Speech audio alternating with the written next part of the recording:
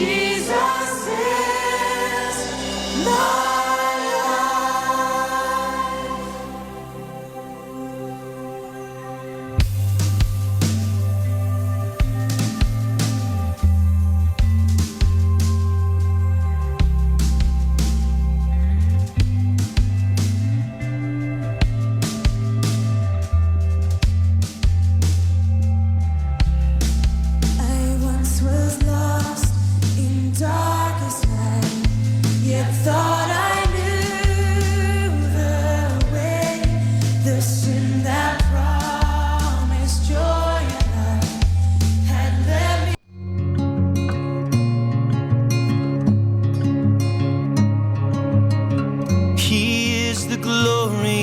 stars. He is the lover of the human heart. The universe is in his hands. Next to him, none will stand. Behold our God in all his majesty. Behold our God, author of mystery. Behold our God, he is our Father and our friend, faithful to the end. Behold him. Behold, behold him.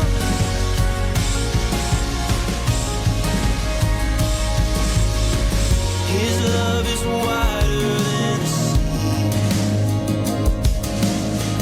goes on forever through eternity. Washed on his shore with grains of sand. Next to him, none will stand. Behold our God in all his majesty. Behold our God, author of mystery. Behold our God, he is our Father and our friend. He's faithful to the end. Behold our King, fall down and wonder, and behold our King. There is no other. He is everything. He is the life and light of men, beginning and the end. Glorious, glorious. Everything about you, everything about you is glorious. Isos dia, que celi pandis ostium, ela premunt hostilia,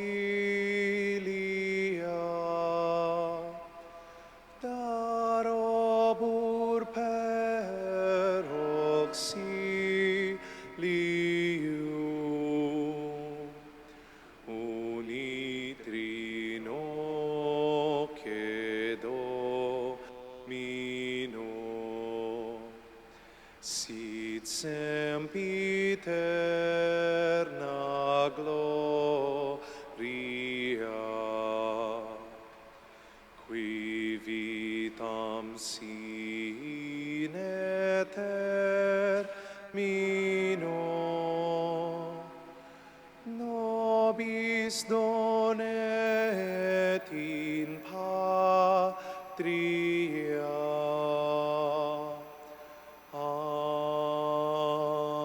Amen.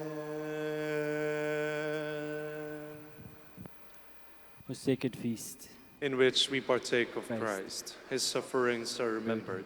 Our minds are filled with his grace, and we receive the pledge of the glory which is to be ours.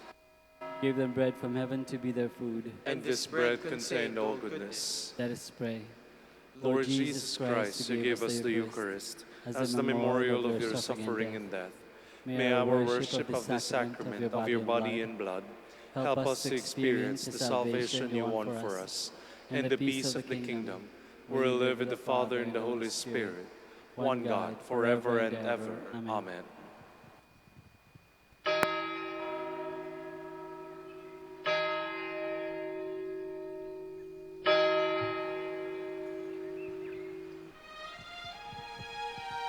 Magandang gabi po sa inyong lahat.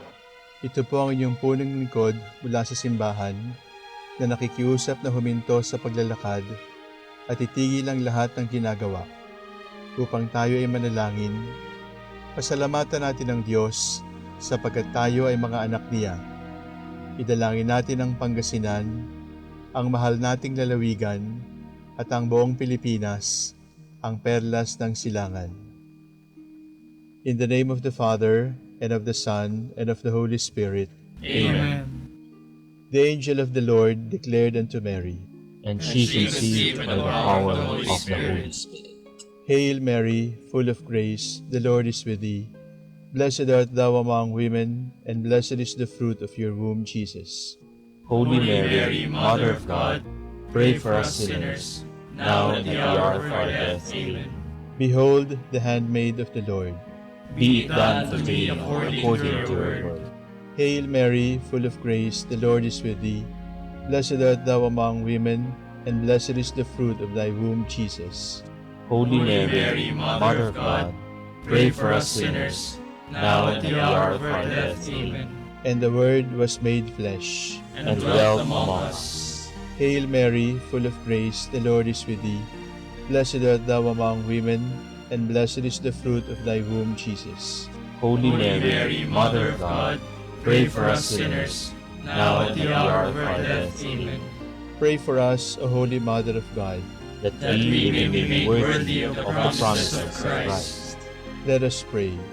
Pour forth, we beseech you, O Lord, your grace into our hearts, that we, to whom the incarnation of Christ your Son was made known by the message of an angel, made by his passion and cross, be brought to the glory of his resurrection, through the same Christ our Lord. Amen. Glory be to the Father, and to the Son, and to the Holy Spirit. As it was in the beginning, is now, and will be forever. Amen.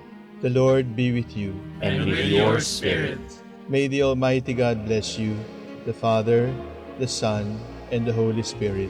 Amen. Oratio Imperata.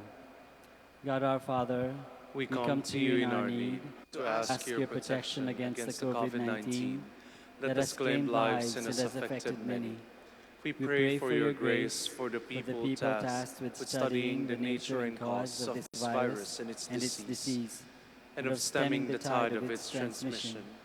Guide the hands and minds of medical experts, that they may minister to the sick with competence and compassion, and of those governments and private agencies that must find cure and solution to this epidemic.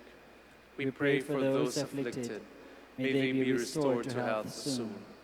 Grant us the grace to work for the good of all and to help those in need. Grant this through our Lord Jesus Christ, your Son, who lives and reigns with you in the unity of the Holy Spirit, God forever and ever. Amen. Mary, help of all Christians. Pray for us. Saint Raphael the Archangel. Pray for us. Saint Roch. Pray for us. Saint Lorenzo Ruiz. Pray for us. Saint Pedro Calunsod. Pray for us.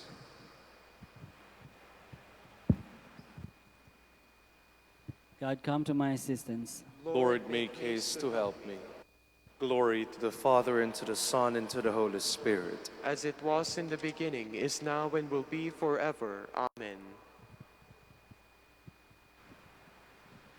Draw near, O Lord our God, graciously hear us, guilty of sinning before you. O King exalted, Savior of all nations, see how our grieved lifts our eyes to heaven. Hear us, Redeemer, as we beg forgiveness. Draw near, O Lord our God, graciously hear us, guilty of sinning before you.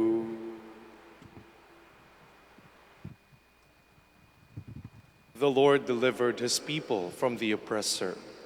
How often they defied him in the wilderness and caused him pain in the desert. Yet again they put God to the test and grieved the Holy One of Israel. They did not remember his deeds, nor the day he saved them from the foe. When he worked his miracles in Egypt, his wonders in the plains of Zoan, when he turned their rivers into blood, made their streams impossible to drink.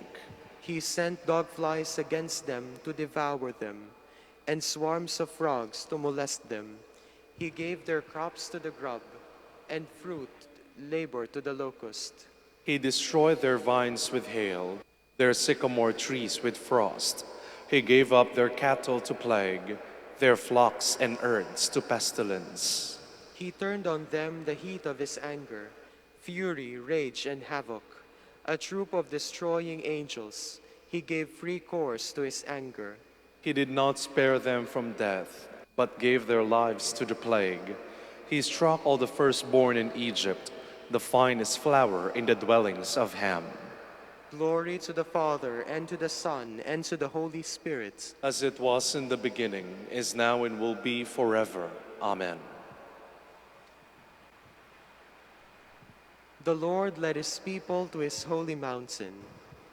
Then he brought forth his people like sheep. He guided his flock in the desert.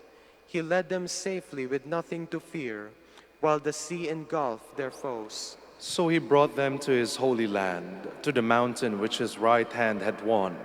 He drove out the nations before them and divided the land for their heritage. Their tents he gave as dwelling to each one of Israel's tribes. Still they put God to the proof and defied him. They refused to obey the Most High. They strayed as faithless as their fathers, like a bow on which the archer cannot count. With their mountain shrines they angered him, made him jealous with the idols they served. God saw and was filled with fury. He utterly rejected Israel. He forsook his dwelling place in Shiloh, the tent where he lived among men.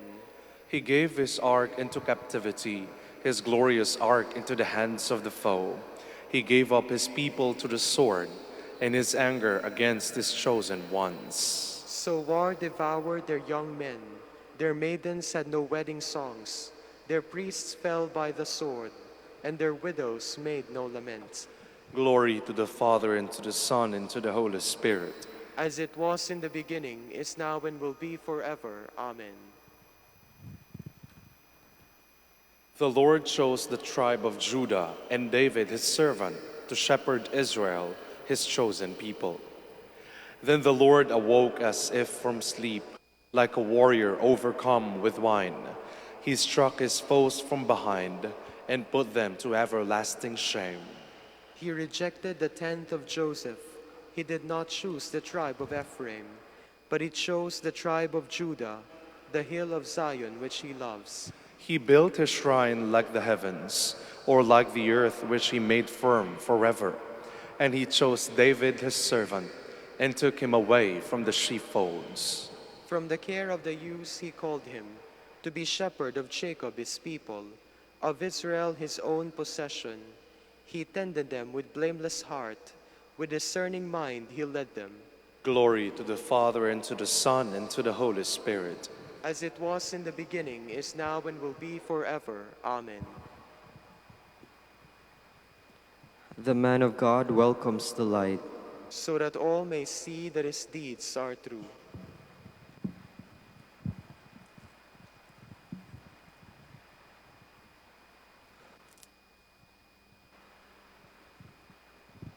From the book of Numbers.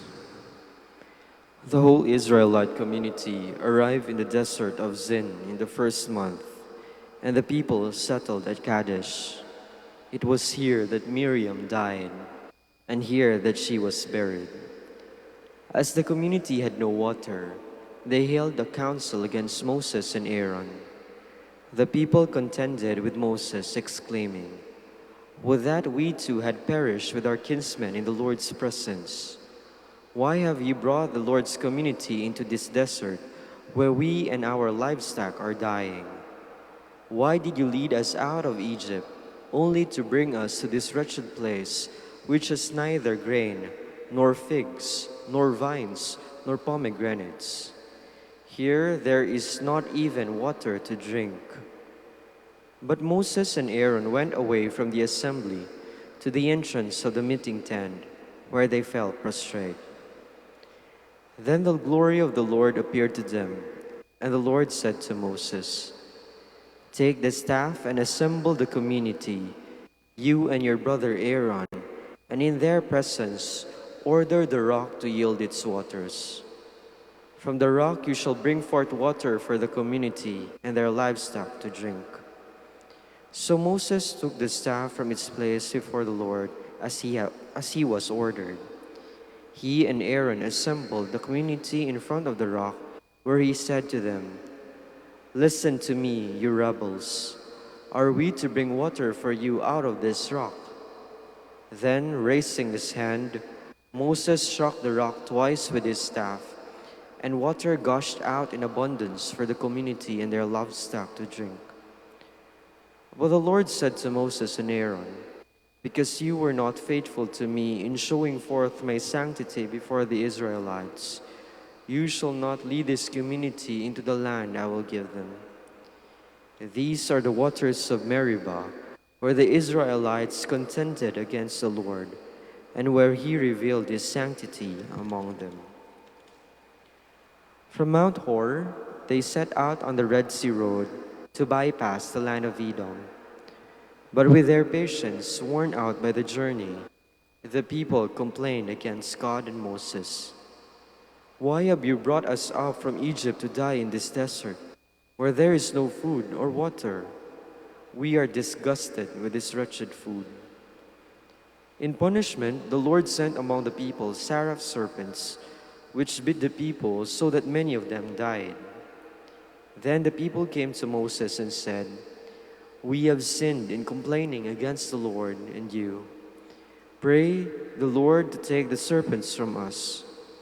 So Moses prayed for the people, and the Lord said to Moses, "Make a seraph and mount it on a pole, and if anyone who has been bitten looks at it, he will recover." Moses accordingly made a bronze serpent and mounted it on a pole, and whenever anyone who had been bitten by the serpent looked at the bronze serpent, he recovered.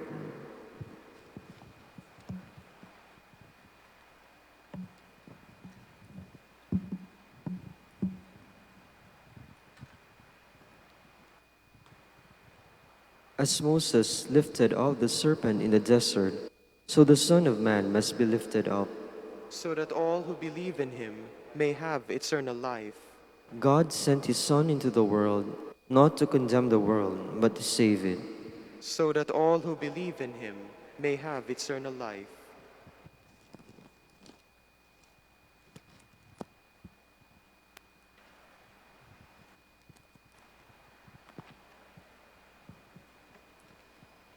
From the Pastoral Constitution on the Church in the Modern World of the Second Vatican Council. Holy Scripture, with which the experience of the ages is in agreement, teaches the human family that human progress, though it is a great blessing for man, brings with it a great temptation. When the scale of values is disturbed and evil becomes mixed with good, individuals and groups consider only their own interests, not those of others. The result is that the world is not yet a home of true brotherhood, while the increased power of mankind already threatens to destroy the human race itself. If it is asked how this unhappy state of affairs can be set aright, Christians state their belief that all human activity in daily jeopardy through pride and inordinate self-love is to find its purification and its perfection in the cross and resurrection of Christ.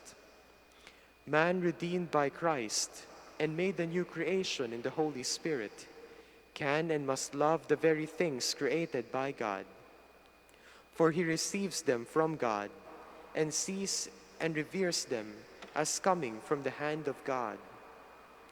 As he gives thanks for them to his benefactor and uses and enjoys them in a spirit of poverty and freedom, he enters into true possession of the world as one having nothing and possessing all things. For all things are yours, and you are Christ's, and Christ is God's.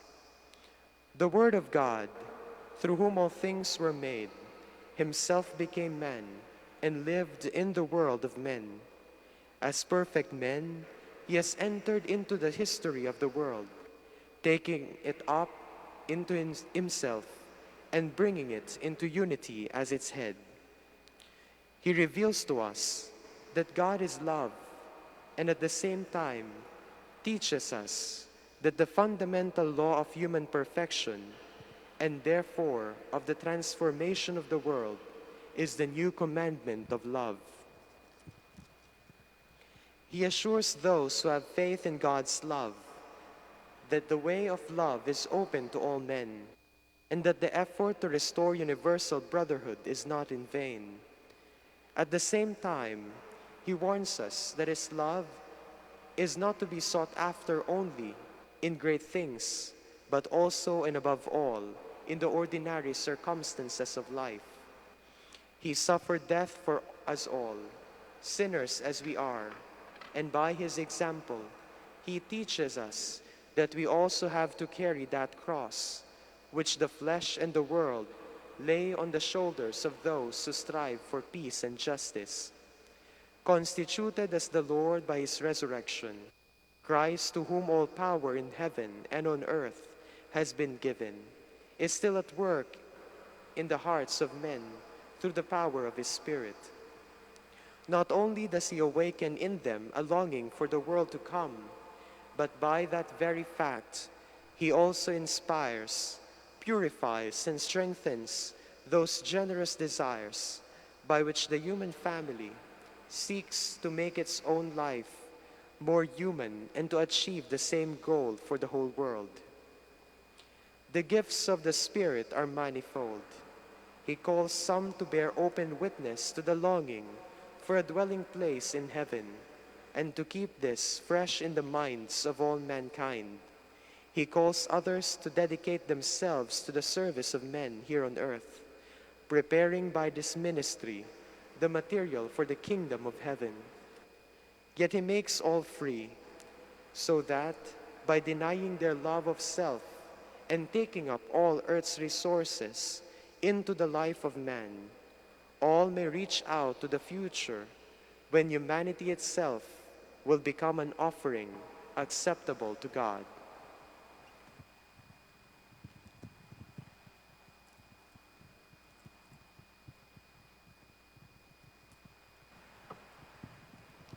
Christ died for all, That those who live should no longer live for themselves, but for him who died and rose again for their sake.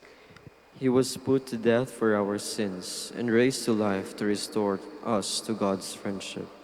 That those who live should no longer live for themselves, but for him who died and rose again for their sake. Let us pray. Lord, guide us in your gentle mercy, for left to ourselves, we cannot do your will. Grant this through our Lord Jesus Christ, your Son, who lives and reigns with you and the Holy Spirit, one God, forever and ever. Amen.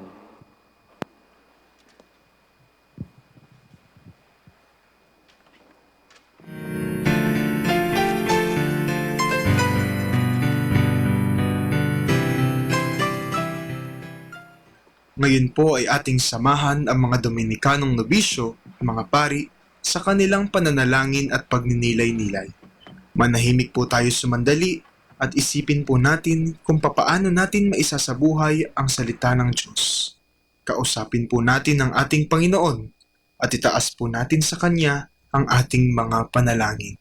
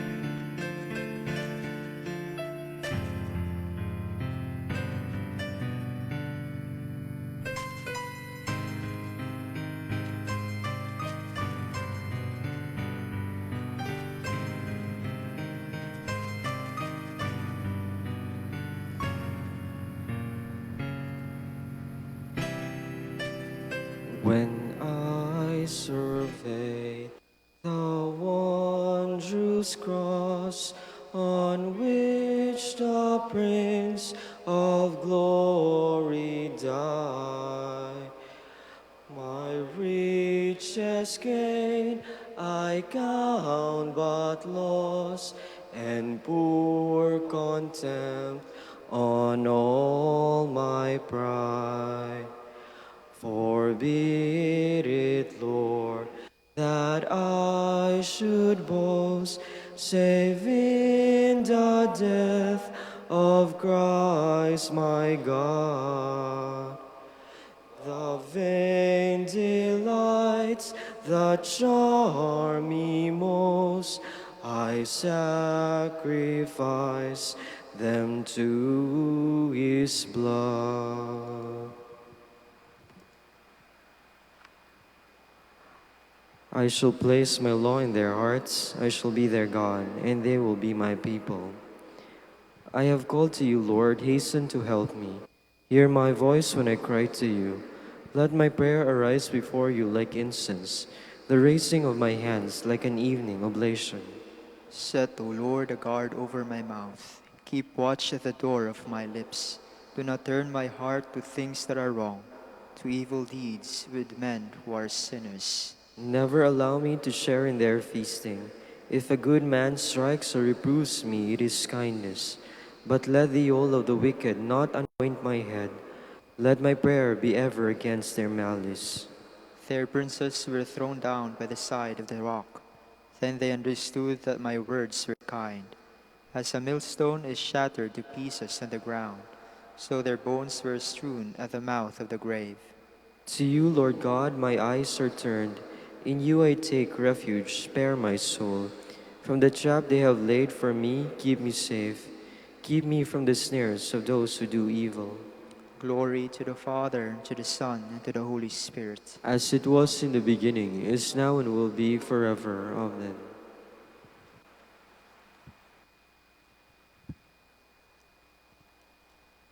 I count everything as loss but this, the surpassing worth of knowing Christ Jesus my Lord.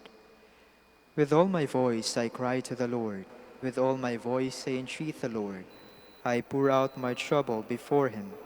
I tell Him all my distress, while my spirit faints within me. But you, O Lord, know my path. On the way where I shall walk, they have hidden a snare to entrap me. Look on my right and see, there is not one who takes my part. I have no means of escape, not one who cares for my soul. I cry to you, O Lord. I have said, you are my refuge, all I have left in the land of the living. Listen then to my cry, for I am the depths of distress. Rescue me from those who pursue me, for they are stronger than I. Bring my soul out of this prison, and then I shall praise your name. Around me the just will assemble, because of your goodness to me. Glory to the Father, to the Son, and to the Holy Spirit. As it was in the beginning, is now, and will be forever. Amen. Although he was the Son of God, Christ learned obedience through suffering. Though he was in the form of God, Jesus did not deem equality with God something to be grasped at. Rather, he emptied himself and took the form of a slave, being born in the likeness of men. He was known to be of human estate, and it was thus that he humbled himself, obediently accepting even death, death on a cross. Because of this, God highly exalted him and bestowed on him the name above every other name. So that at Jesus' name every knee must bend, in the heavens, on the earth, and under the earth, and every tongue proclaim, to the glory of God the Father, Jesus Christ is Lord. Glory to the Father, and to the Son, and to the Holy Spirit. As it was in the beginning, is now, and will be forever. Amen.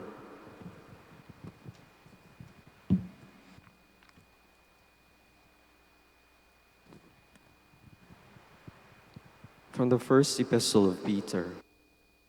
Realize that you were delivered from the futile way of life your fathers handed on to you, not by any diminishable sum of silver or gold, but by Christ's blood beyond all price, the blood of a spotless, unblemished Lamb chosen before the world's foundation and revealed for your sake in these last days.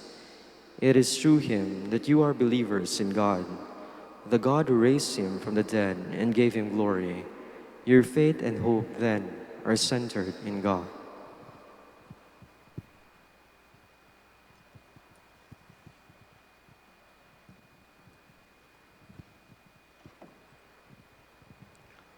Listen to us, O Lord, and have mercy, for we have sinned against you.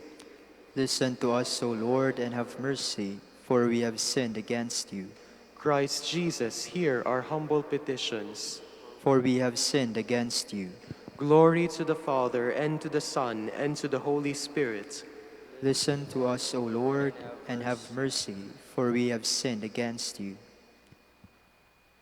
Unless a grain of wheat falls into the ground and dies, it remains only a single grain. But if it dies, it produces a rich harvest. My soul proclaims the greatness of the Lord. My spirit rejoices in God my Savior, for he has looked with favor on his lowly servant. From this day all generations will call me blessed. The Almighty has done great things for me, and holy is his name. He has mercy on those who fear him in every generation. He has shown the strength of his arm. He has scattered the proud in their conceit. He has cast down the mighty from their thrones and has lifted up the lowly. He has filled the hungry with good things, and the rich has sent away empty. He has come to the help of his servant Israel, for he has remembered his promise of mercy, the promise he made to our fathers, to Abraham and his children forever. Glory to the Father, to the Son, to the Holy Spirit. As it was in the beginning, is now and will be forever. Amen. Unless a grain of wheat falls into the ground and dies, it remains only a single grain. But if it dies, it produces a rich harvest.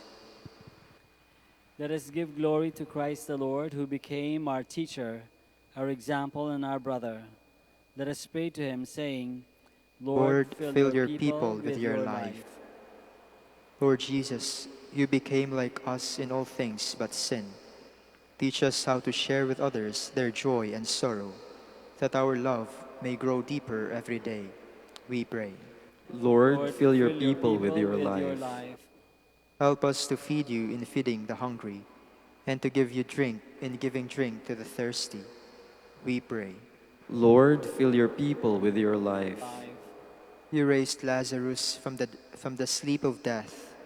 Grant that those who have died the death of sin, may rise again through faith and repentance. We pray. Lord, fill your people with your life. Inspire many to follow you with greater zeal and perfection. Through the example of the Blessed Virgin Mary and the saints, we pray. Lord, fill your people with your life. For our Pope, College of Bishops, parents, relatives, benefactors, and for all those for whom we promise to pray, we pray, Lord, hear our prayer. Lord, hear our prayer. For our missions in Indonesia, Sri Lanka, Camiguin, Calayan, and Mindanao, we pray, Lord, hear our prayer. Lord, hear our prayer. For our brothers and sisters who are now suffering in any form because of the COVID-19, may the Lord grant healing to those who are sick, comfort to those in distress, and eternal life to those who have died. We pray, Lord, hear our prayer.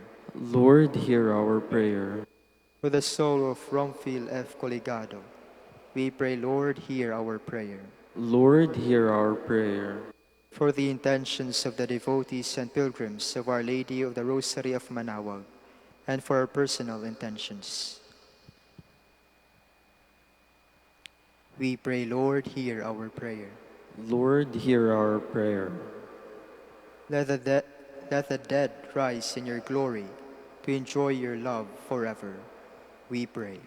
Lord, fill your people with your life. Let us now pray in the words that our Lord himself has taught us. Pater noster, qui es in celis, sanctificetur nomen tuum, adveniat regnum tuum, fiat voluntas tua, sicut in cielo et in terra. Panem nostrum quotidianum da nobis hodie, et dimite nobis debita nostra, sicut et nos dimittimus debitoribus nostris, et ne nos inducas in tentationem, sed libera nos a malo. Father in heaven, the love of your Son led him to accept the suffering of the cross, that his brothers might glory in new life.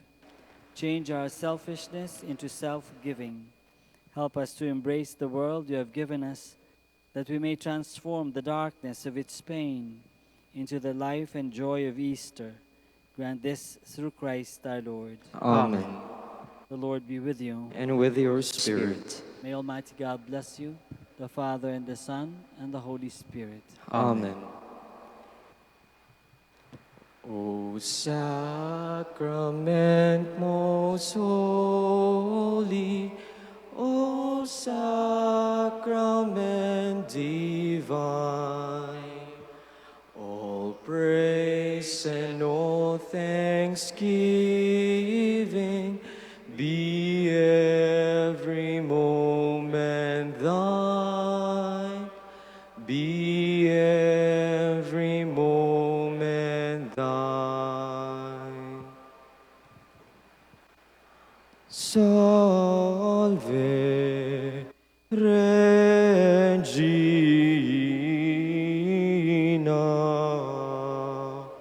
Mater misericordiae, vita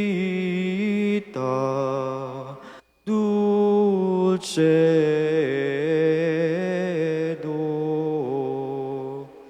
et spes nostra salve.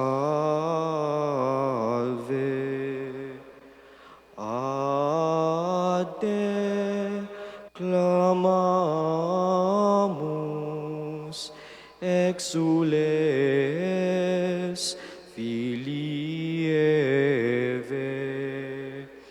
A te suspiramus, gementes et flentes, in hac lacrimarum valle.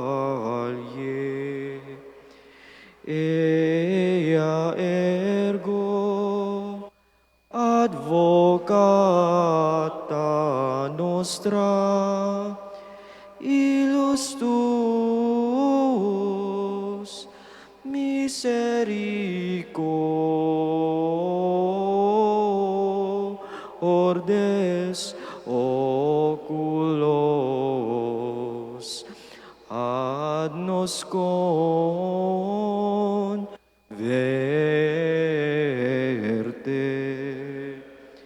et Iesum benedictum fructum ventris tui, nobis post hoc exilium ostende.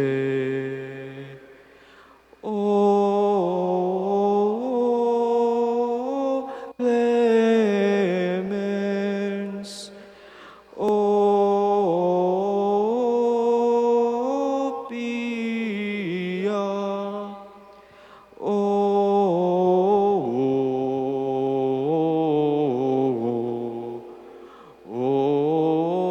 dulcis Virgo Maria.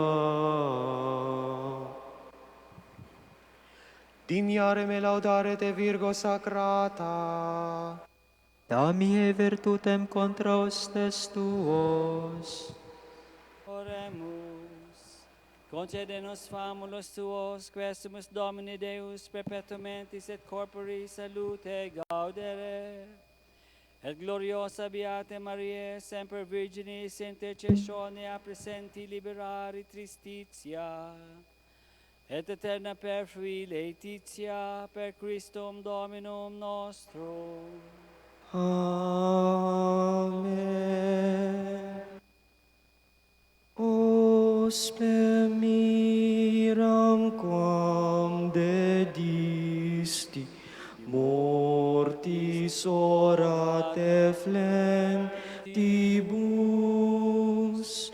dum post mortem promisisti, te pro futurum fratribus. Imple pater codixisti, nos tuis iuvans precibus, qui tot signis claruisti, in negrorum corporibus, nobis opem ferens Christi, egris medere moribus. Imple pater codixisti, nos tuis iuvans precibus. Ora pro nobis Beate Pater Dominice, Ut in efficiamur promissionibus Christi. Oremus. Concede quesumus omnipotens Deus, ut qui peccatorum nostrorum pondere premimur. Beati Dominici confessoris tui, Patris nostri patrocinio sublevemur. Per Christum Dominum nostrum. Amen. De profundis clamavi ad te Domine, Domini exaudi vocem meam, fiant aures tue intendentes, in vocem deprecationis mei. Si iniquitatis observaveris Domine, Domini quis sustenebit, quia apud te propitiatio est, et propter legem tuam sustinui te Domine. Sustinuit anima mea in verbo eius, speravit anima mea in Domino, a custodia matutina usque et noctem, speret Israel in Domino. Quia apud Dominum misericordia, et copiosa apud eium redemptio, et ipse redimet Israel, ex omnibus iniquitatibus eius. Requiem aeternam dona eis Domine. Et lux perpetua luciat eis. Oremus. Fidelium Deus, omnium conditor et redemptor, animabus famulorum, famularumque tuarum, remissionem cunctorum tribe peccatorum, ut indulgentiam quam semper obteverunt, pi supplicationibus consequantur, qui vivis et regnas per omnia saecula saeculorum. Amen.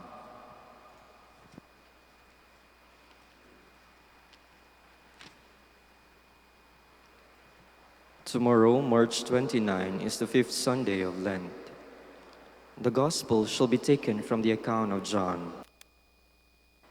The sisters of Lazarus sent word to Jesus, saying, "Master, the one you love is ill." When Jesus heard this, he said, "This illness is not to end in death, but is for the glory of God, that the Son of God may be glorified through it." Now Jesus loved Martha and her sister and Lazarus. So when he heard that he was ill, he remained for 2 days in the place where he was. Then after this, he said to his disciples, "Let us go back to Judea." When Jesus arrived, he found that Lazarus had already been in the tomb for 4 days. When Martha heard that Jesus was coming, she went to meet him, but Mary sat at home. Martha said to Jesus, "Lord, if you had been here, my brother would not have died." But even now, I know that whatever you ask of God, God will give you." Jesus said to her, "Your brother will rise." Martha said, "I know he will rise in the resurrection on the last day." Jesus told her, "I am the resurrection and the life. Whoever believes in me, even if he dies, will live. And everyone who lives and believes in me will never die. Do you believe this?" She said to him, "Yes, Lord. I have come to believe that you are the Christ, the Son of God, the one who is coming into the world." He became perturbed and deeply troubled and said, "Where have you laid him?" They said to him, "Sir, come and see." And Jesus wept. So the Jews said, "See how he loved him." But some of them said, "Could not the one who opened the eyes of the blind man have done something so that this man would not have died?" So Jesus, perturbed again, came to the tomb. It was a cave, and a stone lay across it. Jesus said, "Take away the stone." Martha, the dead man's sister, said to him, "Lord, by now there will be a stench. He has been dead for 4 days." And Jesus said to her, "Did I not tell you that if you believe, you will see the glory of God?" So they took away the stone. And Jesus raised his eyes and said, "Father, I thank you for hearing me. I know that you always hear me, but because of the crowd here, I have said this, that they may believe that you sent me." And when he had said this, he cried out in a loud voice, "Lazarus, come out." The dead man came out, tied hand and foot with burial bands, and his face was wrapped in a cloth. So Jesus said to them, "Untie him and let him go."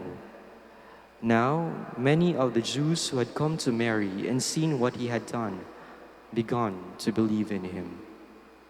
The word of the Lord. Thanks be to God.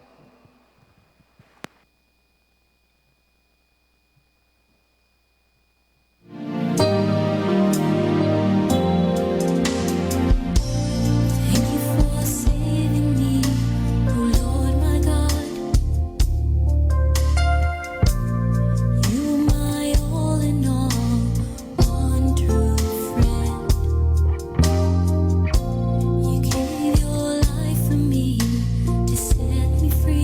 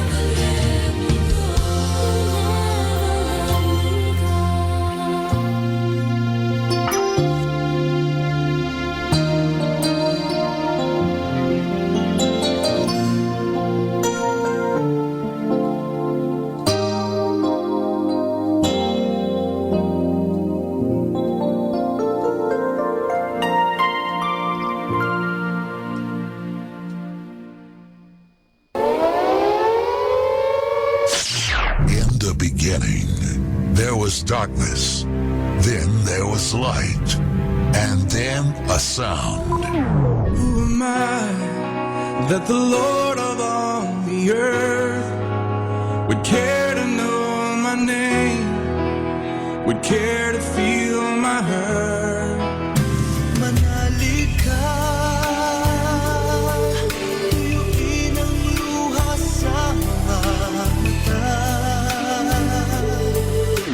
Some morning I will journey far beyond the cloudy sky and step on the heavenly shore.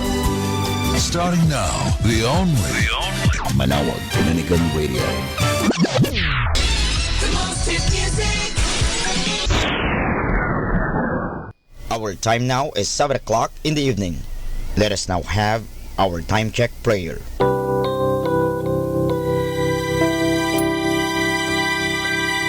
Inaanyayahan ko po kayo na samahan ninyo ako sa panalangin sa oras na ito.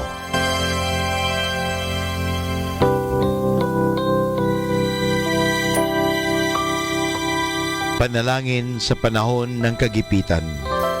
O Diyos na makapangyarihan, lumalapit ako sa iyo sa sandaling ito na kailangan kita at ang mahalaga mong tulong. Luba ako ngayong nahihirapan sa mabigat kong suliranin. Tunay na hindi ko alam ang aking gagawin sa mga panahong ito ng aking kagipitan. Nalilito at natatakot ako. Sinasabi sa banal na kasulatan, ikaw ang kanlungan ng mga hamak, takbuhan ng mga dukha sa kanilang kagipitan. Kaya naman buo ang aking pag-asa. Nagagawa ka ng paraan upang mabigyan ng kalutasan ang pagsubok na ito. Tulungan mo ako. Sa iyo ako nagtitiwala sapagat ikaw ay Diyos na makatarungan at makapangyarihan at mapagmahal. Sa ngalan ni Jesus. Amen.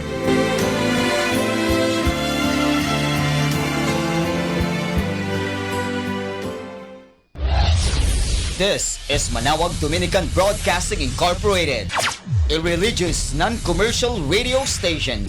10 years of evangelizing the airwaves, sharing God's blessings, live masses on air, playing religious music and prayers. May kasama ka, si Jesus, si Maria at kami. Our positive thought for this hour. Always end the day with positive thought. No matter how things were, tomorrow is a fresh opportunity to make it better.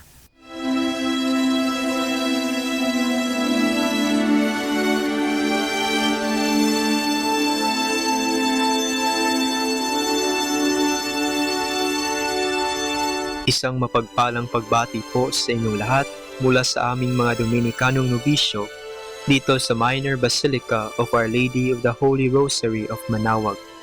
Kayo po ay nakikinig sa binhi ng buhay.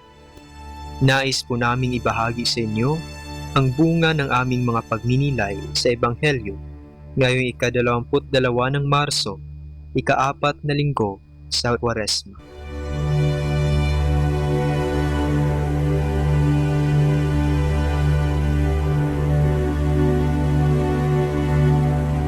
A reading from the Holy Gospel according to John. As Jesus walked along, he saw a man who had been blind from birth. His disciples asked him, Master, was he born blind because of a sin of his or of his parents? Jesus answered, Neither was it for his own sin, nor for his parents' sin. He was born blind so that God's power might be shown in him. While it is day, we must do the work of the one who sent me. For the night will come when no one can work. As long as I am in the world, I am the light of the world. As Jesus said this, he made paste with spittle and clay, and rubbed it on the eyes of the blind man. Then he said, Go and wash in the pool of Siloam. This word means sent. So the blind man sent and washed and came back able to see. His neighbors and all the people who used to see him begging wondered. They said, "Isn't this the beggar who used to sit here?" Some said, "He is the one." Others said, "No, but he looks like him." But the man himself said, "I am he." Then they asked him, "How is it that your eyes were opened?" And he answered, "The man called Jesus made a mud paste, put it on my eyes, and said to me, 'Go to Siloam and wash.' So I went and washed, and I could see." They asked, "Where is he?" And the man answered, "I don't know." The people brought the man who had been blind to the Pharisees. Now it was a Sabbath day, when Jesus made mud and opened his eyes. The Pharisees asked him, "How did you recover your sight?" And he said, "He put paste on my eyes, and I washed, and now I can see." Some of the Pharisees said, "That man is not from God, for he works on the Sabbath." But others wondered, "How can a sinner perform such miraculous signs?" They were divided, and they questioned the blind man again. "What do you think of this man who opened your eyes?" And he answered them, "He is a prophet." After all this, the Jews refused to believe that the man had been blind and had recovered his sight. So he called his parents and asked them, "Is this your son? You say that he was born blind. How is it that he now sees?" The parents answered, "He really is our son, and he was born blind. But how it is that he now sees, we do not know. Neither do we know who opened his eyes. Ask him. He is old enough. Let him speak for himself." The parents said this because they feared the Jews, who had already agreed that whoever confessed Jesus to be the Christ was to be expelled from the synagogue. Because of this, his parents said, "He is old enough. Ask him." So a second time the Pharisees called the man who had been blind, and they said to him, "Tell us the truth. We know that this man is a sinner." He replied, "I don't know whether he is a sinner or not. I only know that I was blind, and now I see." They said to him, "What did he do to you? How did he open your eyes?" He replied, "I have told you already, and you would not listen. Why do you want to hear it yourself? Why do you want to hear it again? Do you also want to become his disciples?" Then they started to insult him. "Become his disciple yourself. We are disciples of Moses. We know that God spoke to Moses. But as for this man, we don't know where he comes from." The man replied, "It is amazing that you don't know where the man comes from. And yet he opened my eyes. We know that God doesn't listen to sinners, but if anyone honors God and does his will, God listens to him. Never since the world began has it been heard that anyone opened the eyes of a person who was born blind. If this man were not from God, he could do nothing." They answered him, "You were born a sinner, and now you teach us." And they expelled him. Jesus heard that they had expelled him. He found him and said, "Do you believe in the Son of Man?" He answered, "Who is he, that I may believe in him?" Jesus said, "You have seen him, and he is speaking to you." He said, "Lord, I believe." And he worshipped him. Jesus said, "I came into this world to carry out a judgment. Those who do not see shall see, and those who see shall become blind. Some Pharisees stood by and asked him, "So we are blind?" And Jesus answered them, "If you were blind, you would not be guilty. But you say, 'We see.' This is the proof of your sin."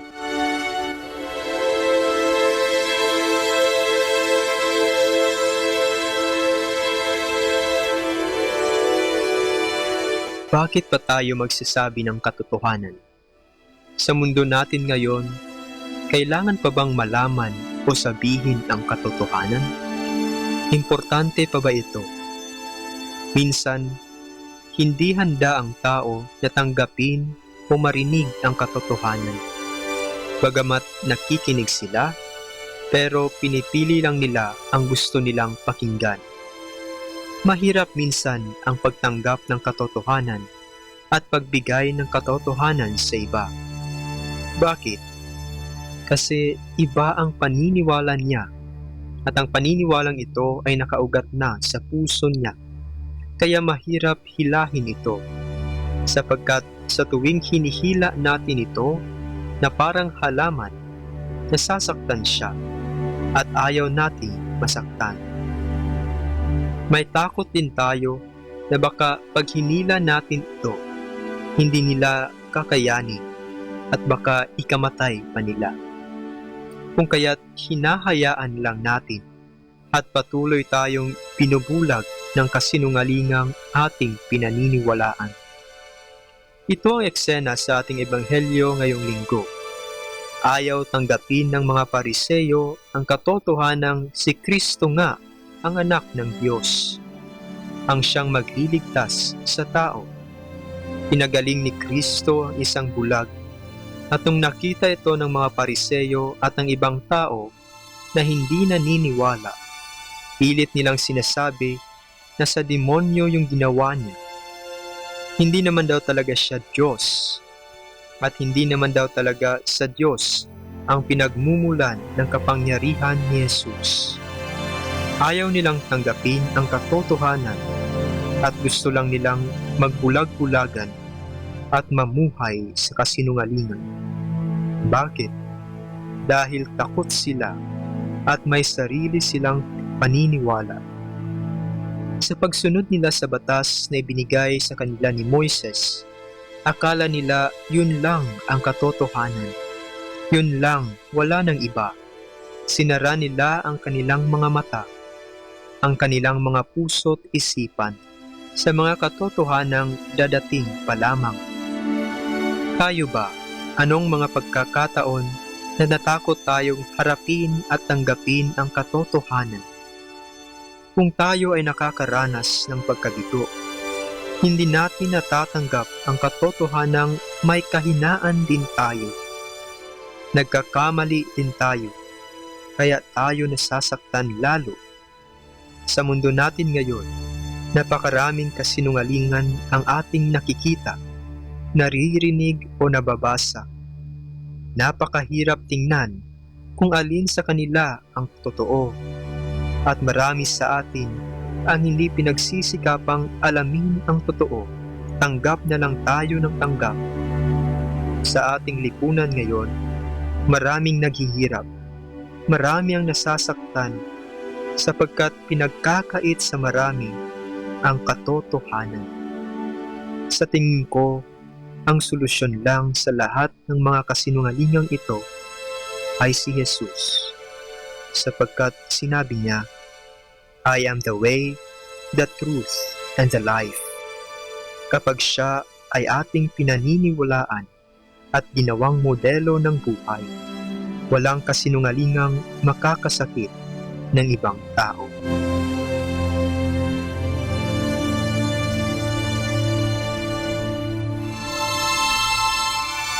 Mula po dito sa Minor Basilica of Our Lady of the Holy Rosary of Manaoag, kami po ay taos-pusong nagpapasalamat sa inyong pakikinig.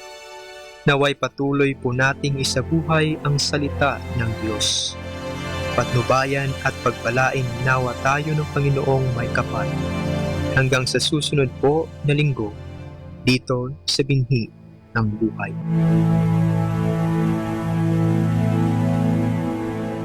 Atin pong pakinggan ang mga pasabi mula sa Basilica Minore ng Manawag. Announcement. Dear brothers and sisters, as directed by the authorities and as an exercise of our social responsibility and practice of charity to our neighbors, Holy Masses at the Minor Basilica of Our Lady of the Rosary of Manawag will be celebrated without the congregation. Nonetheless, Holy Masses will be available to the faithful through live streaming. These Masses will be aired at 6 o'clock and 11 o'clock in the morning and 5 o'clock in the afternoon. Sunday, Masses will be aired on the following hours: 8 o'clock, 9 o'clock, 11 o'clock in the morning, and 12 high noon, as well as 4 o'clock and 5 o'clock in the afternoon. During this period, we suggest that the faithful remain in the safety of their homes. Be not afraid, for I am the Lord your healer. Maraming salamat po. Atin pong napakinggan ang mga pasabi mula sa Basilica Minore ng Manawag. 102.7 Manawag Dominican Radio.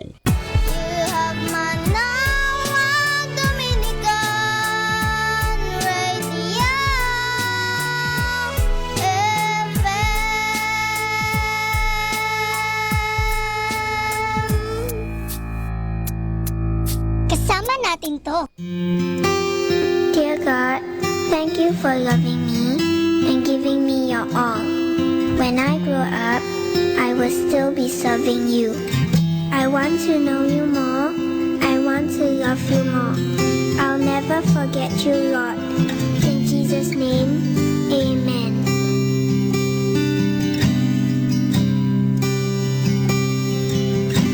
I want to know you, Lord. You are a great big God. I'm young and do not know a lot. Come and be my own. I want to love you more, giving you my life and all. You died for me, you sacrificed. I won't forget you, Lord. I love you, Jesus. I'll grow up knowing you. I love you, Jesus. I'll grow up serving you. I love you, Jesus. My life is saved by you. I'll never forget, never forget. I'll grow up loving you.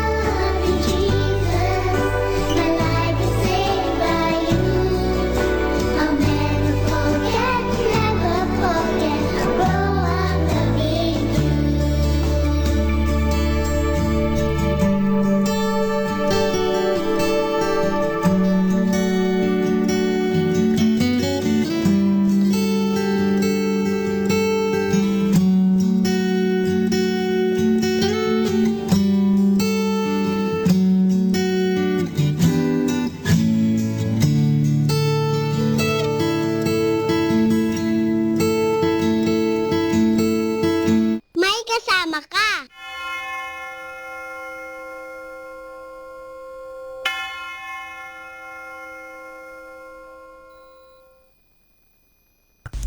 A coronavirus prayer.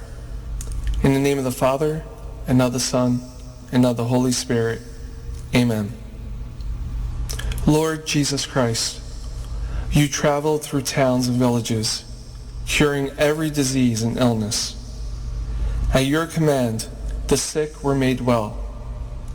Come to our aid now, in the midst of the global spread of the coronavirus, that we may experience your healing love. Heal those who are sick with the virus. May they regain their strength and health through quality medical care. Heal us from our fears, which prevents nations from working together and neighbors from helping one another.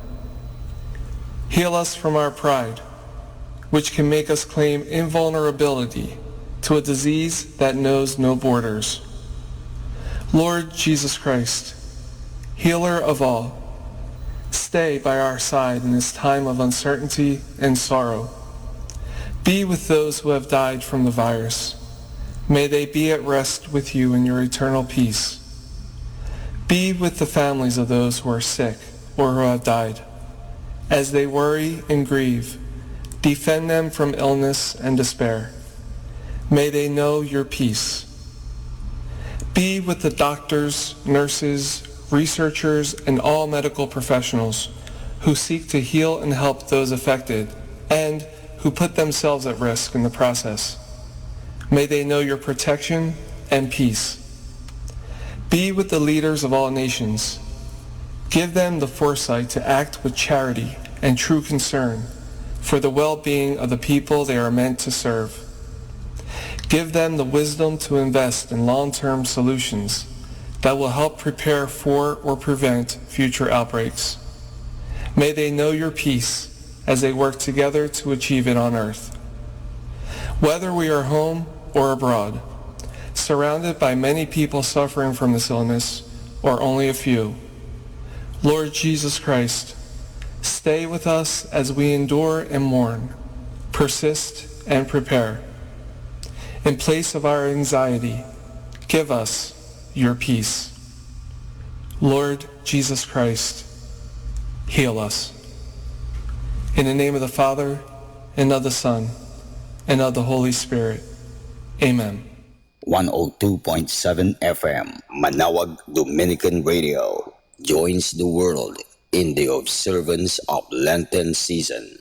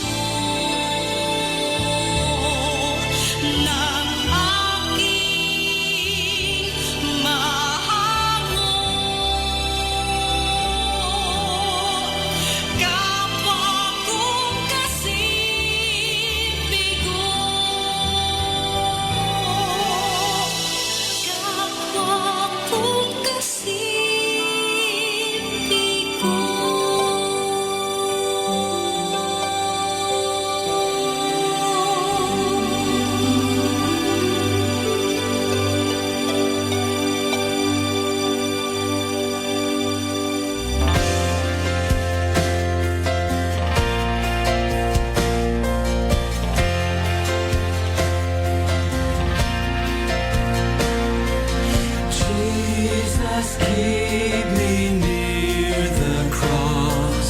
There a precious fountain, free to all the healing stream, flows from Calvary's mountain. In the cross, be my glory ever, till my raptured soul shall find rest beyond the river.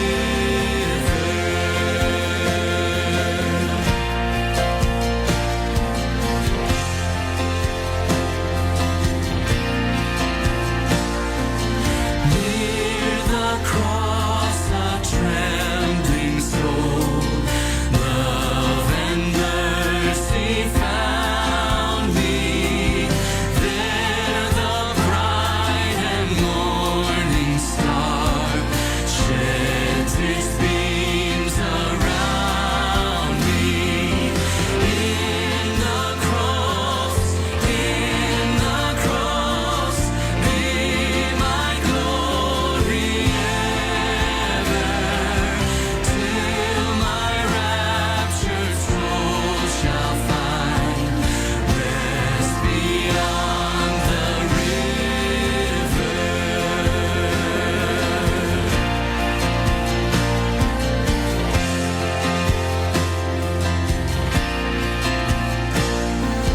Near the cross, O Lamb of God, bring its scenes before me.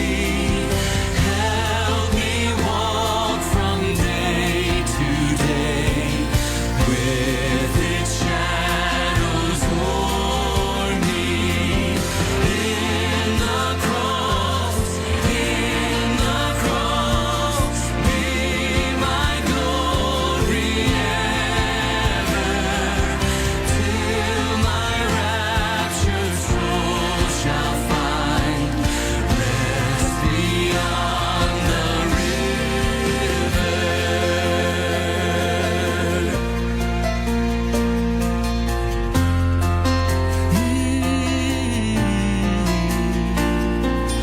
Near the cross I'll watch and wait, hoping, trusting ever,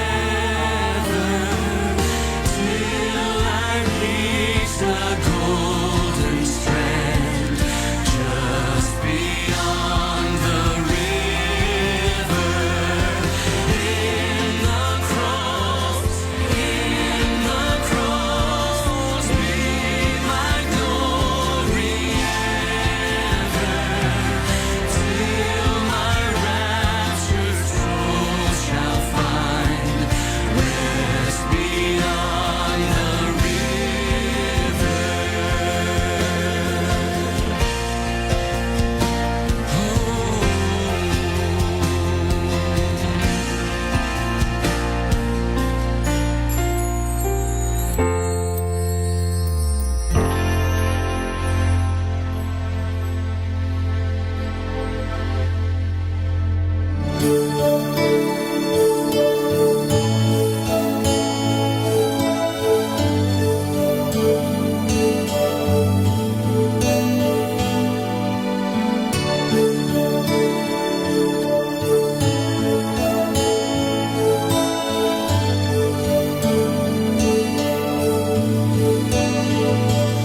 Mary, from thy sacred image, with those eyes so sadly sweet, Mother of perpetual succor, see us kneeling at thy feet. In thine arms thy child thou bearest, source of all thy joy and woe. What thy bliss, how deep thy sorrow, Mother, thou alone canst know.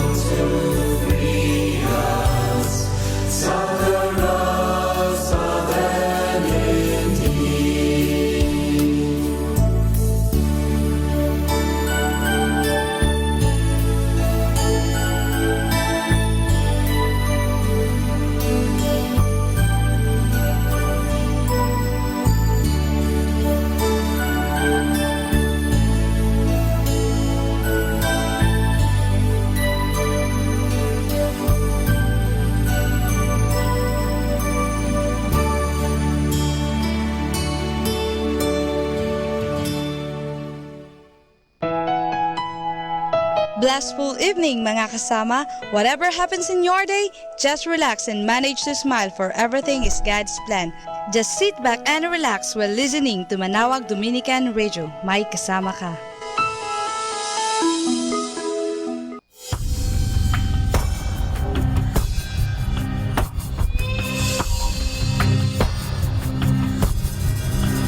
At the place called the Skull, just like a criminal with a thief on either side, thrown on a cross, brought to this moment by love with each nail, piercing his hands, a heart like wax melting away, a throat dry like baker's clay, all for you and me. Here is his love. Come know what love is. There's no greater love than to lay down one's life.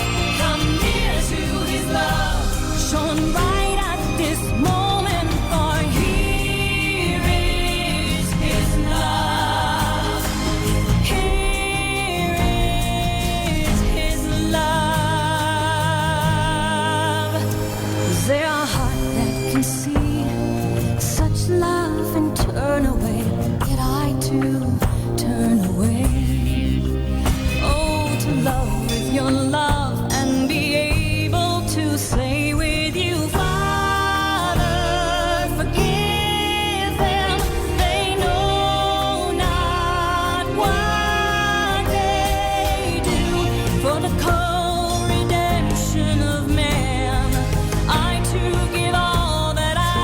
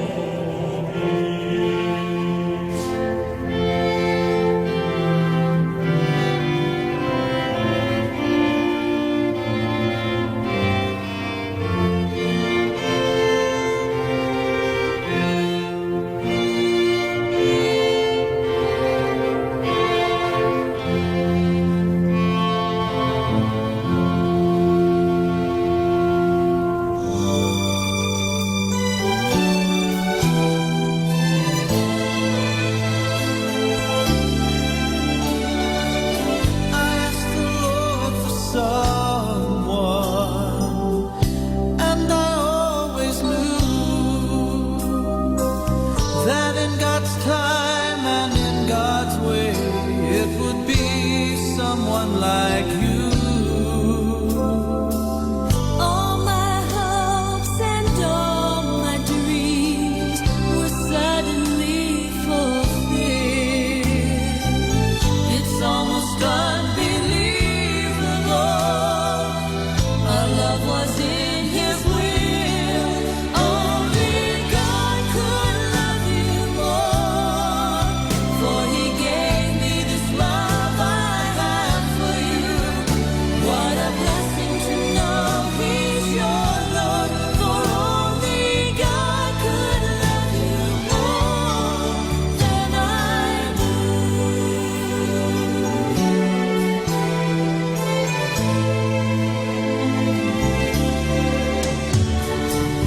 I'm tempted to be saying that we met by chance, but God was there at every turn, in every circumstance. To share this life God gave me seems such a fearful task, but every moment we have shared is more than I could ask. Only God could love you more, for He gave me this love I have for you. What a blessing to know He's your Lord, for only God could love you more than I do.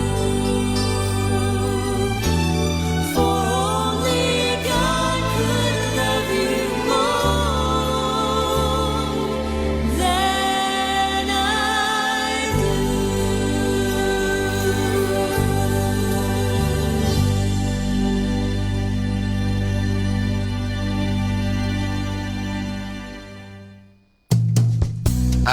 Happy Saturday! Welcome the new morning with sweet smile because you have to be ready like previous schedule of the week. Good morning and wishing you a happy Saturday!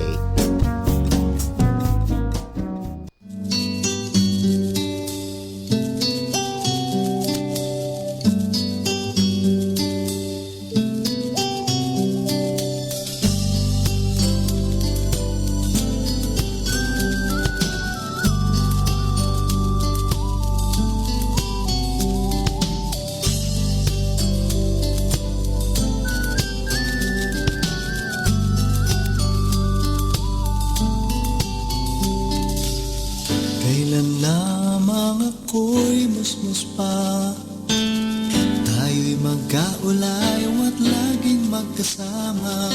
Sa bisig mo'y kaloob ko sa tuwina, saglit mang mawalay, hanap ka. Ikaluyan sa piling ng iyong saya, sa tamis ng iyong tinig, wala nang hiling pa. Dalangin ko'y tuwa at ligaya, idulog sa atin sa tuwina. Inakalang buhay ko'y payak, napakarami na ang aking pinangarap. Di alintana ang buhay ko'y awat ng ating amang lumikha. Salamat sa iyo, aking kaibigan. Ikaw ay nariyan upang ako'y alalaya. Dahil sa iyo, nabatid kong iramlaman ang aking buhay at ating kapalaran. Salamat sa iyo, aking kaibigan. Alam kong nariyan ang palad mo. Kailanman ako'y hindi iiwan sa ating paglayag.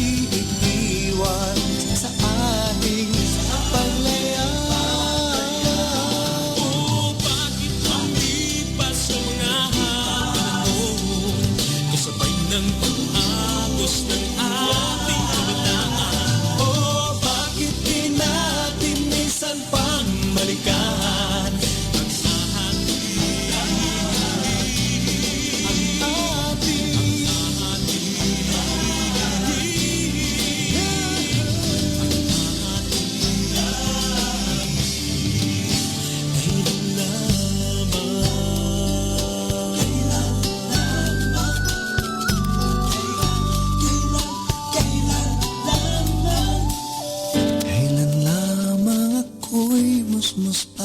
Lord, you take my heart away with your love, and I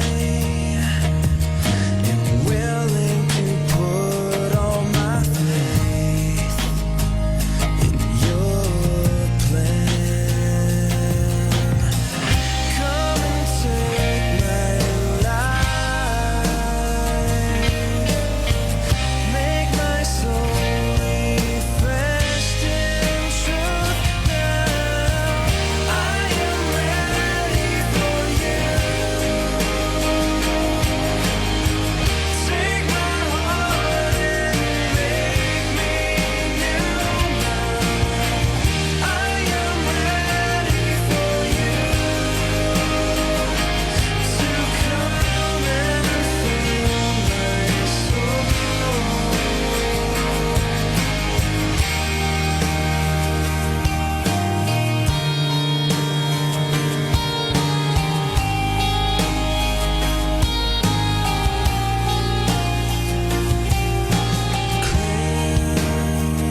Cleanse all of my mind that is not of you.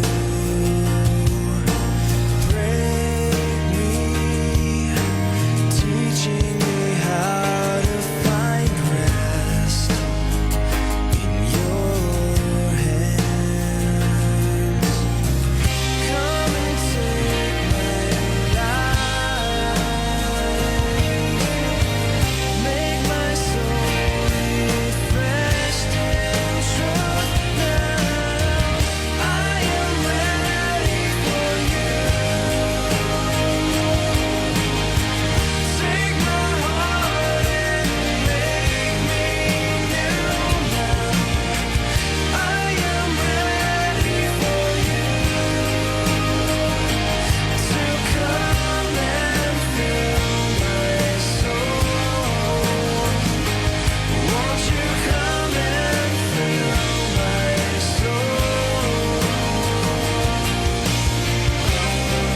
Whatever it takes, I'm needing to make your will be done, and I'm letting go of my control.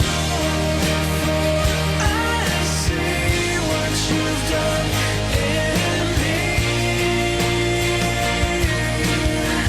I am ready for you. Take my heart and make me new now. I am ready for you to come and fill my soul. I am ready for you.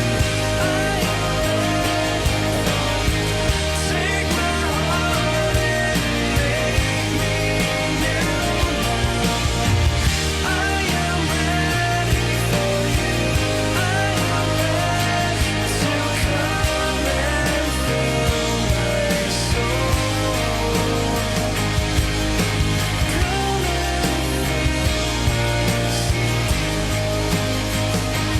won't you come and fill my soul?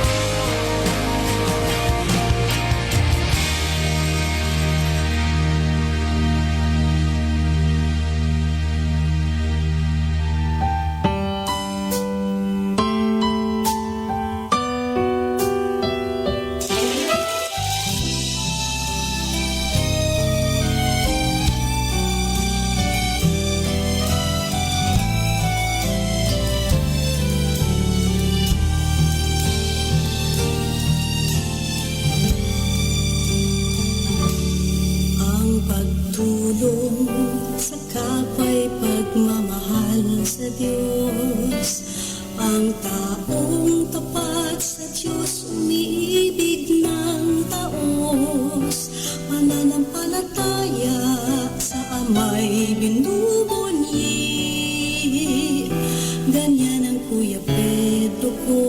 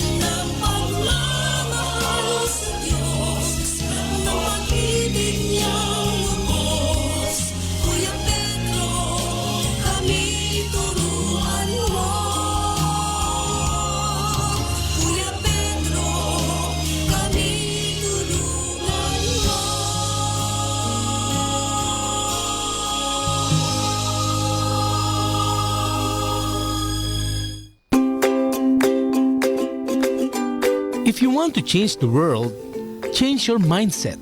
To change your mindset, change your perspective. To change your perspective, change what you are listening to. Listen to Manawag Dominican Radio, 102.7 FM.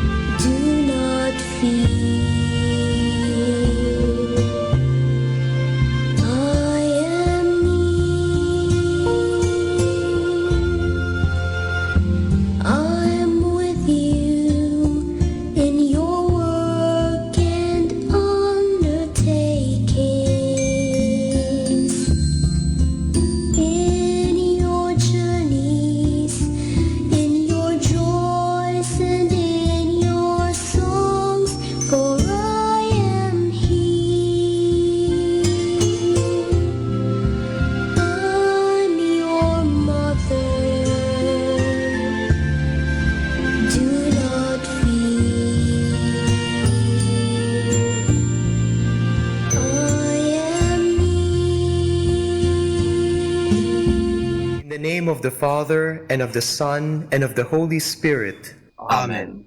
Let us pray the Oratio Imperata. God our Father, we come to you in our need to ask your protection against the COVID-19 that has claimed lives and has affected many. We pray for your grace for the people tasked with studying the nature and cause of this virus and its disease, and of stemming the tide of its transmission.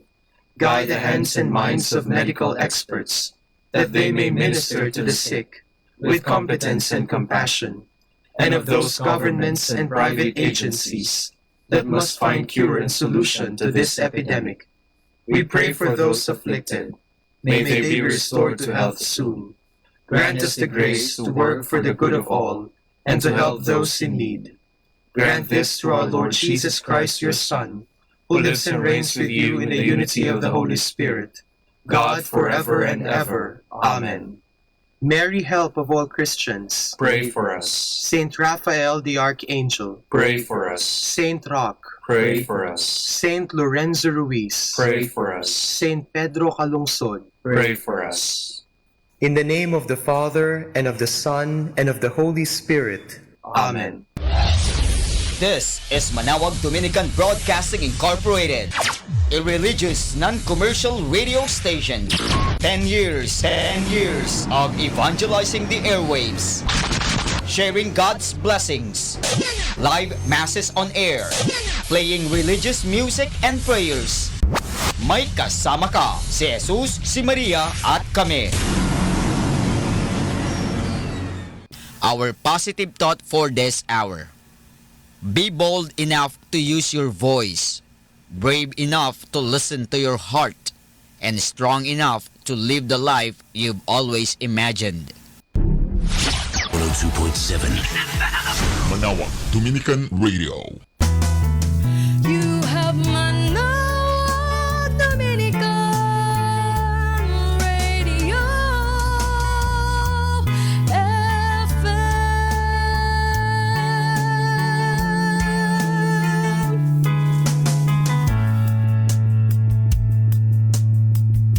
Pakinggan natin to. Atin pong pakinggan sina Kuya Bobot at Ate Lea Ocampo sa programang Ang Kristiyanong Pamilya at Iba Pa. Dito po lamang sa Manawag Dominican Radio, may kasama ka. Hello, testing. 1, 2, 3. Ayan, good morning! Good morning po, brothers and sisters. No? Welcome sa inyong programa Ang Kristiyanong Pamilya at Iba Pa, together with our servant general, Brother Frank Padilla. Nandito ngayon tayo sa Antipolo Rizal, ano? Kung saan naroroon ang nest ni Brother Frank at ni Sister Cherry. At as usual, ito yung ating monthly one-on-one with the General. Bati ka muna, Brother Frank. Magandang umaga sa inyo lahat. Magandang araw sapagkat maraming nanonood dito, nakikinig na sa ibang dako ng mundo. So iba yung time nila, no? Amen. Oo nga. At si Brother Frank, darating lang nito galing sa US of A, no? Umattend siya ng ating conference doon sa New Jersey in particular. Kumusta ang ating conference doon, Brother Frank? Well attended ba? Napakasaya. Talaga, enjoy talaga lahat ating mga kapatid. Very well attended. Ay, galing. As always. Amen. Very spirit-filled. Amen. Blessed na blessed, ika nga. Ayan, at syempre ngayon ay buwan na ng, naku, malapit na ang Pasko, hindi ko na babanggitin kung anong buwan, pero sobrang malapit na ang Pasko, tapos na yung Pasko ng pagkabuhay, no? At syempre gusto natin batiin lahat sa CFCFFL, sa buong mundo nga, ika nga, sa USA, si John Felix nandiyan dyan, no? At malamang nandiyan siya at nakikinig sa atin ngayon at nanonood, no? So good morning sa lahat ng mga taga New Jersey, no? Yung buong state, no? Tapos syempre sa New York City, yan, sa Bronx at sa kung saan dako pa na kung saan nandoon ang ating community na CFC FFL. Ayan, magandang umaga sa taga Pangasinan, ano, ang ating programang Ang Kristiyanong Pamilya at Iba Pa, no, na sumasahim papawid mula Lunes hanggang Sabado, 8 to 9 in the morning at saka 8 to 9 po yan in the evening. So, maglagon lang po kayo, especially sa YouTube. I-type nyo lang yung Radyo Manawag Live. Makikita na po nyo ang ating mga programa doon dahil ito ay sinasalin din natin doon para sa mga hindi nakapanood ng episode na to, no? So, magandang umaga sa lahat sa inyo. At welcome po muli sa ating programang Kristiyanong Pamilya at Iba Pa. Siyempre sa aking asawa, no? Na absent ngayon at matagal ng absent dito sa radyo, no? Good morning sa iyo dyan sa US at sa aming mga apo dyan. Siyempre, yung mga anak namin dito sa Pilipinas at ganoon din siyempre sa Padilla Clan. Magandang good morning po sa inyong lahat. Baka may gusto kong batiin, Brother Frank. Bago tayo mag-start, baka may gusto kang batiin. In particular. Lahat ating mga kapatid. So, salamat sa inyong pakikinig at nagkakasama-sama tayo kahit na ganito lang. Amen.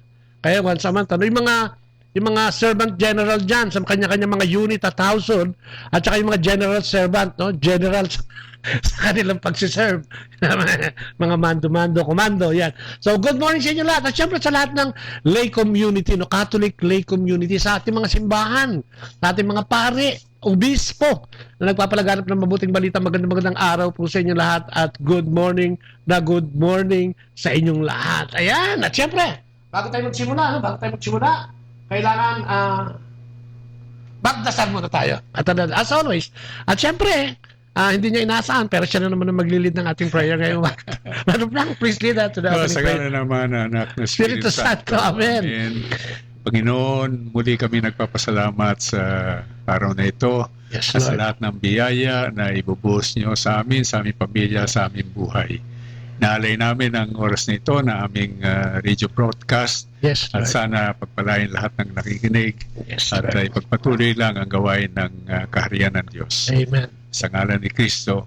Amen. Amen. Ang Ama, ng Anak at ng Espiritu Santo. Ayan ako. Alam niyo ba? Na ang ganda-ganda ng reading ngayon ng ating pagbasa sa ating Catholic faith, ano? Sa mga simbahan, universal naman to, no? So, yung Mateo yung binasa ngayon tungkol dun sa itinanim na mga mabubuting butim na lumago, pero may mga dawag din na lumago kasabay nito, no? At sinabi ng ating Panginoon, dahil tinatanong ng mga apostoles at mga disipulo kung bubunutin at tatanggalin yung mga masasamang damo. Ang sabi ng Panginoon ay pabayaan mo lang sila, no? Dahil parang tayo, no, ang lahat ng tao sa buong mundo na nakikinig kay Jesus, masama at mabuti, ay nakikinabang nito, no? At nakakarinig nito. Depende na nga lang. Ang pakinabang na yan ay nasa tao na rin, ano? Yung freedom of choice natin, ano? At sinasabi nga niya, pagdating ng panahon, sabi niya, huwag mong bunutin, pabayaan mo lang sila dyan. At pagdating ng panahon na aanihin na yan, ay pagbubukod-bukurin yan, no? Ay lalagay sa bodega niya, no? Sa kanyang barn, yung mga mabubuti at susunugin daw yung masasama. Kaya nga, sa umagang ito, siguro ang hamon sa atin ay pag-isipan natin, ano, asa na ba ang ating pananampalataya? Ano? Nasa na ba ang ating relasyon sa Panginoon? Tayo ba yung mga kasama din ng mabubuting damo? Pero hindi makagawa ng mabuti dahil nga sa offer ng mundong ito, no? Kasi ano mo naman ang mundo natin ngayon, no? Parang lalo na dito sa atin sa Pilipinas, siyempre, no? In particular, ang namamayani dito puro na lang talaga yung bisyo o karamihan, ano? Hindi ko nga alam kung gaano nakalaki ang porsyento nito, pero makikita mo sa pahayagan, sa radyo, sa telebisyon, na talagang namamayani doon, kundi droga, prostitusyon, politika, sugal, no? Kaya kamakailan parang sinarayata yung mga outlet ng Lotto at STL ba yan? SDL, hindi ko alam. At dahil nga sa korupsyon, kaya nga siguro ang hamon sa atin, mas maganda kung matututunan natin ang daan ni Kristo, yayakapin natin siya, makikinig at magsasagawa ng kanyang mabuting balita. Alagay ko, yun lang ang tanging paraan. No? Karamihan ngayon, kahit yung mga pag nahuli ngayon mga kapatid, di ba, pamilya na, dati parang individual lang Pero ngayon parang kasama na yung buong pamilya, kahit nandun yung mga bata, may nagdodroga doon, pinapupunta doon yung mga gamit, doon gumagamit, nakikita ng mga bata. At kung titignan mo yan, paano yung buhay natin bilang mga Kristiyano, kung ang nakikita natin lagi ay yung hindi mabuti. Lalong-lalo na yung mga kabataan. Ito pag-usapan natin ngayon yan, yung true identity ng isang servant. Paano nga ba tayo makakapaglingkod sa ating Panginoong Diyos? Ikaw, Brother Frank, ano ba ang tingin mo sa galaw ng ating mundo ngayon? I mean, sa pangkahalatan, nandito ka sa Pilipinas, leader ka ng isang komunidad, ano ba mga bali-balita sa atin dyan? Well, sa buong mundo ay lumalalim ang kadiliman at kasamaan. No? So, unfortunately, kahit na dito sa ating bansa na kinikilala ng marami na Catholic country, pero napakarami mga Katoliko na hindi naman sinasabuhay ang kanilang pananampalataya. Tapos makikita mo naman yung mga drogista dyan, yung mga mandarambong, yung mga kriminal, marami rin dyan, mga Catholic in name. So, iba-ibang panahon ngayon na bagong paganism ang sinasabi. Yung paganism. Ibig sabihin, paganism. Ayun, nagbabalik na nagiging pagano ulit. Walang Diyos. Walang Diyos. Di kinikilala ang Diyos, di mahalaga ang Diyos, walang pakialam sa Diyos. So, yung dati mga pagano, ganun nga. Ngayon, nabautismuhan niya mga yan. Kristiyano kailangan talaga, pero sa totoo, baptized pagans. Nagtatago. So, sa pagiging Kristiyano. No? Sige, so yan ang nangyari. At miski sa ating simbahan, nakita natin maraming nawawala, maraming nalalaglag, maraming talagang hindi na isasabuhay ang kanilang pananampalataya. So napakahirap, napakadilim ng panahon. Madilim. Napakahirap sa ating mga pamilya. At siyempre, ang pinakamasama dyan, yung peligro sa ating kaluluwa. Nako. Sa dulo ng panahon. Nako. Yan ang medyo... Sa iba siguro hindi nakakatakot dahil alam mo naman, pag ano ka, wala kang Diyos, wala kang pakialam doon sa susunod na darating. Pero ang maliwanag, lahat tayo mamamatay at magsusulit pagdating ng panahon. At siguro yung kapalaran natin kung saan tayo pupunta ay nakabase doon sa ating ginagawa sa pakikipag-ugnayan natin sa ating kapwa at sa ating Panginoong Diyos. No? Sabi nila, Brother Frank, ang mundo ngayon ay punong-puno ng kasamaan. Pwede ba? Okay lang ba sabihin ko yung punong-puno ng kasamaan? Ayun ang katotohanan. So, parang nahihiya ako dahil baka magalit sila sa akin. Hindi, isang problema kasi pag hindi natin kinikilala, no? So, parang wala tayong sinasabi, parang okay lang, okay lang ang tao, so itolerate lang yung mga kasama na nasa kapaligiran natin. So, syempre, kung walang magsasalita, walang kikilala sa ganyan, walang magbabago. So, dapat ba may pag-usapan natin? Kaya nga, dapat ba may paninindigan ng isang Kristiyano, lalo na sa atin, Katoliko tayo, ano ba yung dapat na panindigan ng isang mananampalatayang Katoliko o Kristiyanong Katoliko? Kasi lahat ng Kristiyanong Katoliko, isang tawag sa kanila ay bilang propeta. So, yung propeta, nagsasalita talaga kung ano ang nangyayari sa mundo at ina-address yung mga problema na nararayan na hindi sangayon nga sa pananampalataya na ating tinanggap sa ating buhay. Oo. Eh, di ba, yun, tama ba yun? Yung mga mali ngayon, nagawi, ay nagiging tama. At saka yung mga tama nagiging mali. Paano mo yan sasabihin? Yung mga mali nagiging tama at yung tama nagiging mali. Meron bang ehemplo tayo dyan tungkol dyan sa mga gawain yan? Okay, maraming ang na yung dati na tinatanggap natin lahat ng kamalian, yung hiwalayan mo yung asawa, yung i-abort mo yung anak, na yung ikaw ay dalawang lalaki nagtatalik. So lahat ito tinatanggap noon na talagang mali. Pero ngayon, hindi lang na tinatanggap ng marami na hindi na mali yan, pero para sa kanila, hindi lang pinapractice. Para sa kanila, ito ang tama. Amen. Ito ang tama, kaya para bang pinaglalaban nila, nagagalit sila doon sa tulad natin na nagsasalita na hindi yan ang tama. Oo. So nag-iba na talaga ang panahon. Yung nasabi niyo, Brother Bobot, na yung mabuti naging masama, yung masama naging mabuti. Parang pagka ikaw kumuha ng hindi sa'yo ngayon parang mataas na mataas pa ang noo mo. Parang ganun. Kasi di ba sabi nga nila, ayon sa ating mga teachings, may pag-uusapan po tayo tungkol sa teachings po ng CFCFFL, isa to yung mga formation program natin. Sabi, ang pagiging lingkod, kung pag-uusapan natin talagang makilala si Kristo, ay dapat makilala yung dalawang bagay, yung realidad, na meron ditong kaharian ng demonyo at saka may kaharian ng Diyos, o yung espiritu ng kadiliman at espiritu ng katotohanan. Paano mo ba i-differentiate yan? Kasi from time immemorial, di ba? Yan talaga yung basic conflict o sinasabi nating spiritual war sa ating Diyos at kay Taning, di ba? So, dalawang kaharian na naririto sa mundo, yung kaharian ng Diyos at yung kaharian ng Diablo. Paano ba nakikilala ito? Paano nakikilala ito? Kasi hindi mo naman ito nakikita. Sinasabi na itong espiritu ng mabuti at espiritu ng masama. Ano ba yung daladala ng espiritu ng mabuti at ng masama? Kasi, siyempre, yung spiritual warfare na in the heavens and on earth na hindi natin nakikita. Hindi natin nakikita yung anghel at mga demonyo. Oo nga. Pero yan, nagbabakbakan yan. Hindi rin natin nakikita ang Diyos ngayon o si Satanas. Diba? Pero yan ang reality. Ngayon, ang nakikita natin yung manifestations, yung epekto, yung gawain nila. So pag nakikita natin lahat ng kamalian sa mundo, krimen ba yan, o pollution ba yan, o kabulukan ba yan, o droga ba yan, o homosexual relationships ba yan, yan na ang gawain ng kadiliman. So, yan ang manifestations na nangyayari. Ng espiritong masama. Yan yung binubulong. Parang ganyan ang binubulong sa tao. Maging ganito ka, maging ganyan ka, gawin mo to, gumawa ka ng ganito. Parang ganun ba ang dating yan? Kasi ang gusto ng Diablo na tayo ay mawala sa piling ng Panginoon Diyos.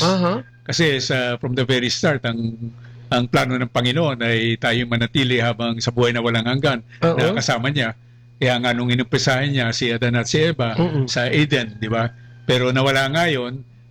Pero pinadala naman niya ang kanyang anak, ang Diyos Ama, pinadala ang kanyang anak ni Jesus para ipanalo ating kaligtasan, para makapasok ulit tayo sa langit. Yan ang ayaw ng Diablo. Kasi para sa kanya, hindi, dito kayo, kasama ko, sa impyerno. Diba? Ayoko dyan. Lahat na sa Diyos, laban siya dyan. So talagang yung manifestation niya, yung paggawa ng masama, yung mga gawang masama.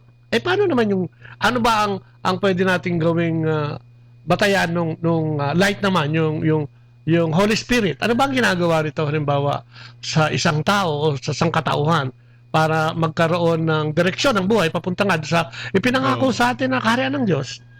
Kasi yung Espiritu Santo, yan ang ipinangako ni Jesus na ipadadala niya, ibibigay niya sa kanyang mga disipulo. No? Kaya sabi nga niya, mas mabuti para sa inyo na ako'y umalis na, no? Pakita sa langit para maipadala ko ang aking Espiritu Santo. Yung Espiritu Santo naman, yan ang nag-guide sa atin.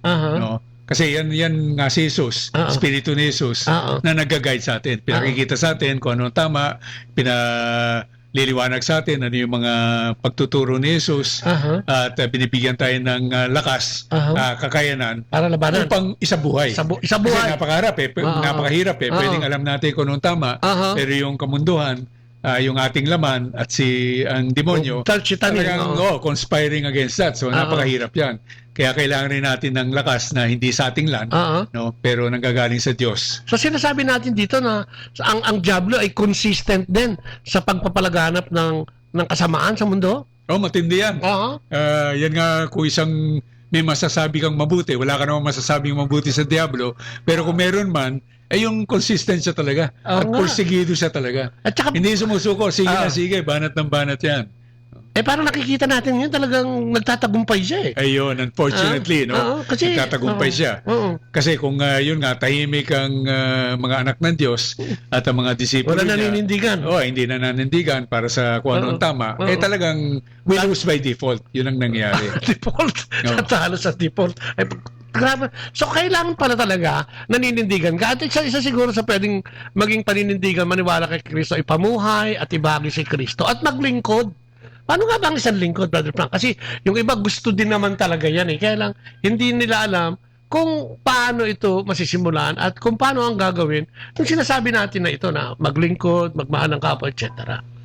Well, unang-una, kailangan makilala natin ang Panginoong Yesus kasi hindi mo naman pwedeng paglingkuran na sang-ayon sa ginugusto niya kung hindi natin siya kilala, di ba? So, yun ang unang-una. Makilala si Kristo at magkaroon ng malalim na pagkakaugnayan sa Kanya at personal na relasyon sa Kanya.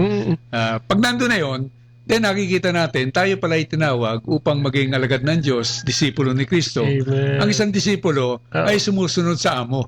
So kung ano ang ginugusto ng Panginoon na mangyari sa ating buhay at sa pamamagitan natin, mangyari sa buhay ng mundo, ayun ang kailangang gawin natin. So doon ngayon lalabas yung tinatawag nating servanthood, na ako ay utusan ng Panginoon at kung ano ang inuutos niya, yun ang aking gagawin. Kung ano yung tinakda niya, yun ang aking gagawin. Ganyan. Kasi tayo naging, Brother Bobo, tayo naging, di ba si Jesus nagpunta nga dito, na ipanalo na ang ating kaligtasan, pero nagbalik na siya sa langit. Tayo naririto pa. At dinadali pa ng demonyo. So, yun ang gawain na makamit rin natin yung kaligtasan. So, itong napakahalaga na alam natin bilang alagad ng Diyos, lingkod ng Panginoon, ay tayo ay gagamitin niya upang ipahayag ang mabuting balita ng kaligtasan sa Kanya. Tayo ang magsasalita, tayo ang magpapahayag. Tayo ang magsasabi sa iba na ito ang tawag ng Panginoon sa iyo. Kailangan makilala mo siya at isabuhay niyo siya. At yun nga yung paninindigan na sinasabi mo, na yung faith mo talagang buo. Di ba? Kasi yung iba, buo yung faith pagka medyo maganda ang tinatakda ng mga panahon at ng buhay, pero nawawala ito pagka ito naman ay sinusubukan na ng Diablo o talagang ang sinasabi nga nila, naku, ayoko maglingkod kay Lord kasi susubukan lang ako ng Diablo at nagkakaroon ako. Totoo ba yun? Nagkakaroon ng maraming problema pag naglingkod ka sa Panginoon? Totoo rin. Kasi siyempre ayaw nga ng Diablo yun. So, may kalaman. Pag hindi ka nagiging tunay na alagad ng Diyos, okay lang sa Kanya. Di ba? Wala nang nagawa eh. Pareho lang kayo. So parang hindi mo siya iniostorbo. So hindi ka rin niya iistorbohin. Pero pag nakilala mo na ang Panginoon at naglilingkod ka na at nagiging successful ka sa iyong paglilingkod, ayan na. Mas magiging matindi ang kanyang simula na. Kaya tama rin yun na yung inaalala ng iba na habang naglilingkod ako, habang lumalalim ang aking pananampalataya, mukhang nakakaroon ng mas marami pang mga challenges, obstacles, no? Tsaka yung oppression and persecution. Pero ganun talaga yon. Kasi nandyan nga yung labanan, ang Diyos at ang demonyo, at yan ang nangyayari sa kapaligiran natin. Sa buong mundo, no? So ayaw ng demonyo na lumalapit sa Panginoon at nalilingkod sa Kanya. Pero yun nga, yun ang blessing sa atin. In fact, masasabi natin, Brother Bobot, na yun ang isang indikasyon. Pag medyo bumabanat ang mundo at ang kadiliman sa'yo at pinahihirapan ka, mas masasabi mo, siguro nga, ako naglilingkod sa Panginoon. Ako'y ginagamit ng Panginoon. Doon mo makikita. Pero hindi naman nangyari na ang isang lingkod ng Panginoon ay pinabayaan ng Diyos sa mga problemang ganito, di ba? Hindi. Parating nandiyan ang Panginoon. Pero ang problema kasi... Takot agad eh. Hindi, ayaw niya. Hindi, kasi ang problema doon, Brother Bobot, iba yung pag-iisip natin. Sa pag-iisip natin, Lord, kung mahal mo ko, kung aalagaan mo ko, sana sarap ang buhay ko. Masarap ang buhay ko, puro ginawa. Amen. No? Hindi naman ganon. Yung napili nga ng Diyos Ama para sa kanyang anak ay mamatay sa krus. Mamatayat pa nga. So, ganon din sa tayo. Tayo'y sumusunod sa yapak ni Kristo. So, ganon din, pag gagawa ka ng tama, mararanasan mo lahat ng ganitong klaseng kahirapan sa buhay. Pero blessing yan. Blessing, Kasi yung krus talaga. Grasya, di ba? Grasya talaga yan. Oo, lalo na kung medyo papalaot ka ng konti. Yung hindi ka muna susuko kasi yung iba kaya natidisgrasya ng Diablo, talagang pag sinubugan, suko na agad eh. Hindi pwede. Suko na agad eh. Ayaw na. Hindi, wag na. Binabawi ko na yung sinasabi ko. Ayaw ko na, no. Wag na lang yun. Babaguhin ko na. Kaya tawag sa atin parati, yung endurance and perseverance. Tibay. Sige, tuloy lang. No? Kaya mo yan kasi nandyan man ang Panginoon. Amen. Hindi ka naman pababayaan ng Panginoon. Pero yun nga, maintindihan mo, ano yung kanyang pamamaraan? Amen. Paano yung kanyang pag-alaga? Paano niya ginagawa ito? Kaya nga ba, di ba may mga regalo o kaloobang Espiritu Santo? Isa nga dyan yung karunungan para malaman natin kung ano yung mensahe ng Diyos o yung katalinuhan at kung ano-ano pa. Ito hindi alam ng tao ito. Karamihan ng tao hindi nalalaman ito. Lalo lang nga yung mga mananampalatayang Katoliko. Ito mga regalong ito ng Diyos, magagamit ba natin talaga ito?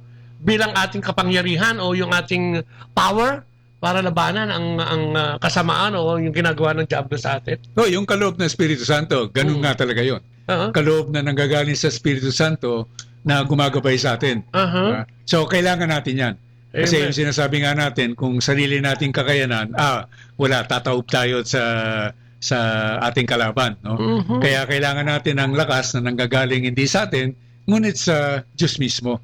So yan yung mga kaloob, yan yung mga gifts of the Holy Spirit na pwede mong gamitin. Na ibinibigay. Talagang kailangan gamitin. Kailangan kilalanin ng isang tao, ano ba yung mga kaloob na yan, ano ba yung ibinibigay ng Diyos para tulungan tayo na mabuhay na tunay na Kristiyano at maging alagad at katulong ng Panginoong Hesus. Ng Diyos.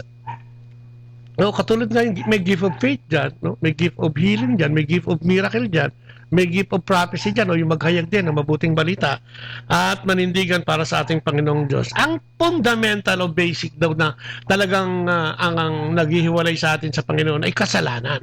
Paano ba i-define ng kasalanan, Brother Frank?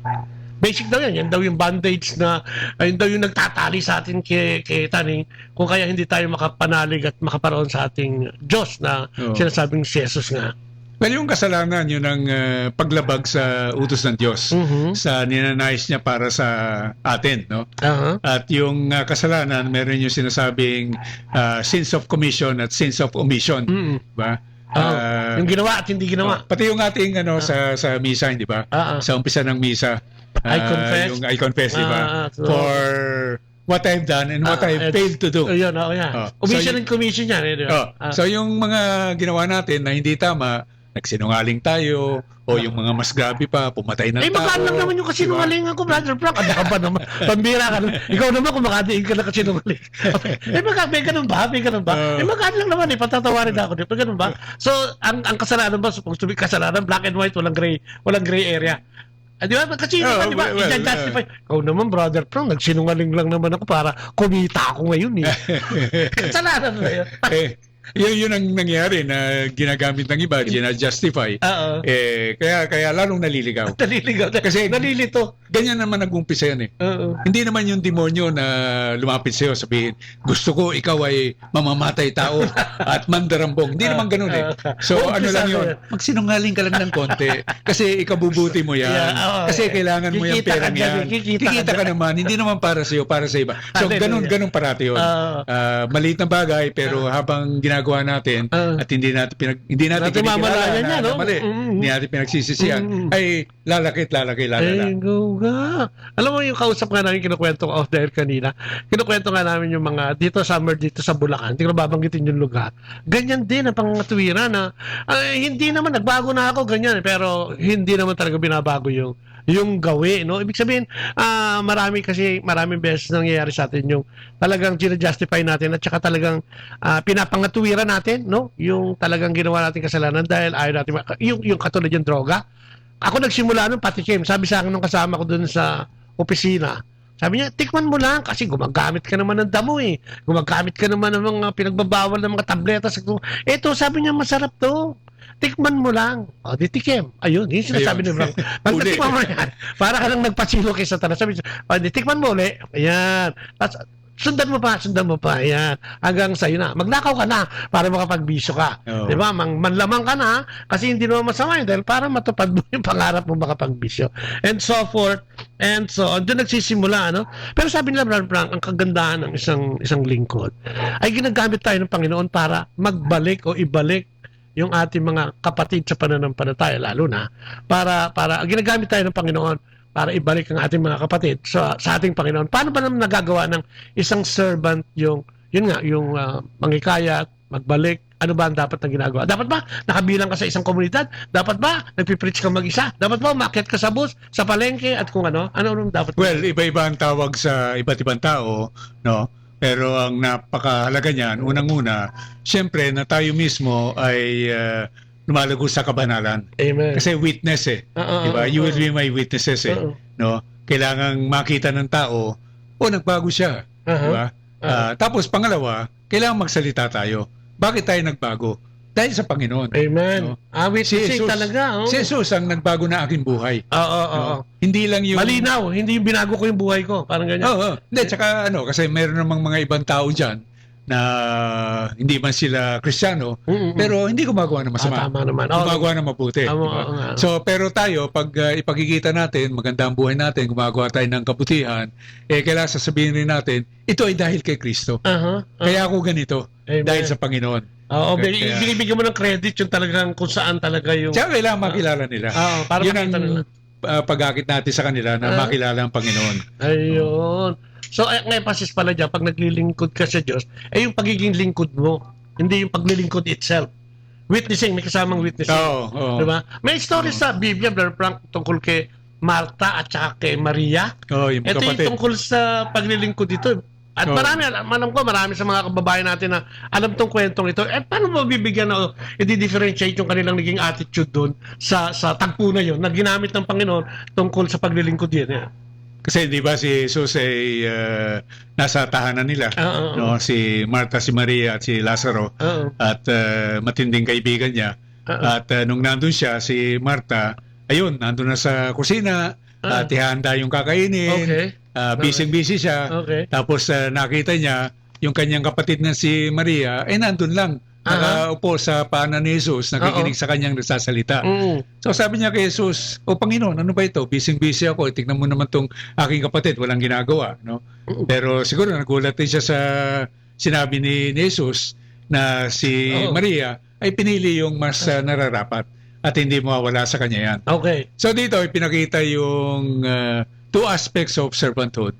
Unang-una, na naglilingkod nga tayo. Amen. Walang masamang ginawa si Marta. Napakaganda ang ginagawa ni Marta. Talagang paglilingkuran niya ang Panginoon. Pero yung other aspects, at the more important aspect, na tayo nga ay napo-form ng Panginoon para makapaglingkod sa Kanya. So yun, si Maria na nakikinig lang sa Kanya, walang ginagawa na tinatawag natin ngayong paglilingkod. Talaga nakapokus. Pero being formed as a servant. Na makilala mo ang Panginoon, pakinggan mo ang Kanyang sinasabi, isabuhay mo yan. At pag ginawa mo yan, sigurado maglilingkod ka. Kasi maka-Diyos ka na. Tsaka parang mas malinaw sa'yo. Mas malinaw kasi nakapokus ka dahil si Marta parang nayamot nga dito, na parang bakit ganun? Parang napaboran pa si Maria, walang ginagawa. Pero ang totoo nun, talagang nakikinig at focus si Maria. Tsaka makita natin, Brother Bobot, kasi marami na namang mabubuting Kristiyano, Katoliko na naglilingkod.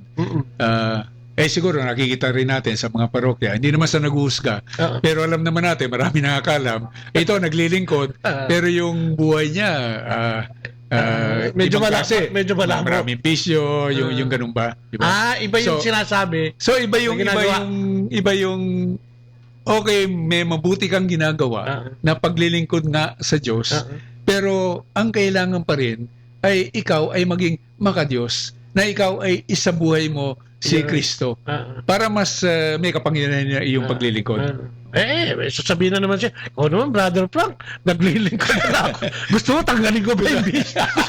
Tanggalin ko pa yung bisyo. Pumira ka naman. So, parang kumakabuso ka na, Brother Frank. Pero hindi, di ba? Yun ang sinasabi. Listen and act. No? Katulad kaya kasi, di ba marami tayo, mga kapatid natin, ako naglingkod din ng simbahan, naging lay minister po ako ng mga maraming taon at makikita mo dyan yung awayan dyan tungkol lang sa schedule minsan ng oras, nagkaaway rin dahil gusto niya pag maglilingkod siya, yung maraming tao para nakikita siya, pag nagsusubo siya, may mga halong grandstanding, kaya talagang hindi buo, no? Hindi buo. Ibig sabihin, kung ano yung atas sa'yo, yun ang dapat gawin mo. Kung ano yung, sabi nga dito, hindi ka pwedeng mamili ng paglilingkod. Tama ba yung Frank? Ay, Brother Frank, hindi ka pwedeng mamili ng isang paglilingkod na nagsusuk doon sa personalidad mo at yung comfort, parang komportable ka doon sa paglilingkod na yun. Kasi yung paglilingkod, hindi para sa'yo, kundi para sa Panginoon kung naglilingkod lang ako para masiyahan ako, makuha ko yung anong gusto ko sa buhay, hindi ako tunay na naglilingkod sa Panginoon. Hindi naglilingkod ako sa sarili mo. Ay, naku. Di ba malinaw yun, ano? At naku, huwag kayong magagalit. Baka naman mayroong tinamaan dyan. Bato-bato sa langit ang tamaan. Buti nga sa'yo. Natuto ka. Hindi kasi, di ba, marami, no? Lalo na, hindi ko naman binemenos lahat, no? Pero marami, no? At alam mo, ako, testigo ako na may mga kapatid tayo na parang yun nga na nagiging OA yung paglilingkod dahil gusto yung maging sila yung sikat at mukhang hindi yun ang talagang servanthood. Ano ba ang klase ng lingkod nung panahon ng ating Panginoon Jesucristo? Brother Frank, kung isasalarawan mo sa yung pag-intindi, ano yung klase ng isang servant nung panahon ng ating Panginoon? Nung nandito siya at kasalukuyan naglilingkod din sa ating lahat. Kasi pag pinag-uusapan nun, isang utusan o isang alipin, ibig sabihin nun, wala ka talagang karapatan. Ako magagalit na doon. Ikaw naman, brother. Pati na makarapatan ko, tinanggal mo ba yun? Wala kang pangalan, wala kang karapatan. Kung anong iutos sa'yo, gawin mo. Kung pagalitan ka, kahit na wala kang ginawang masama, tanggapin mo. Yan ang ibig sabihin ng pag-iisang alipin. Noon dati, no? Parang binili ka, no? Nabili ka. Nabili ka. You belong to the master. So, ang ating Panginoon, di naman ganon. Siyempre, napakabuti, napakabait pero pinilit din tayo ni Jesus. Pero yun ang katotohanan. Diba? Yan ang katotohanan. Binayaran niya ang ating buhay sa kanyang dugo, di ba? Na ibinuhos sa krus. Kaya tayo ay sa totoo lang pag-aari niya. We belong totally to Christ. No? At kung yun ang yung kailangan maintindihan natin kung ano nga yung servanthood, nothing for ourselves. But only for the good of parang God. Zero, Brother Frank, sinasabi Self-denial mo. Parang wala kang, hindi ka pwedeng magsabi, gusto kong uminom muna ng tubig, parang wala kang karapatang umalis muna at uminom ng tubig. Parang ganun ang... Ganun yung katotohanan na kailangan intindihin natin. Of course, kailangan nga sabihin natin na hindi nga ganun ang Panginoon. Ang Panginoon, mauuna pa nga. Hindi lang bibigyan tayo ng iinumin natin, hugasan pa ang ating mga pa. So, wala siyang pagkukulang doon. Pero yung ating posture, yung ating attitude, hindi, talagang self-denial, talagang total commitment to Christ. At kung ano sabihin ng Panginoon, yun lang ang sa atin. Yun ang gagaling sa iyo. Ibig sabihin yung self-denial mo talagang galing within, hindi yung ibang aspeto, kundi ikaw mismo yung nagkusa dahil nga sa pagkilala mo sa ating Panginoon at sa pagsunod sa Kanya. Yun ang gusto mong sabihin. Ano ba si Kristo ng panahon? Ano ba yung mga medyo significant na ginawa niya dyan sa Bible na pwede natin ikwento tungkol sa paglilingkod niya at tinanggal niya o hinubad niya yung sarili niya sa pagiging isang Panginoon? Kasi yung buong buhay niya talagang paglilingkod sa iba madalas hindi na siya kumakain. Wala nga daw siya mahiga ng kanyang ulo. Kulang ang kanyang tulog. Diba? Kahit na pagod na siya, nandiyan pa rin siya, ibinuhos niya talaga ang kanyang buhay. And at the end of it, ayun, tunay na ibinuhos ang kanyang buhay sa krus. Diba? Talagang pinatunayan yun, no? Yun ang total giving of self na sinasabi. Including dying to self. Kasi yung isang naglilingkod, ayun, ibinibigay ang kanyang buong buhay para sa Panginoon at even to the point of giving up our very lives. Yan ang authentic servanthood. Pwede mo bang ihambing yan sa mga ginagawa ng mga magulang sa kanilang mga anak? Yung servanthood na yan. Actually, yun ang tawag sa mga magulang. Kailangan ma-appreciate sana ng mga anak na talagang matindi ang sakripisyo niyan para sa kabutihan ng kanilang mga anak. Talagang walang gagawin iba yan kung di kabutihan ng anak. At ibibigay ang kanilang buhay kung kinakailangan. Pwede mo parang tignan doon sa perspektibong gano'n. At meron din naman mga magulang inaabuso yung mga anak na hindi naman tama. Na, di ba? Lingkod din yun, naglilingkod, pero may halong pang-aabuso. No?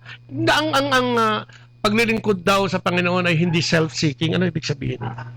Hindi. Yung nga, na hindi ko iniisip lang, makabubuti para sa akin. Wala akong sariling priority, agenda, preference, no? Hindi yung gusto ko kung ano yung gusto ng Panginoon. Okay.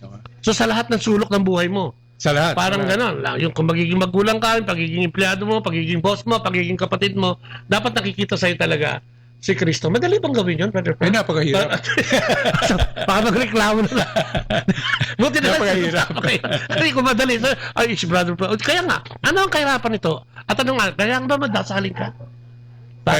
Para pinaka-basic. Tagumpayan mo ito? Pinaka-basic yung madasalin. Kasi tapos, yun ang ating komunikasyon sa ating Panginoon. Diba? Na kung siya ang ating Panginoon, tayo kanyang alipin, paano natin malalaman ngayon kung anong ginugusto niya sa ating buhay? So, kailangan pakinggan natin siya. At yun ang dasal na tinatawag, komunikasyon. Yung bang Biblia, sa malaking ating tulong Panginoon. yan, Frank? Ay, napakalaking tulong yung Bible yan. everyday. Kasi diba, parang hindi nila masyadong pinagtutuunan yan. Kaya nga minsan natutulig sa ang ating pananampalatayang Katoliko. Dahil parang sa mga ibang relihiyon daw yan, amoy kilikili ang Biblia nila eh. sa atin talaga, dumudulas yung lamok pagka dumapo dahil hindi nababasa. Sa alikabok. Oo, alikabok. Oo, tsaka nagkakalubak-lubak. So, paano ang ginagawa? Obligasyon ba magbasa ng Biblia o once in a while o paano ba ang dapat na simulang gawin? Kailangan araw-araw yan. Ayun. So, kasama sa obedience? Kasama yan. Kasi nga, pag tayo nagdadasal, ayun, kasama natin ang Panginoon.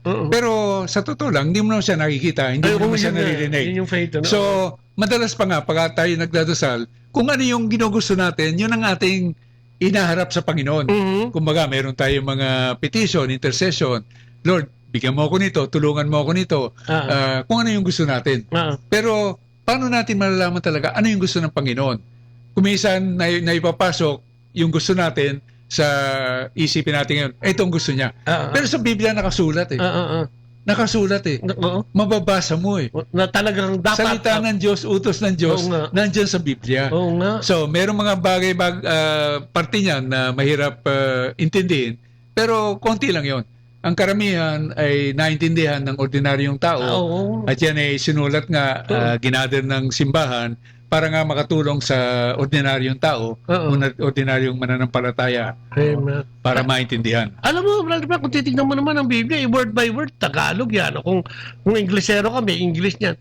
Mababaw lang naman, hindi naman ganun kalalim. Ang karamihan nga. Para hindi mo maintindihan. Tapos yung medyo malalim, yun ang pagninilayan mo pa, pag-aaralan mo, tatanong mo sa ibang tao. Diba? So yun yung study na nangyayari. Hindi lang prayer study. Pero salita ng Diyos, Brother Bobo, talagang araw-araw at yan binabase natin ang ating buhay sa salita ng Diyos. Marami tayong mga kapatid, Kristiyano o yung Katoliko o hindi Katoliko na nagtatalo-talo tungkol sa salita ng Diyos. Kaya minsan nagkakaroon ng nagiging complex yung Biblia sa kanila. Nakakatulong ba to? O dapat bang tuunan natin itong mga... Di ba kung minsan ang Biblia ay pinagtatalunan ng iba? Nakakatulong ba yan? Well, nakakainganyo ba sila ng mananampalataya? Hindi, kung sasabihin natin yung pinagtatalunan na nag-aaway na, hindi maganda yun, di ba? Pero yung pagtatalunan in the sense of intindihin nga natin to, ano palagay mo ang ibig sabihin nito? Ayan ba ang sa'yo? Ito kasi yung sa akin pag-usapan nga natin. So pag ganong klaseng pinagtatalunan, makabubuti yun. Kasi gustong saliksikin yung saliksikin yung tunay na pag-uunawa. Diba? Tapos magkaroon tayo ng ibang point of view. Kasi kadalasan, siyempre, pag tayo lang nagbabasa, ito ibig sabihin niya. Tinapos mo na doon. Yung pala, merong iba. Nagkakamali ka pala. Diba? So, basta't hindi lang pinag-aawayan. Kasi saklap naman na pinag-aawayan nyo yung sinasabi ng Panginoon Diyos sa atin. Binabali nyo na. Parang gano'n, no? Yun na medyo, ang ganda ng ibon, yung huni ng ibon, maganda. Malakas na rin. So ito nga, may mga obstacles din, o yung balakid sa paglilingkod at pagiging, ano ba yung obedience sa Tagalog? Pagsunod. No? Sa ating Panginoon. Ito daw yung natural disinclination to being a servant. Ano ibig sabihin nun? Natural disinclination to being a servant. No? Yung posisyon na servant, parang ang tingin mo dyan, wala kang sinabi pag nandiyan ka. Ano ka lang sa Kristang ka lang ay layminis, parang mga ganon. Kasi yung normal nga na pag-iisip sa mundo ng servant, utusan nga diba? Parang ayaw ng tao niyan Para, well, Katulong ka lang, sino mo, parang gano'n, di ba? Minamaliit. Of course, alam natin na yung dignidad ng tao, napakahalaga, kahit nakatulong ka lang, pero ikaw ay anak ng Diyos. Pero, di ba, para sa tao, pag sinasabing servant, wala na kasing kakayanan yan eh. Kaya naging utusan na lang eh. Tapos walang kapangyarihan yan. Walang ano yan, walang pangalan yan. Hindi kinikilangan yan. So, merong natural disinclination. So, ang solusyon doon, kailangan makita natin, hindi yung servanthood. Unang-una, si Jesus is the utmost example of a servant. No? So, kailangan nakatingin ka doon? Hindi. Kung okay sa Panginoon, bakit hindi okay sa atin? No? Tapos maintindihan nga natin that being a servant, ibig sabihin na ikaw ay maka-Diyos. Ikaw ay nagmamahal sa Diyos. Ikaw ay gusto mong sumunod sa utos ng Diyos. At ikaw ay hindi mo iniisip ang iyong sarili, kundi ang Diyos lang. So napakaganda pala na maging isang servant. Amen.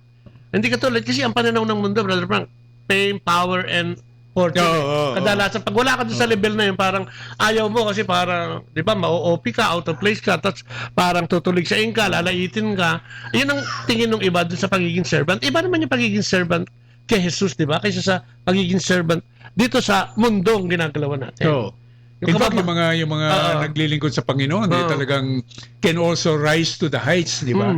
Ng whatever it is, of greatness, di ba? Makita mo naman, basahin mo ang Biblia. Si Moises, si Abraham, di ba? Mga pinangakuan niya. Puro mga alagad at utusan ng Panginoon yan. Pero ginamit niya and rose to the heights of greatness. Amen. Kasi yun ang destiny natin greatness in Christ. Kung ikaw ay maging tulad ni Kristo, kung ikaw ay maging isang Kristo, then yun ang natural yun ang destiny mo. Doon ka papunta. Yun ang gustong gawin talaga kasi. So naintindihan mo, ibig sabihin, kung doon ka papunta, naintindihan mo yung plano ng Diyos. Yung pagiging rebellious, paano yan? Sa mga survey, ayoko, house leader lang ako, gusto ko chapter head ako eh. Parang ganyan. Yan yung naging kasalanan ni Lucifer. Diba? Si Taning, Lucifer dati yan. Morning Star. Ang ganda na pangalan niya. Pero sabi niya, ayoko na maglingkod sa Panginoon. So nagrebelde. So rebellion is against the obedience to God. Yan talagang napakatindi na paglabag sa ninanais ng Panginoon at bilang kanyang mga disipulo na sumusunod lang sa kanya. So hindi maaari yun. Hindi maaari. Yan ang opposite ng obedience. Disobedience, rebellion. At saka nakita naman natin sa kwento ni Lucifer kung ano nangyari sa kanya. Dahil inakala niyang ganun nga, yung pagiging rebelde ay magdadala sa kanya sa kahigtan pa ng Diyos o yung lagpas pa sa Diyos, no? Problema ngayon, Brother Bobot, maraming ganun pa rin pag-iisip eh. Oo nga, gusto niya maging Diyos. Gusto niya maging Diyos at makikita nila kung ano yung gusto ko sa buhay, yung pera, yung kapangyarihan, yung kaligayahan, sa pamamaraan itong mga bagay-bagay na ang nag-aalok ay yung Diablo. Oo nga. Pero sa mundong ginagalaw natin, sa material world, ika nga ni Madonna, okay yun eh. Pero pagdating sa community, dapat hindi na ganito ang inaasa ng ng isang lingkod, di ba? Kailangan yun nga, may pagsunod na at may kababaan na ng loob, di ba? At saka yung kulang sa tiwala, Brother Frank, kasama din daw yan. Yung obstacles sa paglilingkod sa Diyos. Wala kang tiwala sa leader mo. Gusto mo ikaw maging leader. Wala kang tiwala sa mga kapatid mo o yung mga babae man na lalaki sa loob ng community. Malaking kabawasan ba yun talaga? Dapat ba talaga ibigay mo? Kung sino yung leader mo, dapat sundin mo? Parang ganun ba?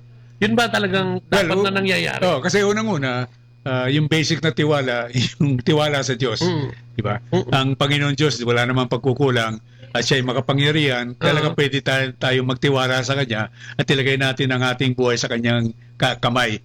Ngayon sa komunidad o sa simbahan, meron siyang mga itataguyod na mga namumuno. Diba?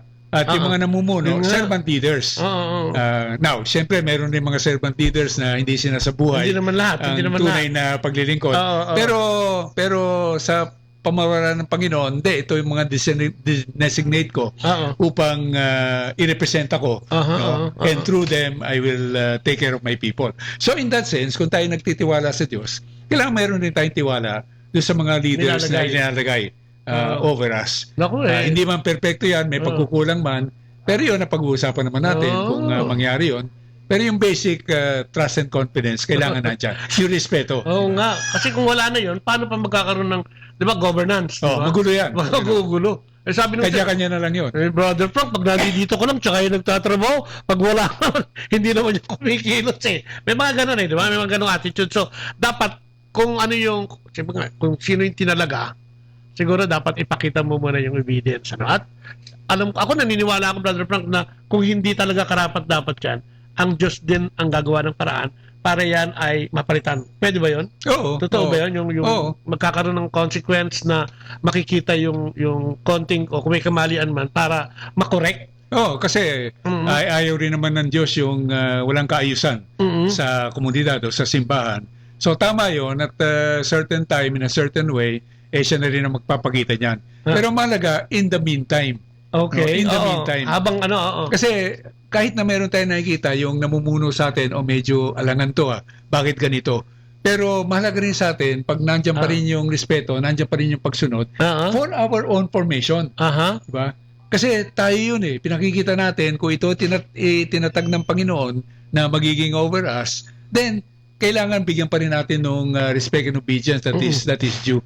So habang tayo kahit na nagdurusa no? Pero sa pamamagitan noon, that is part of the cross that we embrace, pinalalago rin natin pananampalataya. So it works still for us. Kasi habang nag-ano ka naman, di ba? May nakukuha ka naman, hindi naman puro ikaw lang. Natututo sila. Yun naman yung essence nung gusto gawin natin. Yung matututunan natin, yung real virtues patience, tolerance, forgiveness, di ba? Unconditional love. Yun ang mga natututunan mo. Amen. Kasi kung wala kang problema sa ibang tao, asawa mo o leader mo, hindi mo malalaman. Ako ba, pasyensyoso ba ako? Ako ba magpapatawad talaga ako kahit ng aking kaaway? Pero pag nangyayari yan, doon mo na-realize. Lalabas. At may tatatag ng Panginoon sa buhay natin yung mga virtues na yan. Ayun, pagtingin at pagtanggap siguro, no? Importante yan. Yung nakikita mo, alam mong medyo masakit sa'yo, tanggapin mo lang dahil, lalo na kung alam mo naman ang tama at mali, di ba? Yung sa paglilingkod natin, alam mo naman kung ano yung direction na binibigay sa inyo, alam mo naman kung ano yung tama at mali. Siguro, yung pagmamahal sa kapwa, napakalaking factor nito. At saka pagtitiwala nga siguro sa kapwa. Sa buhay natin bilang mga servant, sabi nila, lagi daw may mga obstacles dito Lagi may mga balakid. Ano yung mga ilan-ilan na problema o nagiging problema ng isang leader sa kanyang komunidad halimbawa? Tayo, Brother Frank, ano nagiging problema natin kung minsan sa ating community? Matitigas ang ulo? Nandiyan na lahat yan. Mga nananaksak pag nakatalikod ka. Kasi kung minsan, isipin natin na, komunidad na ito kailangan wala nang ganyan. Malaki na to. So, pag nakita nila, nadidisappoint sila. Kaya sinasabi natin, alam nyo, yung komunidad, made up of imperfect people, di ba? Dapat matanggap yun unang-una no? Na hindi tayo perfecto pare-pareho. Hindi, kaya nga hindi ba sinasabi, Brother Bobot, kung ikaw looking for perfect community at iniisip mo, nakakita ka, huwag kang sumali. Kasi magiging imperfect sa pagsali mo. so lahat tayo may pagkukulang. At bahagi yun sa buhay sa komunidad. Kaya ko bang mahalin ang aking kapatid? Lalong-lalo na ibinigay ng Panginoon sa akin to, bigyan kasama ko dito sa komunidad, kahit na sa kanyang pagkukulang. Of course, sinusubukan rin natin na maiayos ang buhay ng isa't isa. Bawat isa. No? Pero ganun sana na meron tayong ganung pasyensya and unilateral and conditional love para sa ating mga kapatid. Talagang hindi siya self-seeking kasi kung self-seeking, hindi ka tatagal dito. Hindi pwede. Mawawalan ka ng rito. No? Sabi nila, dapat daw maglingkod tayo ng walang acknowledgement para sa sarili. Tama ba yun? Oo, na hindi mo iniisip ano ba nagiging masama yung kung ang gusto mong i-acknowledge sarili mo ba? Hindi ba pwede yun, Brother Frank? Hindi, kasi galing ko naman di ba? That leads to pride di ba? Yung pride, yung pinaka-basic sin. At yung tawag naman sa isang servant is the opposite of pride, which is humility. No? So tayo, sa ating paglilingkod, hindi natin tinitignan na hahanga ang tao sa akin o magkakaroon ako ng kabayaran kung ano man yun, di ba? Kasi total emptying of self ang kailangan di ba? Na wala para sa akin, hindi naman sinasabi, Brother Bobot, na hindi mangyayari yun. Kasi kung gumawa ka ng tama, may sa recognition komunidad. naman talaga. May recognition Hindi yan. naman pwedeng May pagpapasalamat. Meron pa rin mga kapatid na hahanga sa iyo. Pero ang mahalaga, hindi ikaw ang naghahanap noon. Yes. At pangalawa, hindi Sila ang mo magsasabi, hindi ikaw. Hindi mo kakailanganin. Amen. Kahit na wala yun, okay ka lang. Hindi magiging tulong na malaki sa iyo yun.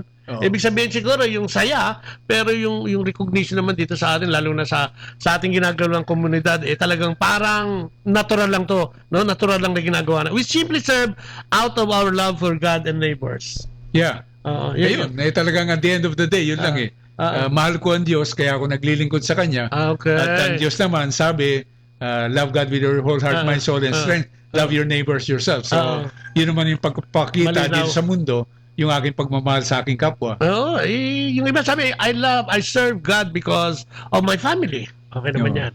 Diba? Dahil out of love of my family, of my husband, diba? So kasama na lahat yun. Servanthood. Ito yung pinakita ni Pablo. Ano ba yung significant dun sa kwento ni Pablo o ni dating Saulo na naging Pablo? Ano ba yung significant nung kanyang kwento na parang siya lagi ang tinitignan o isang ehemplo, isang mabuting ehemplo tungkol sa paglilingkod sa Diyos.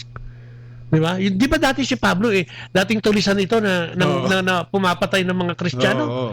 At wala siyang ginawa kundi pero yung obedient sa kanya pinaglilingkuran, Brother Frank, makikita mo doon. Yung pagiging gumano kang sundalo, patayin lahat yan. Pinapatay niya lahat.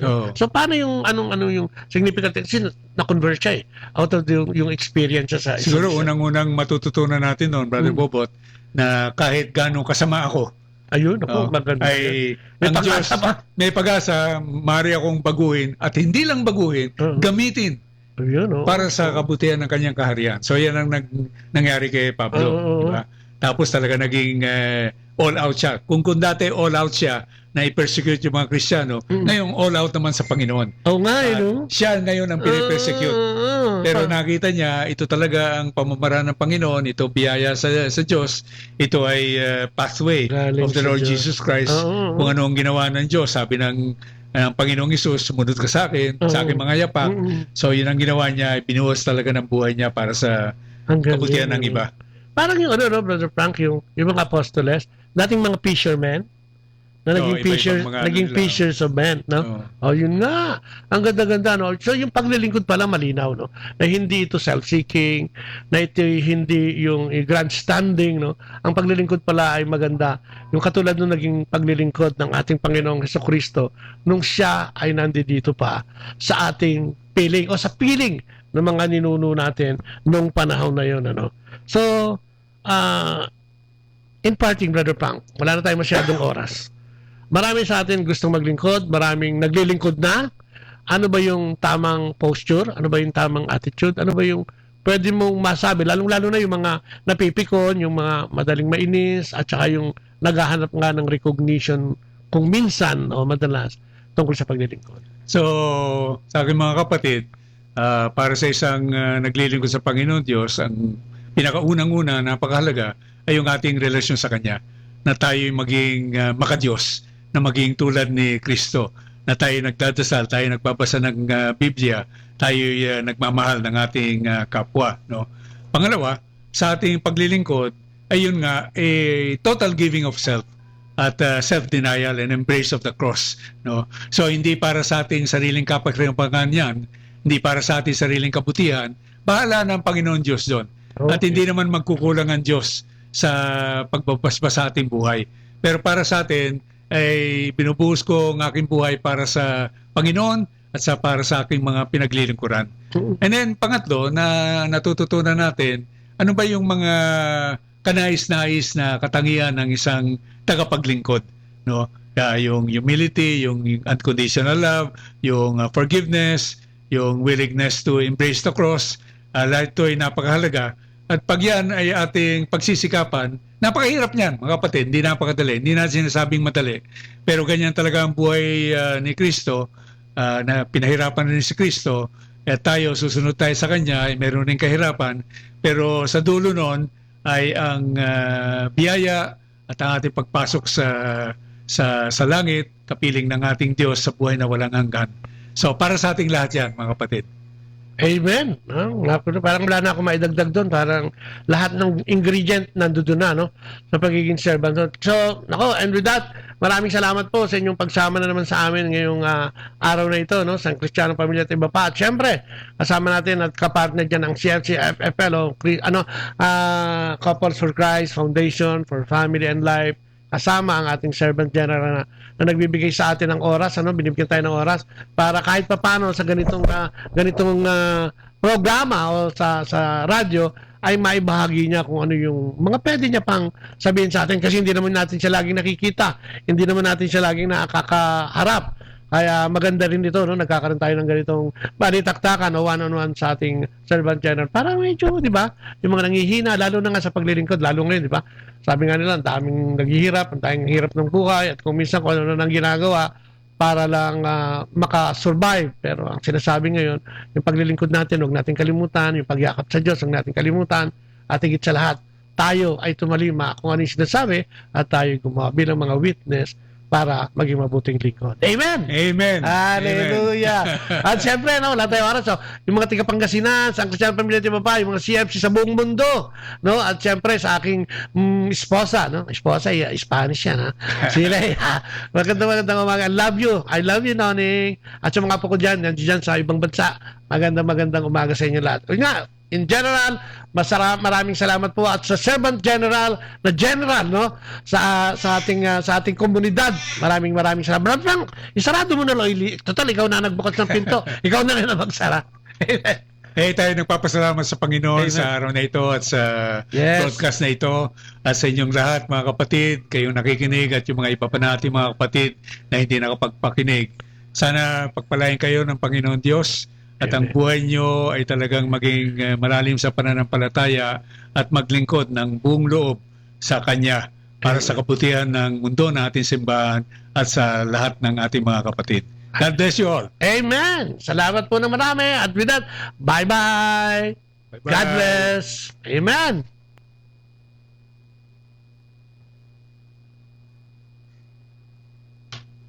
Amen. Share ko ngayon sa Facebook para buo. Wala siyang kulang. Ay!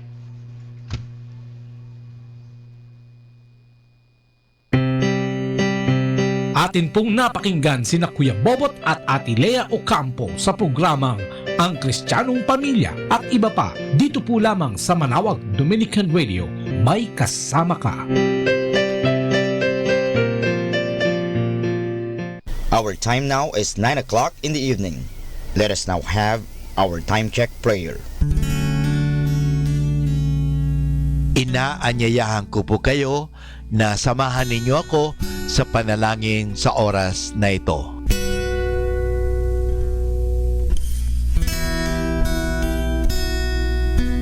Panalangin ng kapanatagan. Panginoon, bigyan mo ako ng katiwasayan ng pag-iisip upang tanggapin ang mga bagay na hindi ko na maaaring baguhin, ng tapang ng loob upang baguhin ang mga bagay na maaari ko pang baguhin, at ng katalinuhan ng pag-iisip upang mabatid ko ang pagkakaiba nito. Amen.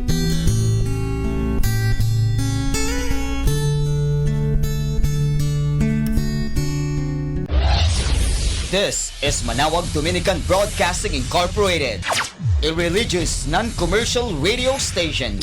10 years of evangelizing the airwaves, sharing God's blessings, live masses on air, playing religious music and prayers. May kasama ka, si Jesus, si Maria at kami.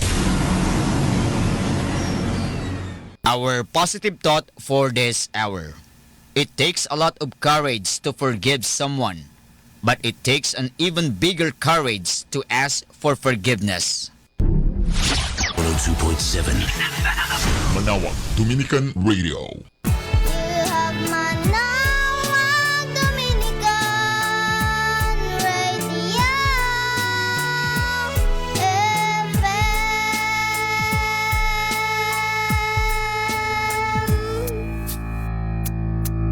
Kasama natin to.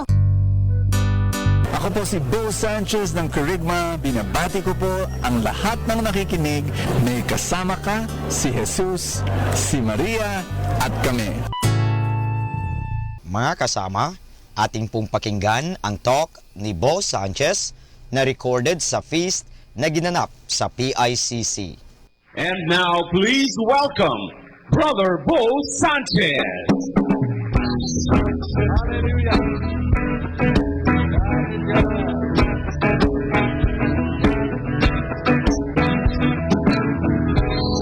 how many of you believe that God loves to bless you? Everybody say, I'm blessed. You know, it is His joy to bless you. It is His joy to just fill you up with His goodness, with His abundance. It is His pleasure. Everybody say pleasure. It is God's pleasure to see you living a life of abundance and joy. And everybody say that again. God has blessed me so much. I want you to stop looking at what's lacking in your life. I want you to start looking at what you have right now. And look at the people around you, your loved ones, your friends. They're your greatest blessings. Do I hear an amen? I want you to embrace that person or people around you. Tell them, I'm blessed because of you. Amen. Amen. Are you ready to be blessed even more? Then let's pray in the name of the Father and of the Son and of the Holy Spirit. Everybody say, today I receive all of God's love for me. Today I open myself to the unbounded, limitless, overflowing abundance of God's universe. Today I open myself to your blessings, healing, and miracles. Today I open myself to God's Word so that I become more like Jesus every day. Today I proclaim that I'm God's beloved, I'm God's servant, I'm God's powerful champion. And because I am blessed, I will bless the world in Jesus' name.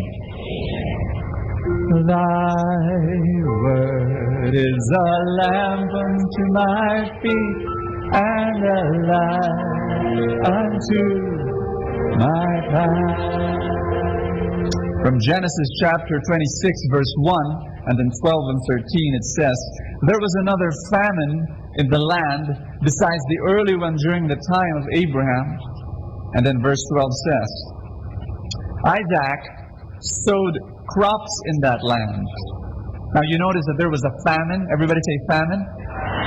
And then what he did was that he sowed crops in that land. And that year he harvested 100 times as much as he had sown because the Lord blessed him. How many of you want to experience what Isaac experienced? That he planted and he harvests how much? 100 times more than whatever he planted. Why? Because the Lord blessed him. And then it says here in verse 13, he continued to prosper and became a very rich man. How many of you want to experience what Isaac experienced? To prosper and to become a rich person. And you know the secret was in the verse before that, what we just read. The secret is our message for today. Are you ready to be blessed? Put your hand over your chest. Everybody say, Father, I need to learn the lessons from your word so that I can prosper and that I can prosper others. So that I will receive, so that I can give. In Jesus' name. Amen. Thy word is a lamp unto my feet and a light unto my path. Give the Lord a big hand. He loves you. Hallelujah. Praise God. Thank you, Father. You know, right now, some of you have come from your homes and from your jobs, and there's a famine wherever you're coming from. Some of you have burdens in your heart and you're carrying it and they're heavy. Some of you have problems. Some of you have storms. Some of you have trials in your life. I'm going to give you a word today that you can still prosper. That storm will end. That problem will be solved. That sickness will be healed. That desire that's in your heart can still be met because your God is rich, because your God says that I love to bless you. I love to see you blessed. I love to see you abundant. This is the day where you have come to a place of miracles. Do I hear an amen? Tell someone beside you, this is a place of miracles. Everybody say, get ready to be blessed even more. Hallelujah. Amen. Amen. Let's be seated, everybody, and touch someone beside you. Tell that person, God will speak to you today. Again, I want you to hear a testimony of how God prospered someone and how God blessed him. He's my friend. Please welcome.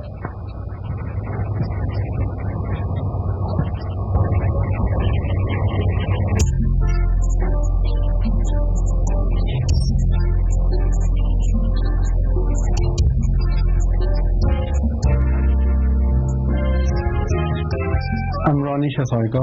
I am a businessman. I came from very humble beginnings. My parents were very poor at that time, but in spite of our poverty, we were raised to become business people. Even during our conversations, we were never asked what job we were going to take after school, but we were always asked what kind of business are we going to get into after college. Growing up wasn't very easy for us because there were even times when there were things that we wanted for ourselves, but we couldn't afford it. But that didn't mean that we were going to look at ourselves as poor, because as my mom would always tell us, poverty is in the mind. It is a matter of perspective. And the moment that you think that you are poor, then you're truly poor. After college, I went to law school, and after that got out and started working for my family business. 3 years after, decided to get into business on my own. Getting into business on my own wasn't that easy. I had to go through so many hardships, but the discipline that I got from childhood was what kept me going. The fact that we were taught to sow in famine, to sow even in the midst of lack, was what kept me going.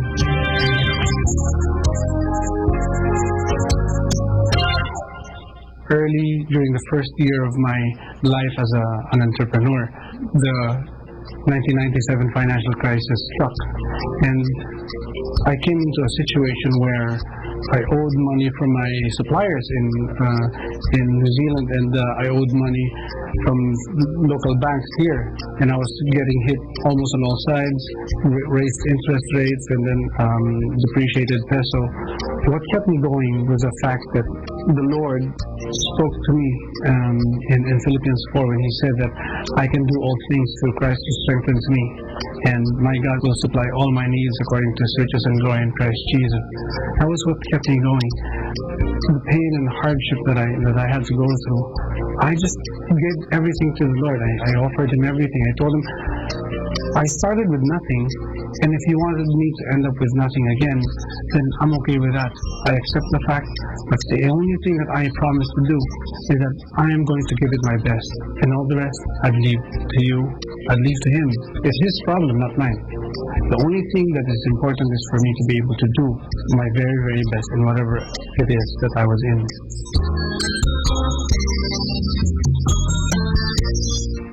A lot of people have asked me the question, what is the greatest investment that you've actually made in your life? I've invested so much in my family, in my daughter. The greatest investment that I've ever had is investment in God's work. Where could you ever find an investment that will earn you rewards, dividends that will last for eternity? That's the only kind of investment where you will get eternal returns. Now, what do I mean when I say investing in God's work? It means that we have to give what is due to God in the same way that we have to give what is due to the government. When you say what is due to God, do you tithe? Do you give? Tithing sometimes may not even be enough when it comes to investing in God's work. you have to give sacrificially.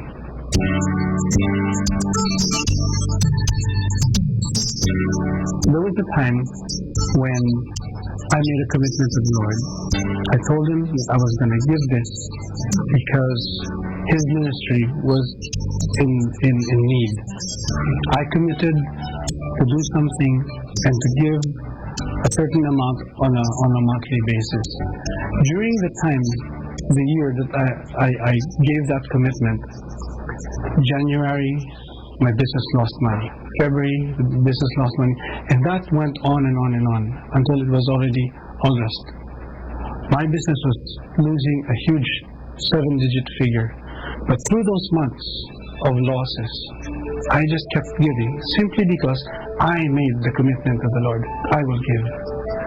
I was giving not out of what I had, but I was giving out of what I didn't have. I was giving in faith. I was giving because I believed that the most important thing is not me. Christian life is living life, having more of Jesus and less of you. So that was what I was thinking at that time.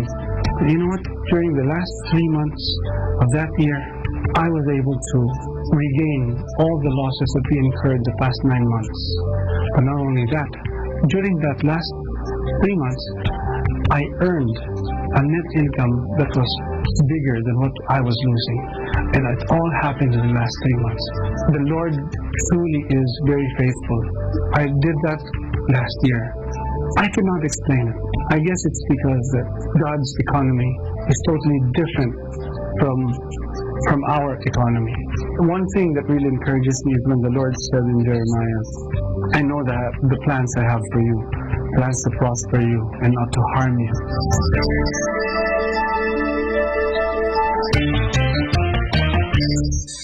I remember the time that I was saving for a camera. I really wanted this very nice professional camera. And it took me about 3 years to save money for that. And just when I had that money, I found out that the ministry needed a video camera for the TV shows, for the production, for the feast and all. And then the Lord touched my heart and told me that I should give that money that I intended for my camera to the ministry. I struggled, but at the end of the day, I gave it to the ministry, and I guess this is what they're using now. I didn't expect it that way. I know that the Lord doesn't operate like a cosmic vending machine, but whenever you give, He's just very, very faithful that He will give back in return. 2-3 months after that, I just experienced the Lord's faithfulness that I was able to get this huge bid, and I couldn't believe it. I have money to buy 2, 3, 10 more cameras like this. You know, you just couldn't outgive God, and God's economy is really, really totally different from ours.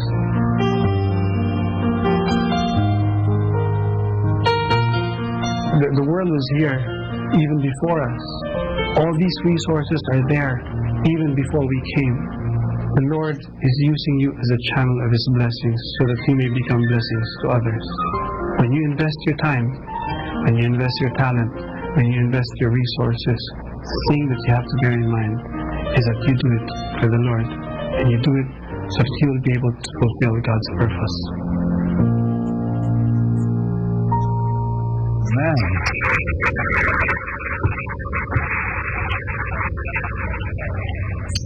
Is God good? Oh, yes. One more time. How many of you want to prosper the way God prospered Ronnie and Isaac in Genesis 26? You want that? Everybody say, I want that. Tell someone beside you, prosper. Welcome to the 5th session of our series on prosper. And today I'd like to talk about investing. My message is simple. Sow in times of famine. Sow in time of famine. Everybody say that. Let me tell you a story. Once upon a time, there was this man, and he was walking through the desert. And then he got lost. And in the desert, under the scorching heat of the sun, he could not anymore drink water. And for 2 days he was lost, and so for 2 days he was very thirsty. And then from a distance he saw a wooden shed. And he started running with every last ebb of energy he had in his body. And there was only one thing in his mind. What was that? Water. He was hoping and praying that he would find in that wooden shed water. And right outside the door of that wooden shed, sticking out of the ground, was a pump. And he was so happy. He was so happy that there was a pump. And he started pumping with all his might. And he started pumping fiercely, and no water was coming out. And he was so frustrated. He was so thirsty, and there was a pump, and there was no water.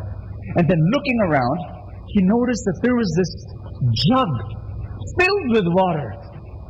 And he was so happy. He was so thirsty. And there was this jug filled with water. But there was a sign on the jug. And it said, "Don't drink. Pour the water to the pump." Right there it says. And you'll have lots and lots of water. All that you need. Now imagine if you're that man. And you're so thirsty. And you're so exhausted. You're dehydrated to the bone. Your tongue is cleaving to the roof of your mouth. And you're holding precious, wonderful, thirst-quenching water. And the sign and the message says, "Don't drink. Pour it into the pump." What will you do? What will you do? You're going to pour. Well, what if somebody wrote this? And what if in his mind, the man is saying, "Is this a joke? Is this a cruel prank? That if I pour the water into the pump, nothing will happen? And then I missed out?" Well, according to this story, the man poured water into the pump. And he poured water. And he poured water. And as he was pouring water and was seeing the water being poured, he was thinking to himself, "Oh no, it's all going to waste. What if it does not work?" But he pours the water. And after that, he pumps. He pumps. And as he pumps, and he pumps madly, and the water comes out. And, he was so happy. And he pumped and pumped, and there was so much water. And then he started drinking to his heart's content. And then when he was about to leave, he got that bottle, that jug of water. And he was able to find a pen. And he wrote on that message, open parenthesis, "Believe me, it works." Close parenthesis. He filled it up with water again. And he left it for the next person who will be lost in the desert. Friends, we have a choice. Everybody say choice. It's either you drink today or you drink forever. It's either you have money today to spend today or to have money forever. And the key is to sow in times of famine. Brother Bo, I know what you're going to talk about. You're going to talk about investing. You're going to talk about investing in this and investing in that. Brother Bo, I have no money. Friends, that's the perfect time to invest. When your salary is small, when your income is little, when you have very little money in your pocket, or in your wallet, or in your bank, that is the perfect time for you to invest, because you have to sow in the time of famine. I'm going to share with you something very important. Right here, in front of you, is a pump. In front of you is a God who says, "I want to prosper you.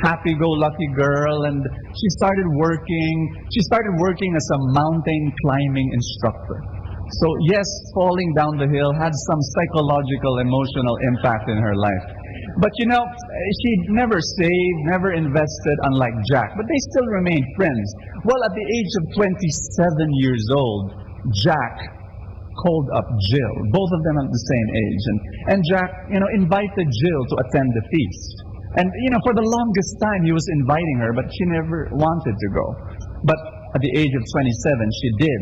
And she attended the feast, and she heard this handsome preacher talk about God and God's love, and she was touched. And then as she attended the feast, she began to hear how to be rich is not bad, if your heart is in the right place. And she heard about how to invest. And so at the age of 27, Jill decided to invest 2,500 pesos every month.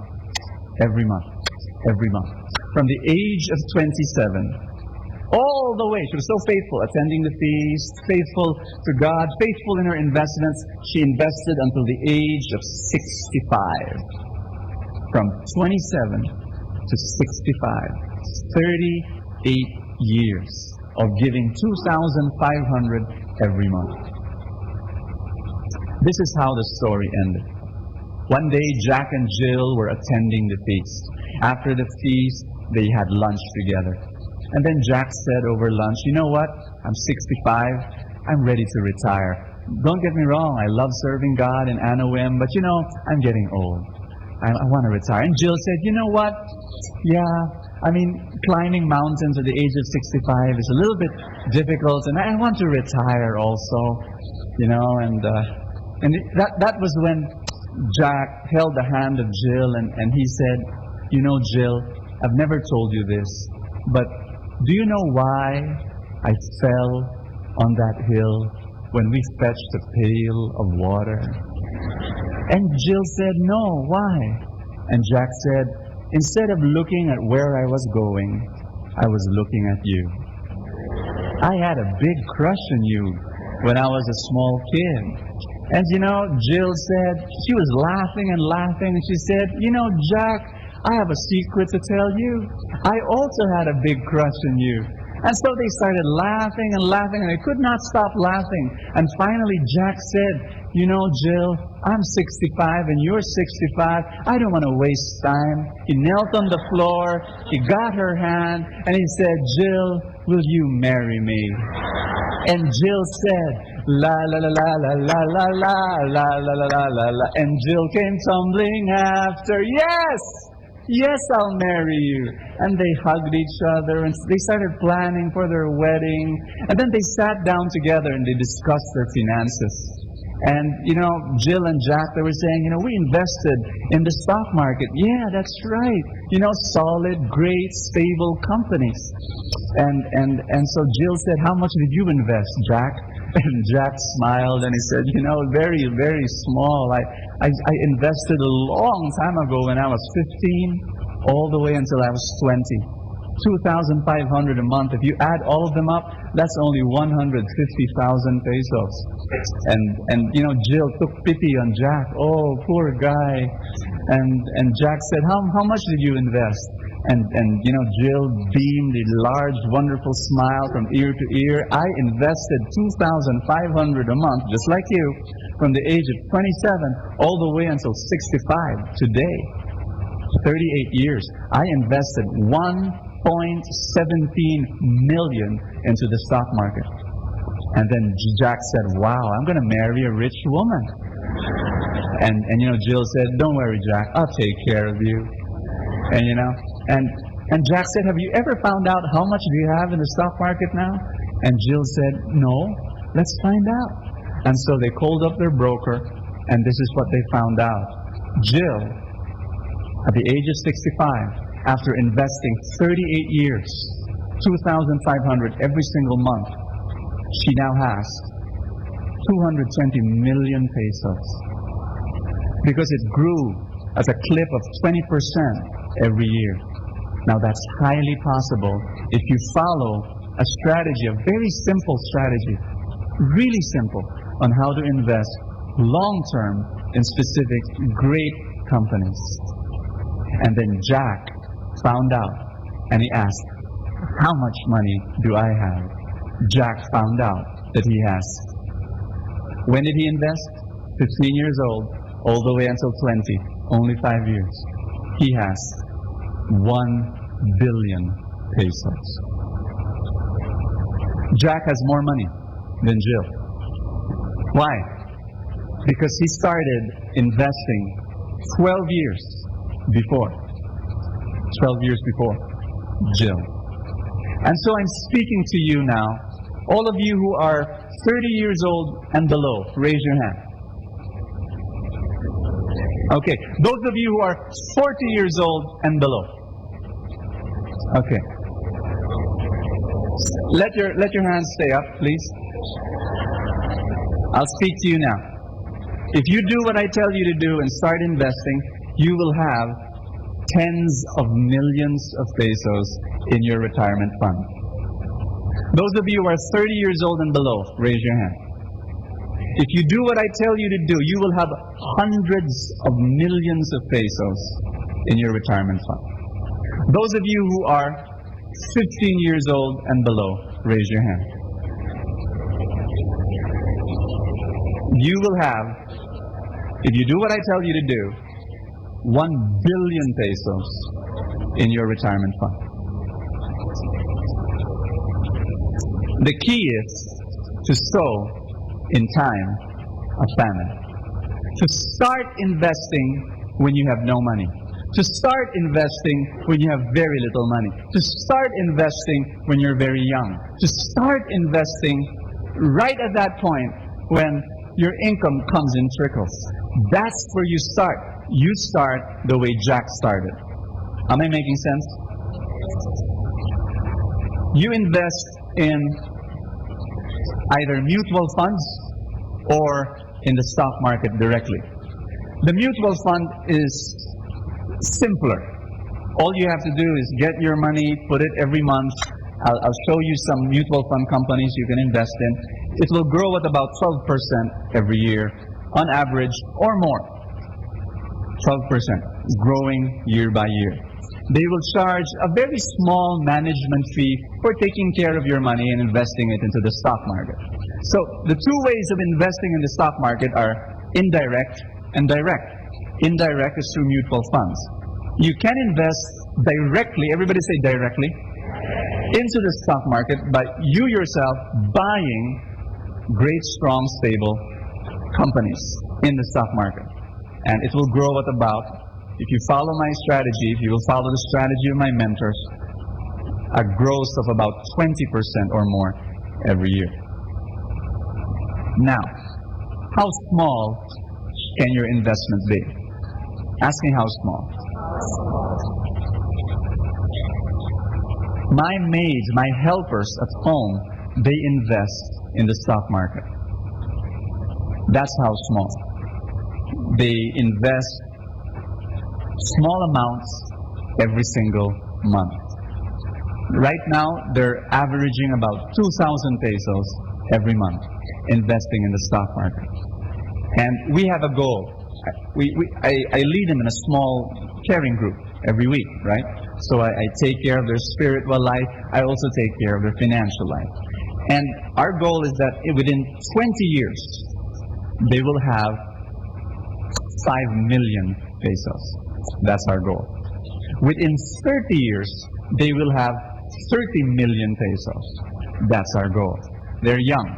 Our helpers are young, and they know that when they retire from our home, when they will retire from their work, they will be multi-millionaires. And it's all because you sow during famine. Am I making sense? 3 steps. Give you some instructions. May I? Make this talk concrete. Number 1, I want you to invest 30% of your income and then live on 70% of your income. Why 30%? Ask me why. Because 10% goes to God And as Ronnie said, it's your greatest investment. Your tithe, your love offering to God, 10% of your income, that's your greatest investment. You're giving it with eternal returns, expecting that to come to your life. And then the 20%, that's your investing for your future. Am I making sense? So 30% you invest, 10% to God, 20% for your future, and then you live on 70% of your income. Is that clear? The second step I want you to do is I want you to start investing before you start spending. Does that make sense? When your income comes, when your salary comes, what you do is you separate the 30% and then you start investing. You give to God and you give to your future. Make sense? You don't do that after your salary comes. You do that the moment you receive it. Investment before spending. And then step 3, you choose between where you want to invest. Remember, I'm focusing on paper assets today. So are you going to invest in a mutual fund, or are you going to invest directly in the stock market? Now, I know that there are many scams out there and people are afraid of putting their money in different places, and the scammer runs away with their money. So what I'm going to do is going to be very specific.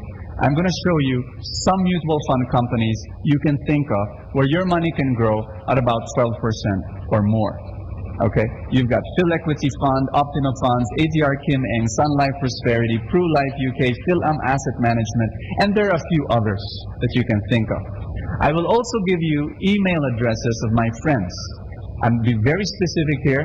You can get guidance from them. You can get financial education from 2 of my friends. I've got a few other friends, but I'll just focus on this 2.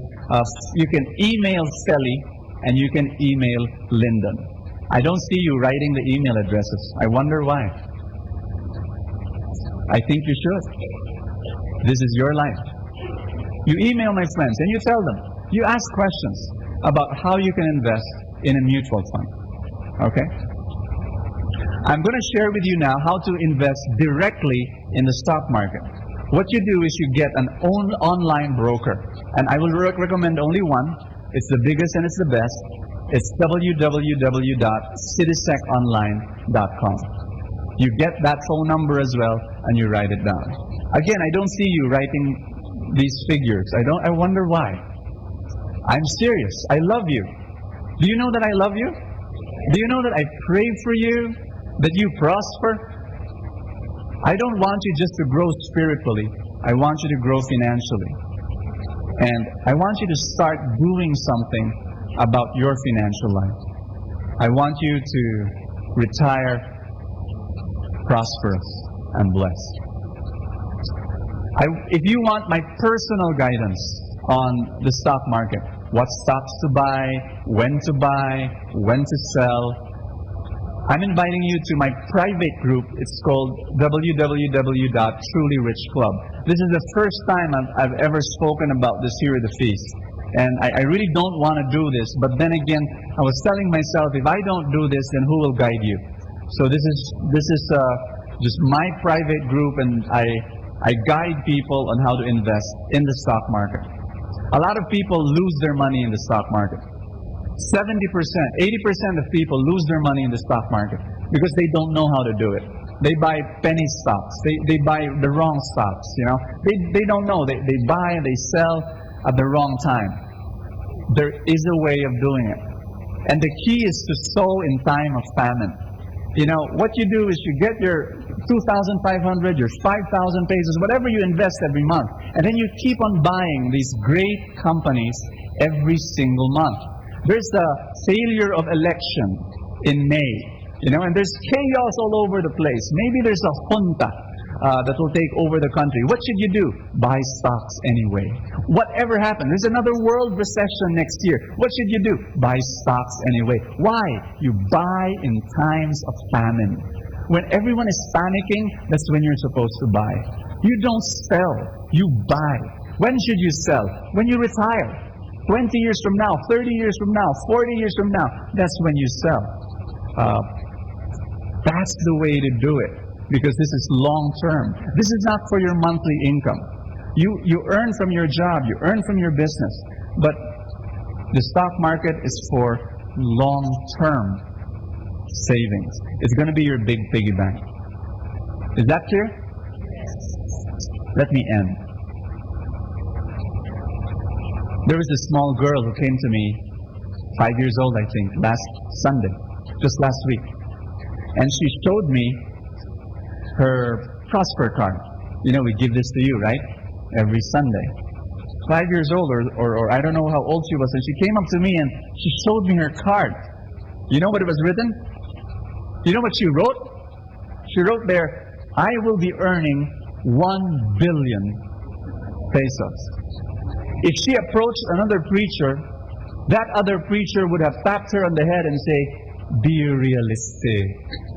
You can't earn 1 billion, little girl. I mean, be more realistic with your prayer. Or worse, another preacher would say, little girl, be satisfied with where you are. Don't try to become rich. God will be pleased if you will be poor. You've heard preachers say that? You know what I told her? I held her hand and I said, this dream will come true. Now I'm saying it not only with faith, I'm saying it with knowledge. I've showed you the way. Jack became a billionaire because he started investing at the age of 15. 2,500 pesos. You do the math. You do the accounting. It works. It really will.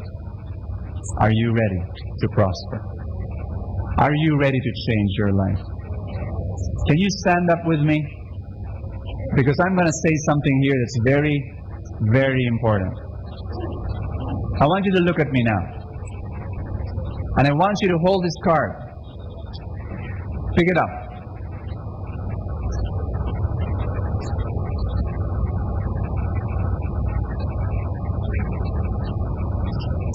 Okay, look at me now. Are you looking at me? I love you. I really, really do. A lot of people think that, love is something mushy, you feel it. No, love is service. Love is desiring the well-being of another person. I love you. Thank you. I want you to prosper. I don't want you to keep on, when you're poor, when you have no money, you're blaming God. God, why did you do this to me? I love you, and I want you to prosper. I want you to retire prosperous. But you've got to want it. You've got to really want it in your heart. You've got to be so committed that this is your future. This is what you want.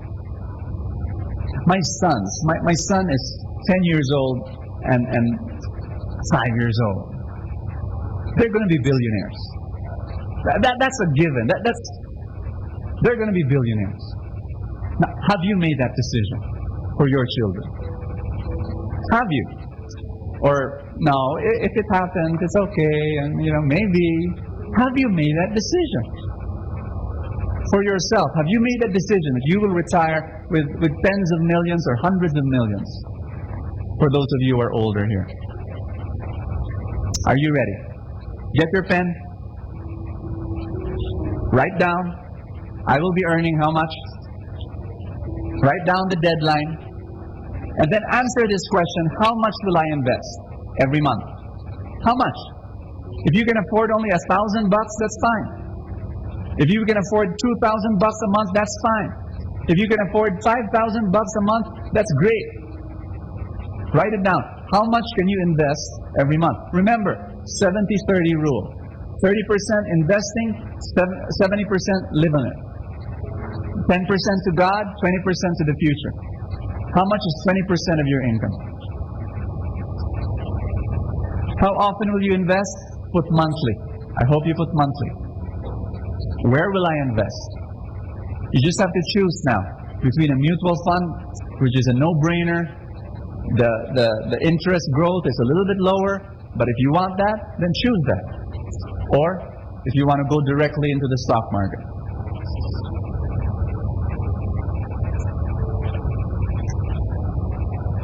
All right, let's pray. Lesson 2, invest. Proverbs 21, verse 20. Let's read. The wise man saves for the future, but the foolish man spends whatever he gets. If you have a husband or a wife or a sister, a mother or a friend beside you, tell that person, the wise person saves for the future. The foolish person spends whatever he gets. And then look at the person beside you and tell that person, I know you are wise. Faith declaration. Everybody say, I shall invest. Faithfully, I shall save a portion of God's blessings to me. I shall make this portion multiply through time, so that in my future I shall enjoy a greater freedom to love. By investing, I'll open myself to God's multiplied abundance. Turn the card, read it in front of the Lord, believe in your heart what you wrote down. Make it your prayer. Lift up the card and say this with me, Father, I believe this will come true in Jesus' name. I want you to lift up your novena to God's love, your list of dreams. You can read it also. Those of you who don't have this, that's fine. Just lift up your dreams to God, all the dreams that's in your heart. And then say this after me, Father, these dreams will come true. In Jesus' name. Amen. Give the Lord a big hand, everybody.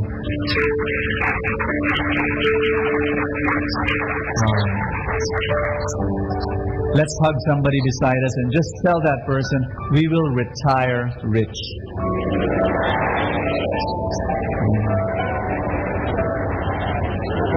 Amen.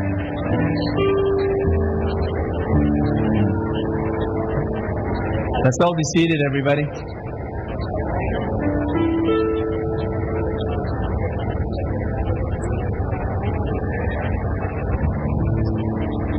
My first announcement for all brothers here who are ages 30 and below. Mga lalaki, 30 years old and below, if God is calling you to serve God as a leader, you feel that God has given you a calling, I want you to sign up at the lobby. We're opening again our Radical course, batch 2, and it's for young men ages 30 and below who are being called to lead and to serve. We'd love to meet up with you and get you through our training program. So just go to the lobby and sign up. Apply to serve. Radical, our leadership for the next generation. I'm giving a Holy Week retreat this Holy Week, and those of you who want to sign up, want to join that, get more information at the lobby. Okay, I don't even put my Holy Week retreat in my emails, because then there'll be so many people who want to join. I only open it to you if you want to join the Holy Week retreat in Tagaytay. On Easter, April 4, we will have a grand Easter feast at the SMX Mall of Asia. And it will be the start of our series. So if you notice, this is your leaflet. It's the one that's very thin. This is a leaflet for that event, and you can give this away. However, we're starting a brand new teaching series on that day, on Easter, and the title is Overcome. So you've got 3 postcards that we gave to you, inserted in your feast bulletin. You've got that? Overcome, the subhead is how to turn stumbling blocks into stepping stones. And the picture here is that of a Tetris game. Because in a Tetris game, you use the stumbling block into a stepping stone. And this is a powerful and anointed teaching series. I'm so excited to share this with you. We're going to start it at the April 4. There are 4 talks: trust, learn, act, and pray. It will be given in all the other feasts here in Metro Manila. I want you to get this card now. I want you to take some time writing the names of people you'd like to give these postcards to. Get this piece of card. I want you to write and fill up your pray and invite card. We'll take this time for a while. Give you a few seconds. Atin pong napakinggan ang talk ni Boss Sanchez na recorded sa feast na ginanap sa PICC. Manatili pong makinig sa Radyo Dominico ng Manawag sa mga pangaral ni Boss Sanchez. Maraming salamat po. Ako po si Bo Sanchez ng Kerygma. Binabati ko po ang lahat ng nakikinig. May kasama ka, si Jesus, si Maria at kami.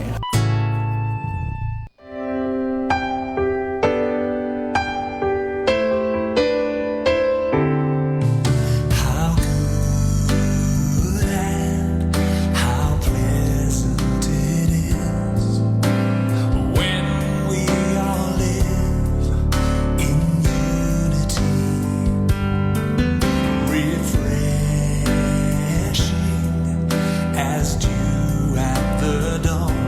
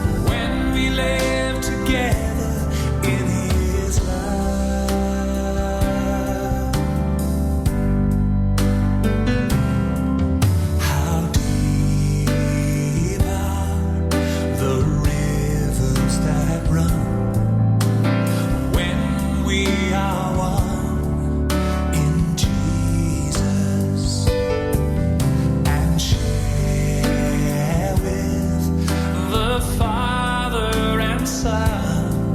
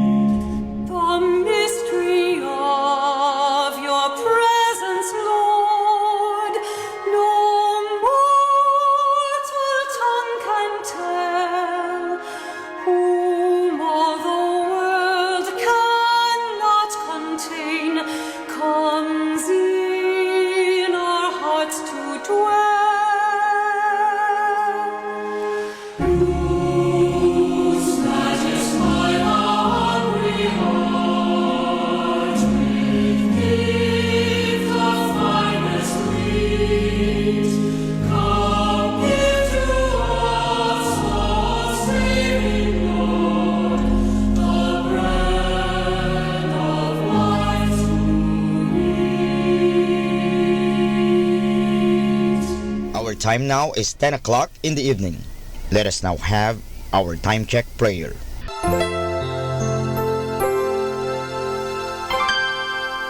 Inaanyayahan ko po kayo na samahan ninyo ako sa panalangin sa oras na ito.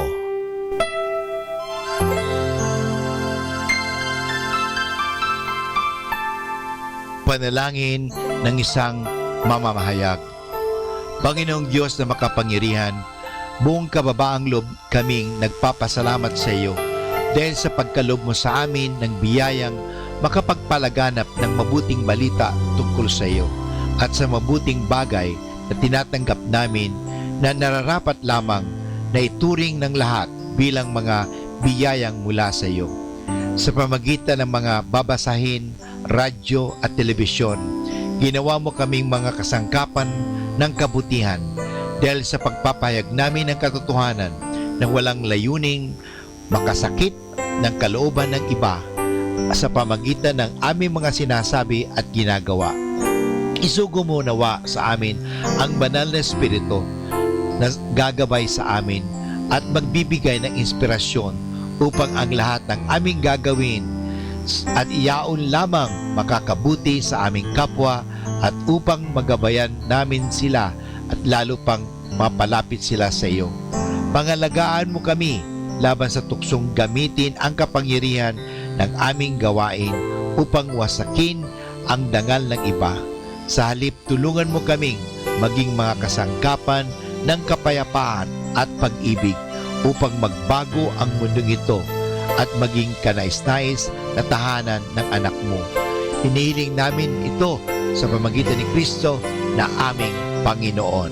Amen.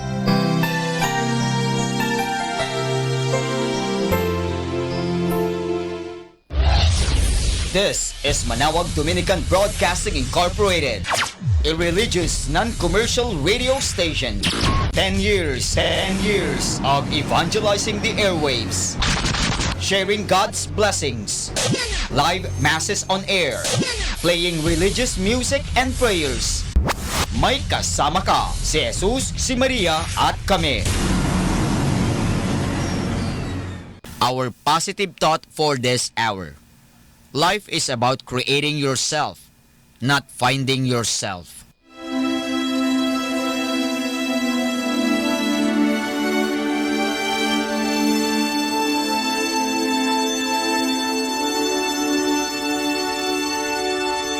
Isang mapagpalang pagbati po sa inyong lahat mula sa aming mga Dominikanong nobisyo dito sa Minor Basilica of Our Lady of the Rosary of Manawag. Kayo po ay nakikinig sa binhi ng buhay. Nais po naming ibahagi sa inyo ang bunga ng aming mga pagninilay sa Ebanghelyo ngayong 29 ng Marso, ang 5 linggo sa Kwaresma.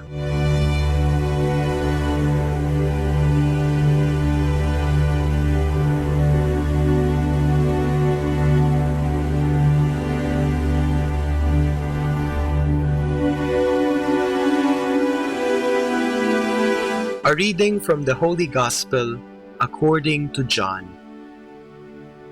There was a sick man named Lazarus, who was from Bethany, the village of Mary and her sister Martha. This is the same Mary who anointed the Lord with perfume and wiped his feet with her hair.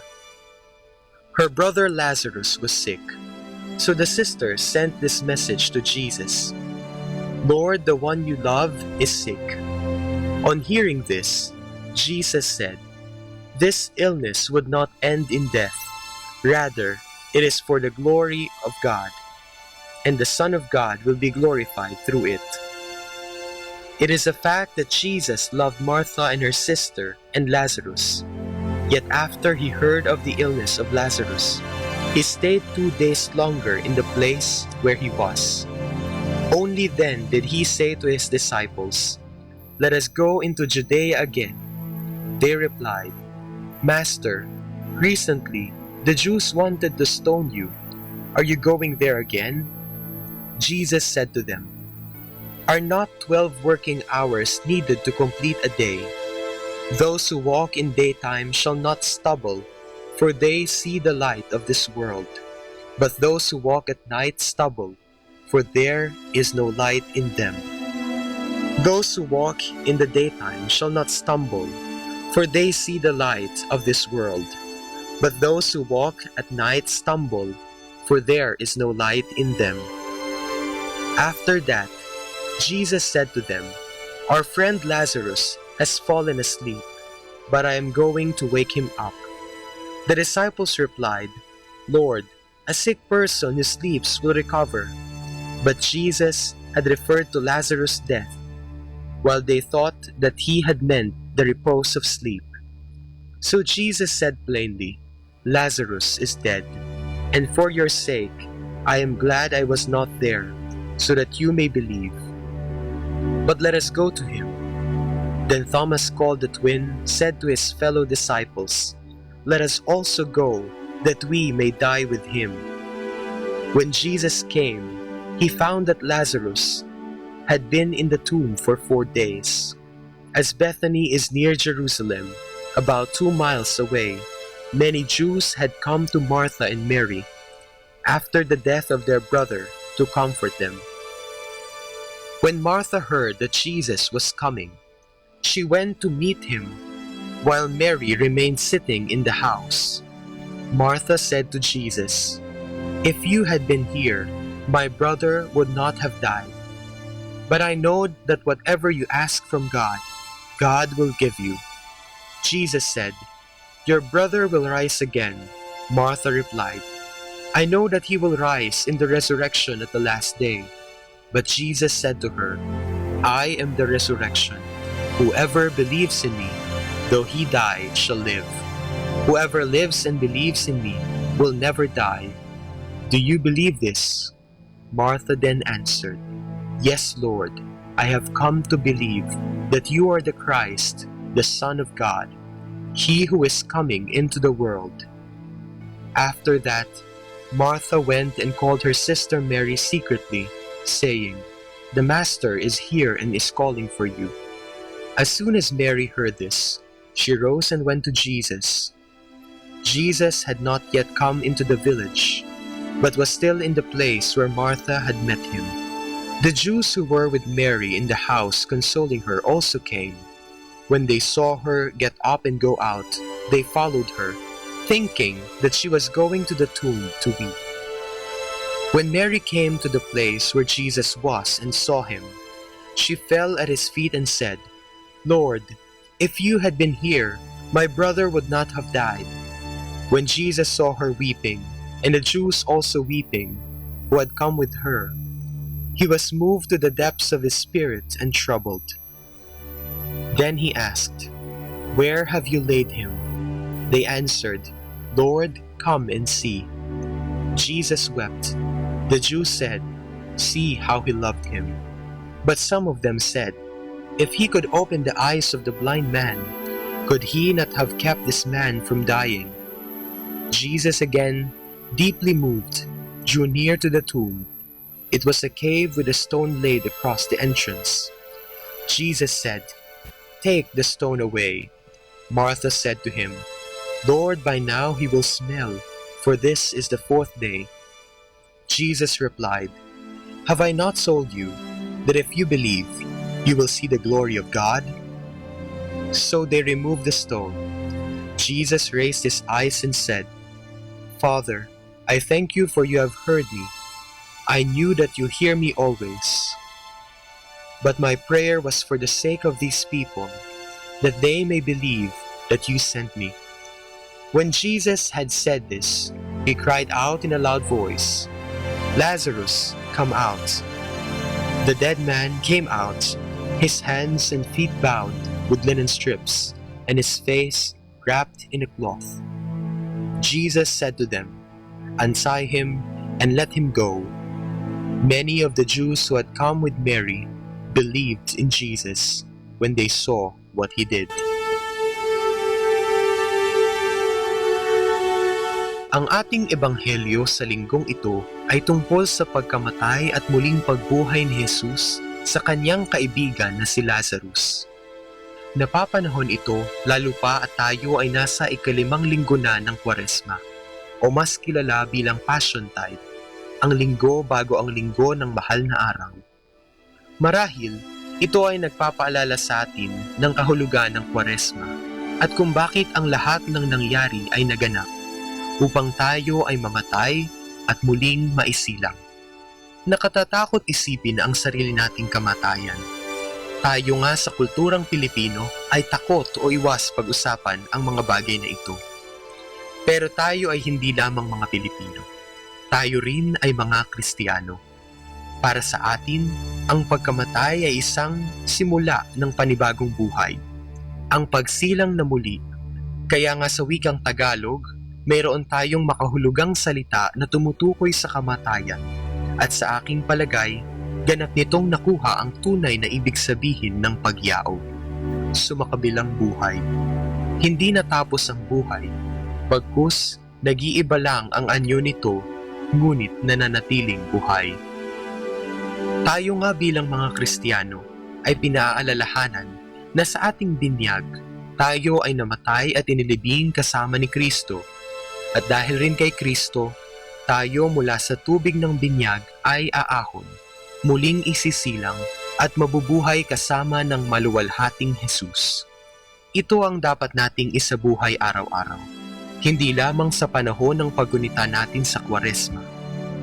Tayo mula sa ating masamang gawi, pagkamakasarili, pagiging sakim at nababahira ng dungis ng kasalanan, ay makaaahon at mabubuhay na magmuli. Kagaya ni Maria at ni Marta sa Ebanghelyo, magtiwala at huwag nawa tayong mawala ng pag-asa na sa kabila ng mga kakulangan, dungis at ating kasalanan, maisisilang ang bagong tayo, malugod sa harapan ng Diyos.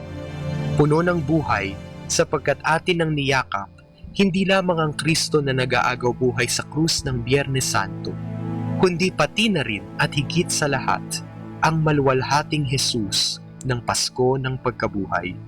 Atin laging tandaan ang sinabi ni Jesus, "Ako ang buhay. Ang sino mang naniniwala sa akin, kailanman ay hindi mamamatay."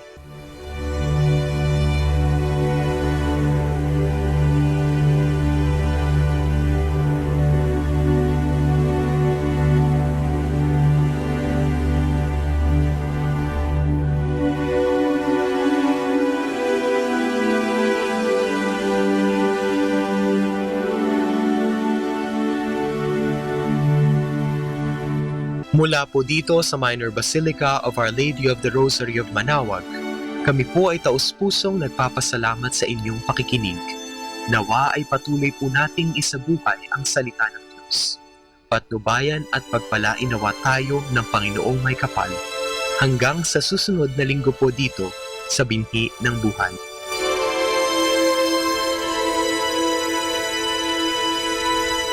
Atin pong pakinggan ang mga pasabi mula sa Basilica Minore ng Manaoag.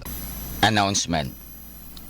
Dear brothers and sisters, as directed by the authorities and as an exercise of our social responsibility and practice of charity to our neighbors, Holy Masses at the Minor Basilica of Our Lady of the Rosary of Manaoag will be celebrated without the congregation. Nonetheless, Holy Masses will be available to the faithful through live streaming. These Masses will be aired at 6 o'clock and 11 o'clock in the morning and 5 o'clock in the afternoon.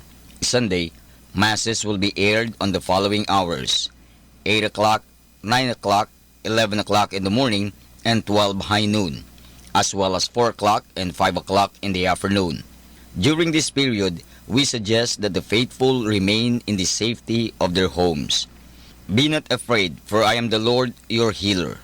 Maraming salamat po. Ating pong napakinggan ang mga pasabi mula sa Basilica Minore ng Manaoag. 102.7 Manaoag Dominican Radio. You have Manaoag Dominican Radio FM.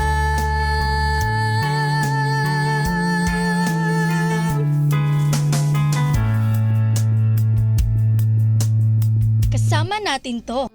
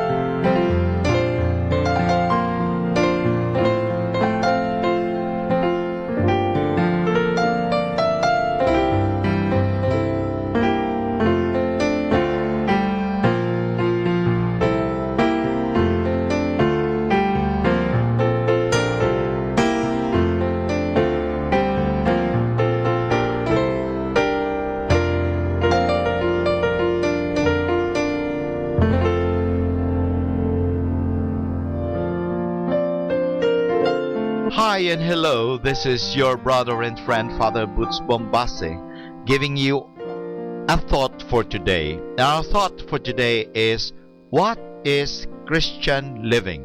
In Romans chapter 12, St. Paul tells the new Christians there how they have to live. He starts by telling them, your thinking must change. Then he goes on to tell them what he means.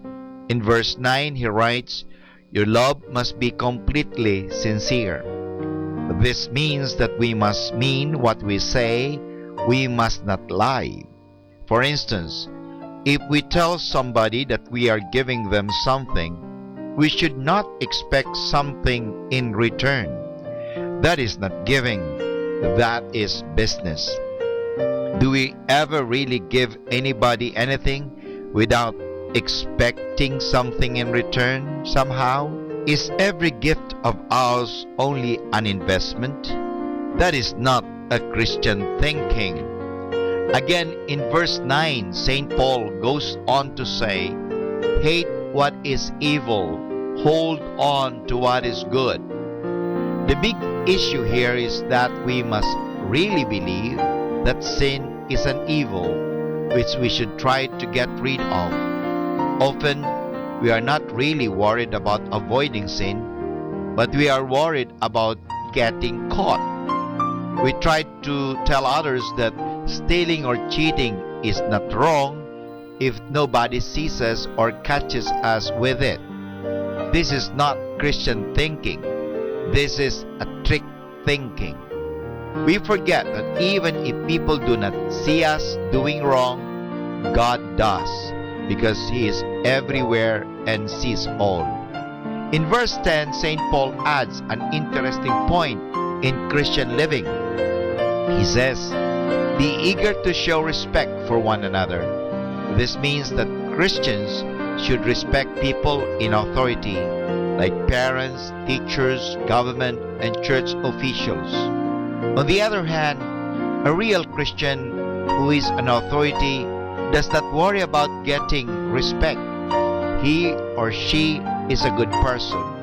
Respect will come along. You cannot demand respect. You can only earn it.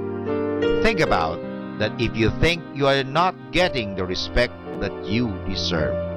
And this is Father Boots Bombase OP giving you a thought for today. And our thought for today is, what is Christian living? Let the gentle of the night comfort you with instrumental music. Only here at Manawag Dominican Radio.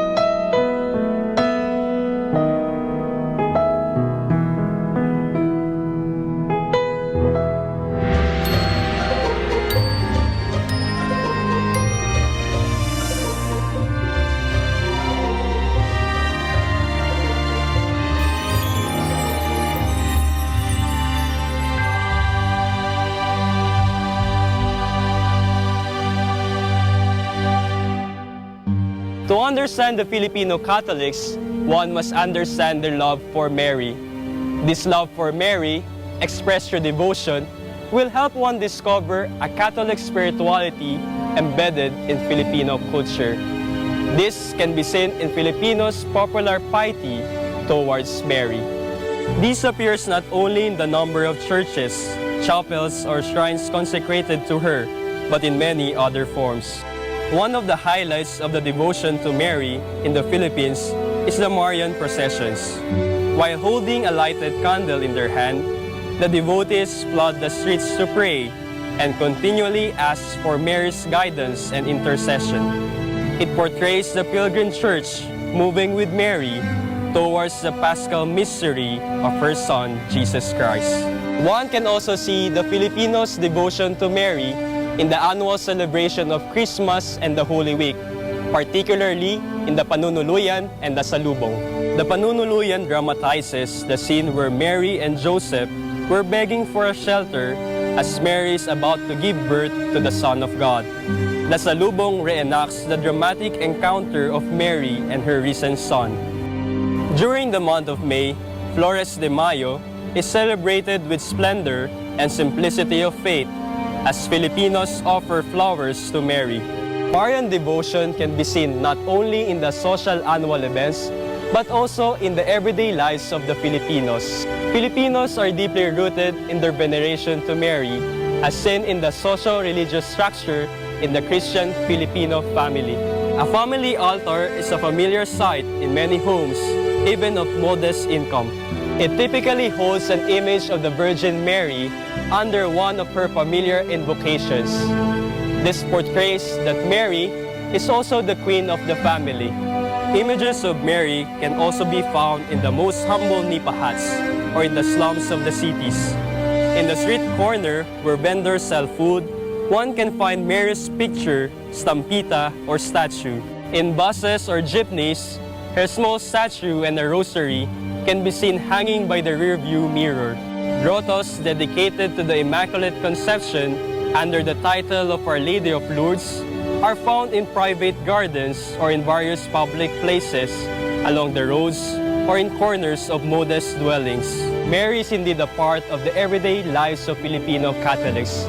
These are not merely actions and symbols without meaning. The Filipinos' devotion to Mary, as seen in religious piety, serves as an outlet for human and religious remembrance, thoughts, and affections. These actions and symbols of Marian devotion exhibit the Filipinos' sincere faith to God. It demonstrates that devotion to Mary does not impede the Filipinos' focus on Jesus, but rather leads them closer to Jesus. This devotion deeply acknowledges Mary's role in the history of salvation. She is the handmaid of the Lord who accepted the will of God and acted on it. She is the mother of Jesus and our mother too. Her maternal care goes out to Filipinos who affectionately call her Mama Mary.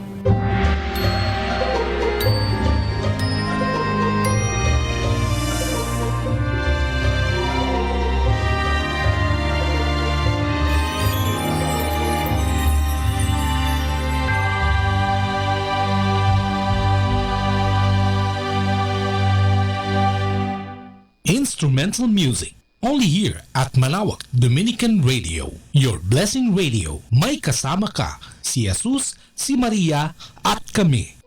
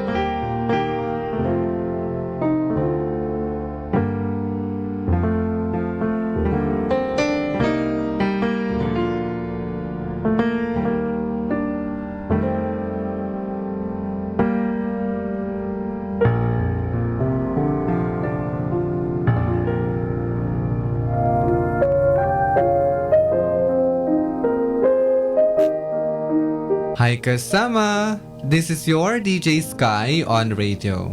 I just want to share you a one manna day for March 28, entitled Believe in God.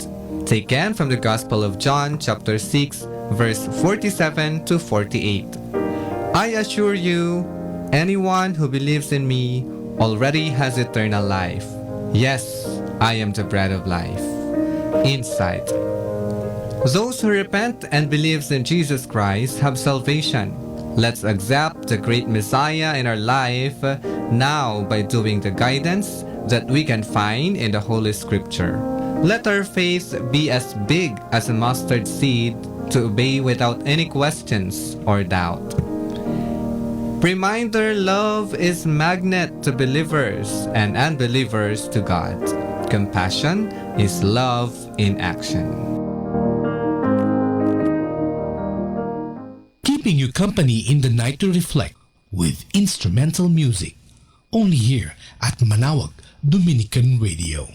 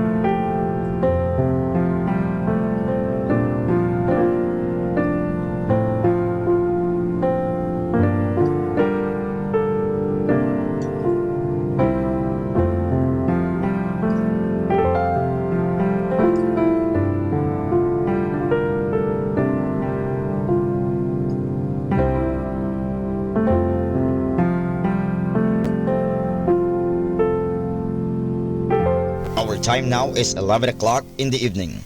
Let us now have our time check prayer. Inaanyayahan ko po kayo na samahan ninyo ako sa panalangin sa oras na ito. Panalangin para sa kalusugan ng katawan. Ama naming mapagmahal, katulad ng buhay, ang kalusugan ng katawan ay biyayang kaloob mo. Kaya't marapat lamang na ito'y pagyamanin at pangalagaan.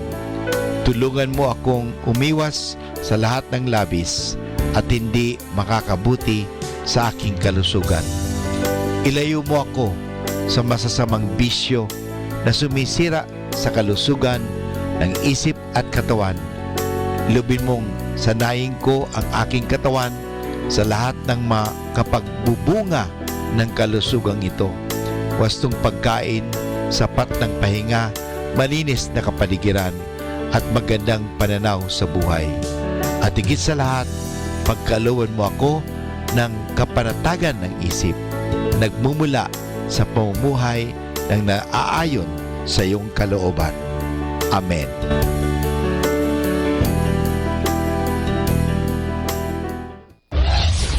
This is Manawag Dominican Broadcasting Incorporated, a religious non-commercial radio station. 10 years of evangelizing the airwaves, sharing God's blessings, live masses on air, playing religious music and prayers. May kasama ka, si Jesus, si Maria, at kami. Our positive thought for this hour: do what is right, not what is easy. 102.7 Manawag Dominican Radio.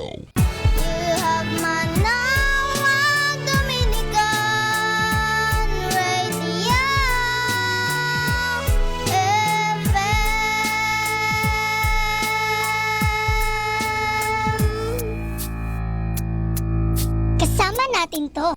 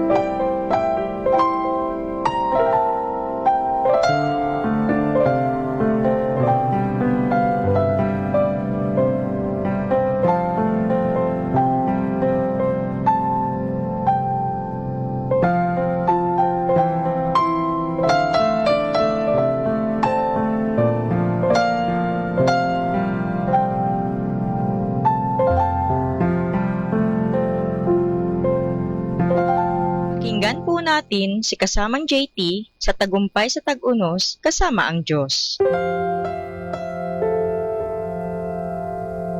Ngayong Marso 28, ating pagnilayan ang inspirasyon ng pinamagatang Mahal Mo Ba Ako? Naghanda si Jesus ng agahang tinapay at isda para sa kanyang mga disipulo. Pagkatapos nilang kumain, tinanong niya si Simon Pedro, "Simon, anak ni Jonas, mahal mo ba ako ng higit sa mga ito?" Maaaring nabigla si Pedro na tinanong siya ni Jesus ng ganito. 3 taon na sila nagkasama.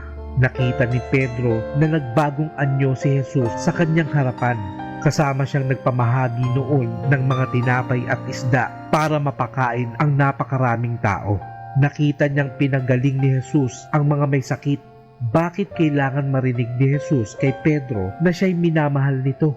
Isa sa mga pangunahing pangangailangan ng tao ang magbigay at tumanggap din ng pagmamahal, na kahit si Jesus man ay humingi ng commitment ng pagmamahal, ay pagpapahiwatig na nais din malaman ng Diyos na mahal natin siya. Sa kanyang pagmiministeryo, itinuro ni Jesus na ang pag-ibig sa Diyos ang pinakahigit sa lahat ng utos. Ngunit paano ito maisasalin sa kasalukuyang pamumuhay natin? Kung halimbawang magpakita si Jesus sa iyo at tanungin ka, "Talaga bang mahal mo ako ng higit sa mga ito?" Anong isasagot mo? Hindi siya masisiyahan sa ating pagsagot lamang ng "Siyempre pa." Alam na natin yan. Nais niyang malaman sa scale na 1 hanggang 10, gaano kalaki ang pagmamahal natin sa Kanya. Ito ay matatagpuan sa unang Juan, Kapitulo 4, versikulo 19. Sabihin mo sa Diyos na mahal mo rin siya. Nais niyang malaman ito.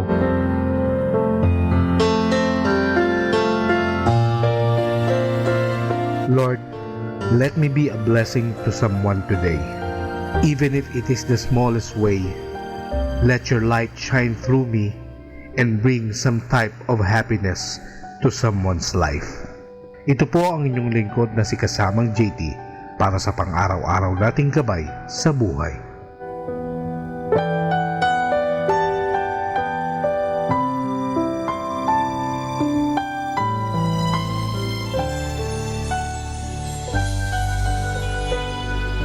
Atin pong napakinggan si kasamang JT sa Tagumpay sa Tag-Unos kasama ang Diyos sa inspirasyon ni Harold J. Sala. Dito po lamang sa Manawag Dominican Radio. May kasama ka, si Jesus, si Maria, at kami. Setting you free from stress. Instrumental music. Only here at Manawag Dominican Radio.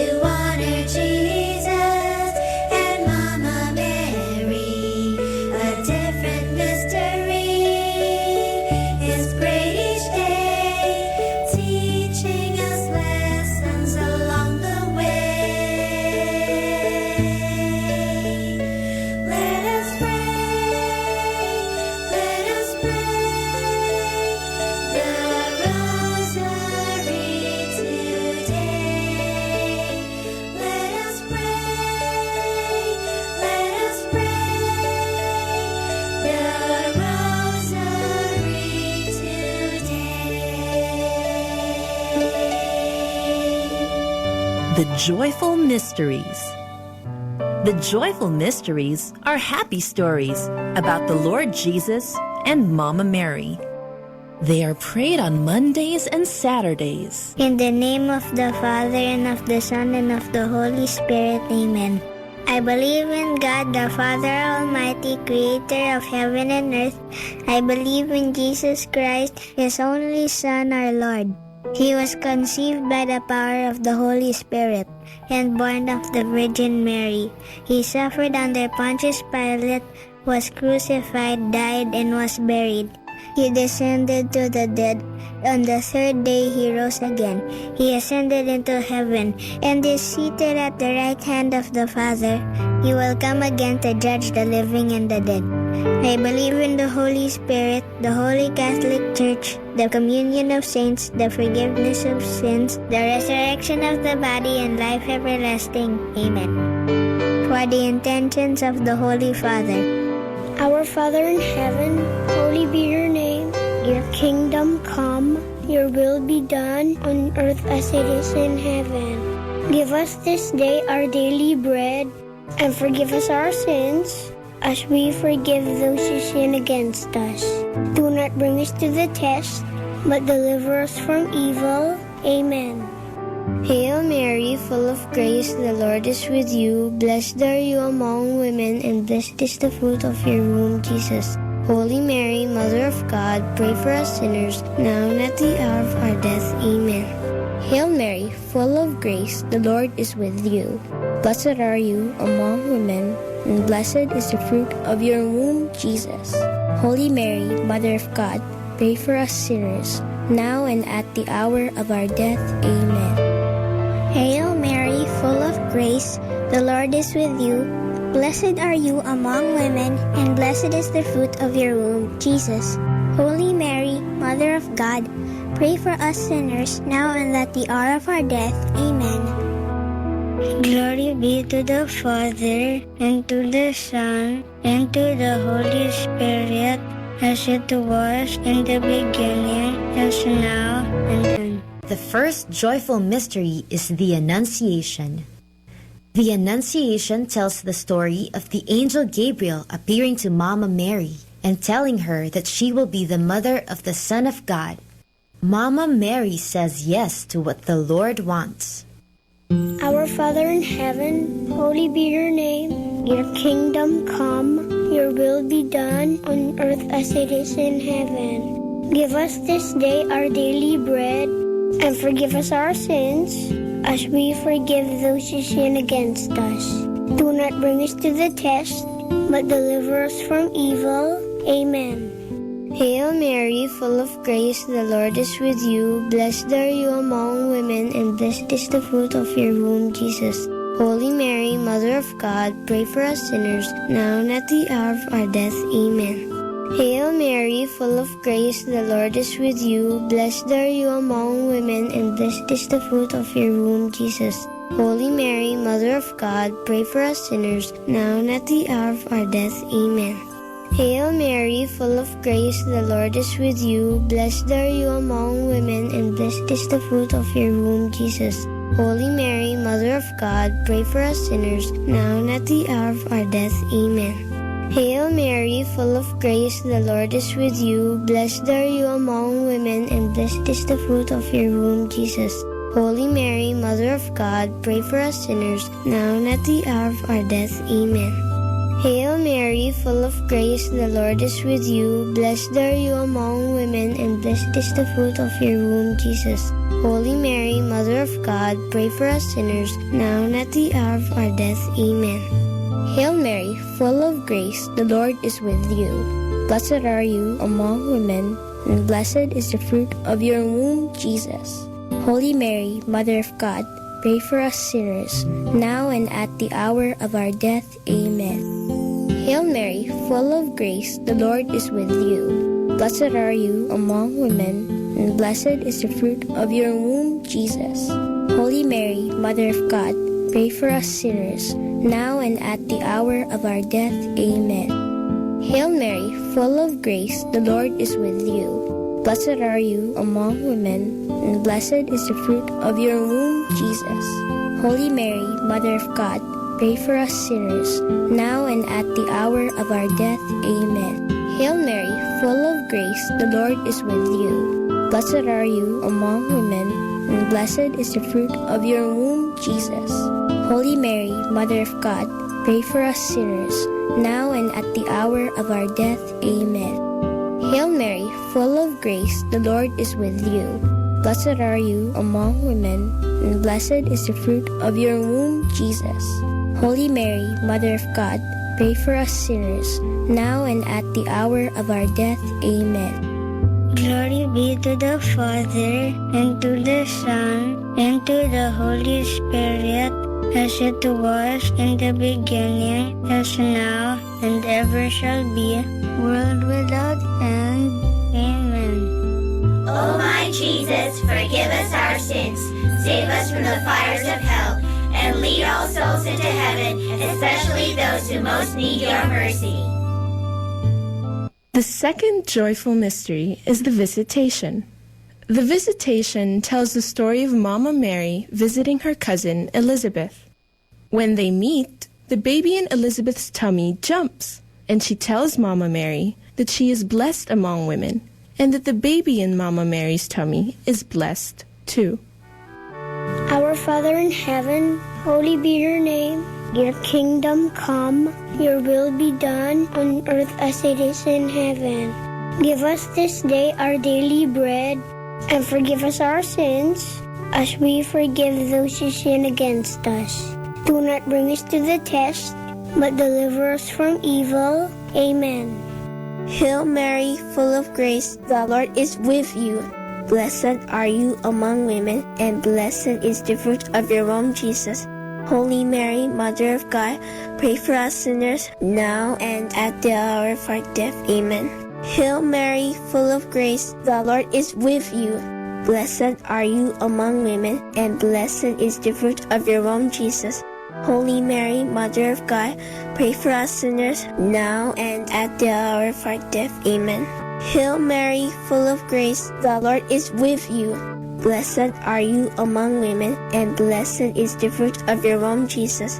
Holy Mary, Mother of God, pray for us sinners, now and at the hour of our death. Amen. Hail Mary, full of grace, the Lord is with you. Blessed are you among women, and blessed is the fruit of your womb, Jesus. Holy Mary, Mother of God, pray for us sinners, now and at the hour of our death. Amen. Hail Mary, full of grace, the Lord is with you. Blessed are you among women, and blessed is the fruit of your womb, Jesus. Holy Mary, Mother of God, pray for us sinners, now and at the hour of our death. Amen. Hail Mary, full of grace, the Lord is with you. Blessed are you among women, and blessed is the fruit of your womb, Jesus. Holy Mary, Mother of God, pray for us sinners, now and at the hour of our death. Amen. Hail Mary, full of grace, the Lord is with you. Blessed are you among women, and blessed is the fruit of your womb, Jesus. Holy Mary, Mother of God, pray for us sinners, now and at the hour of our death. Amen. Hail Mary, full of grace, the Lord is with you. Blessed are you among women, and blessed is the fruit of your womb, Jesus. Holy Mary, Mother of God, pray for us sinners, now and at the hour of our death. Amen. Hail Mary, full of grace, the Lord is with you. Blessed are you among women, and blessed is the fruit of your womb, Jesus. Holy Mary, Mother of God, pray for us sinners, now and at the hour of our death. Amen. Hail Mary, full of grace, the Lord is with you. Blessed are you among women, and blessed is the fruit of your womb, Jesus. Holy Mary, Mother of God, pray for us sinners, now and at the hour of our death. Amen. Glory be to the Father, and to the Son, and to the Holy Spirit, as it was in the beginning, as now, and ever shall be, world without end. Amen. O my Jesus, forgive us our sins, save us from the fires of hell, and lead all souls into heaven, especially those who most need your mercy. The third joyful mystery is the birth of Jesus. How does it feel to have a birthday? It's so much fun, isn't it? This mystery tells about the birthday of Jesus. When he was born, the whole of heaven rejoiced and declared, "Glory to God in the highest." Our Father in heaven, holy be your name. Your kingdom come, your will be done on earth as it is in heaven. Give us this day our daily bread, and forgive us our sins, as we forgive those who sin against us. Do not bring us to the test, but deliver us from evil. Amen. Hail Mary, full of grace, the Lord is with you. Blessed are you among women, and blessed is the fruit of your womb, Jesus. Holy Mary, Mother of God, pray for us sinners, now and at the hour of our death. Amen. Hail Mary, full of grace, the Lord is with you. Blessed are you among women, and blessed is the fruit of your womb, Jesus. Holy Mary, Mother of God, pray for us sinners, now and at the hour of our death. Amen. Hail Mary, full of grace, the Lord is with you. Blessed are you among women, and blessed is the fruit of your womb, Jesus. Holy Mary, Mother of God, pray for us sinners, now and at the hour of our death. Amen. Hail Mary, full of grace, the Lord is with you. Blessed are you among women, and blessed is the fruit of your womb, Jesus. Holy Mary, Mother of God, pray for us sinners, now and at the hour of our death. Amen. Hail Mary, full of grace, the Lord is with you. Blessed are you among women, and blessed is the fruit of your womb, Jesus. Holy Mary, Mother of God, pray for us sinners, now and at the hour of our death. Amen. Hail Mary, full of grace, the Lord is with you. Blessed are you among women, and blessed is the fruit of your womb, Jesus. Holy Mary, Mother of God, pray for us sinners, now and at the hour of our death. Amen. Hail Mary, full of grace, the Lord is with you. Blessed are you among women, and blessed is the fruit of your womb, Jesus. Holy Mary, Mother of God, pray for us sinners, now and at the hour of our death. Amen. Hail Mary, full of grace, the Lord is with you. Blessed are you among women, and blessed is the fruit of your womb, Jesus. Holy Mary, Mother of God, pray for us sinners, now and at the hour of our death. Amen. Hail Mary, full of grace, the Lord is with you.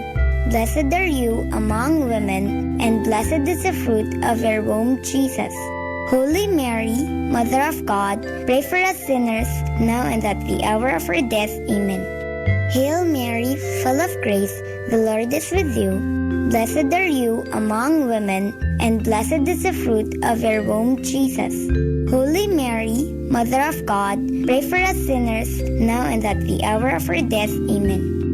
Glory be to the Father, and to the Son, and to the Holy Spirit, as it was in the beginning, as now, and ever shall be, world without end. Amen. O my Jesus, forgive us our sins, save us from the fires of hell, and lead all souls into heaven, especially those who most need your mercy. The fourth joyful mystery is the presentation of Jesus in the temple. When Jesus was still a baby, Saint Joseph and Mama Mary brought him to the temple, which is like our church. There, he was set apart as holy to God. Our Father in heaven, holy be your name. Your kingdom come, your will be done on earth as it is in heaven. Give us this day our daily bread, and forgive us our sins, as we forgive those who sin against us. Do not bring us to the test, but deliver us from evil. Amen. Hail Mary, full of grace, the Lord is with you. Blessed are you among women, and blessed is the fruit of your womb, Jesus. Holy Mary, Mother of God, pray for us sinners now and at the hour of our death. Amen.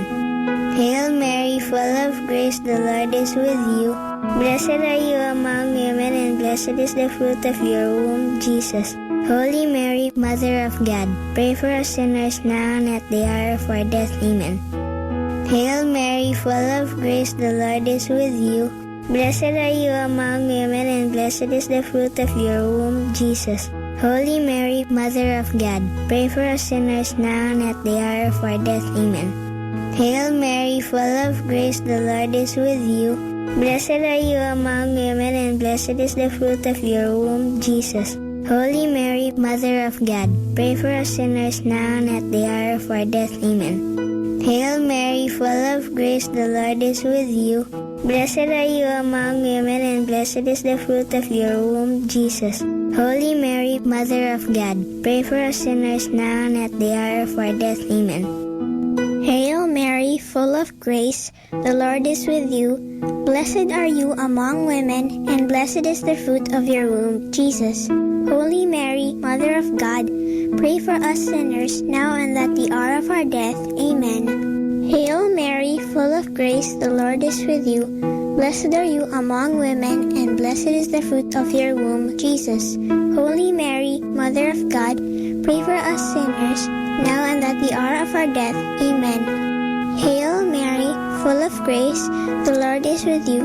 Blessed are you among women, and blessed is the fruit of your womb, Jesus. Holy Mary, Mother of God, pray for us sinners, now and at the hour of our death. Amen. Hail Mary, full of grace, the Lord is with you. Blessed are you among women, and blessed is the fruit of your womb, Jesus. Holy Mary, Mother of God, pray for us sinners, now and at the hour of our death. Amen. Hail Mary, full of grace, the Lord is with you. Blessed are you among women, and blessed is the fruit of your womb, Jesus. Holy Mary, Mother of God, pray for us sinners, now and at the hour of our death. Amen. Glory be to the Father, and to the Son, and to the Holy Spirit, as it was in the beginning, as now, and ever shall be, world without end. Amen. O my Jesus, forgive us our sins, save us from the fires of hell, and lead all souls into heaven, especially those who most need your mercy. The fifth joyful mystery is the finding of Jesus in the temple. One time, Saint Joseph, Mama Mary, and Jesus went to Jerusalem for the Passover feast. On their way back, Saint Joseph and Mama Mary realized that Jesus wasn't with them. After searching for him for 3 days, they found him in the temple, listening and talking about God with the teachers. Jesus was only 12 years old. Our Father in heaven, holy be your name. Your kingdom come, your will be done on earth as it is in heaven. Give us this day our daily bread, and forgive us our sins, as we forgive those who sin against us. Do not bring us to the test, but deliver us from evil. Amen. Hail Mary, full of grace, the Lord is with you. Blessed are you among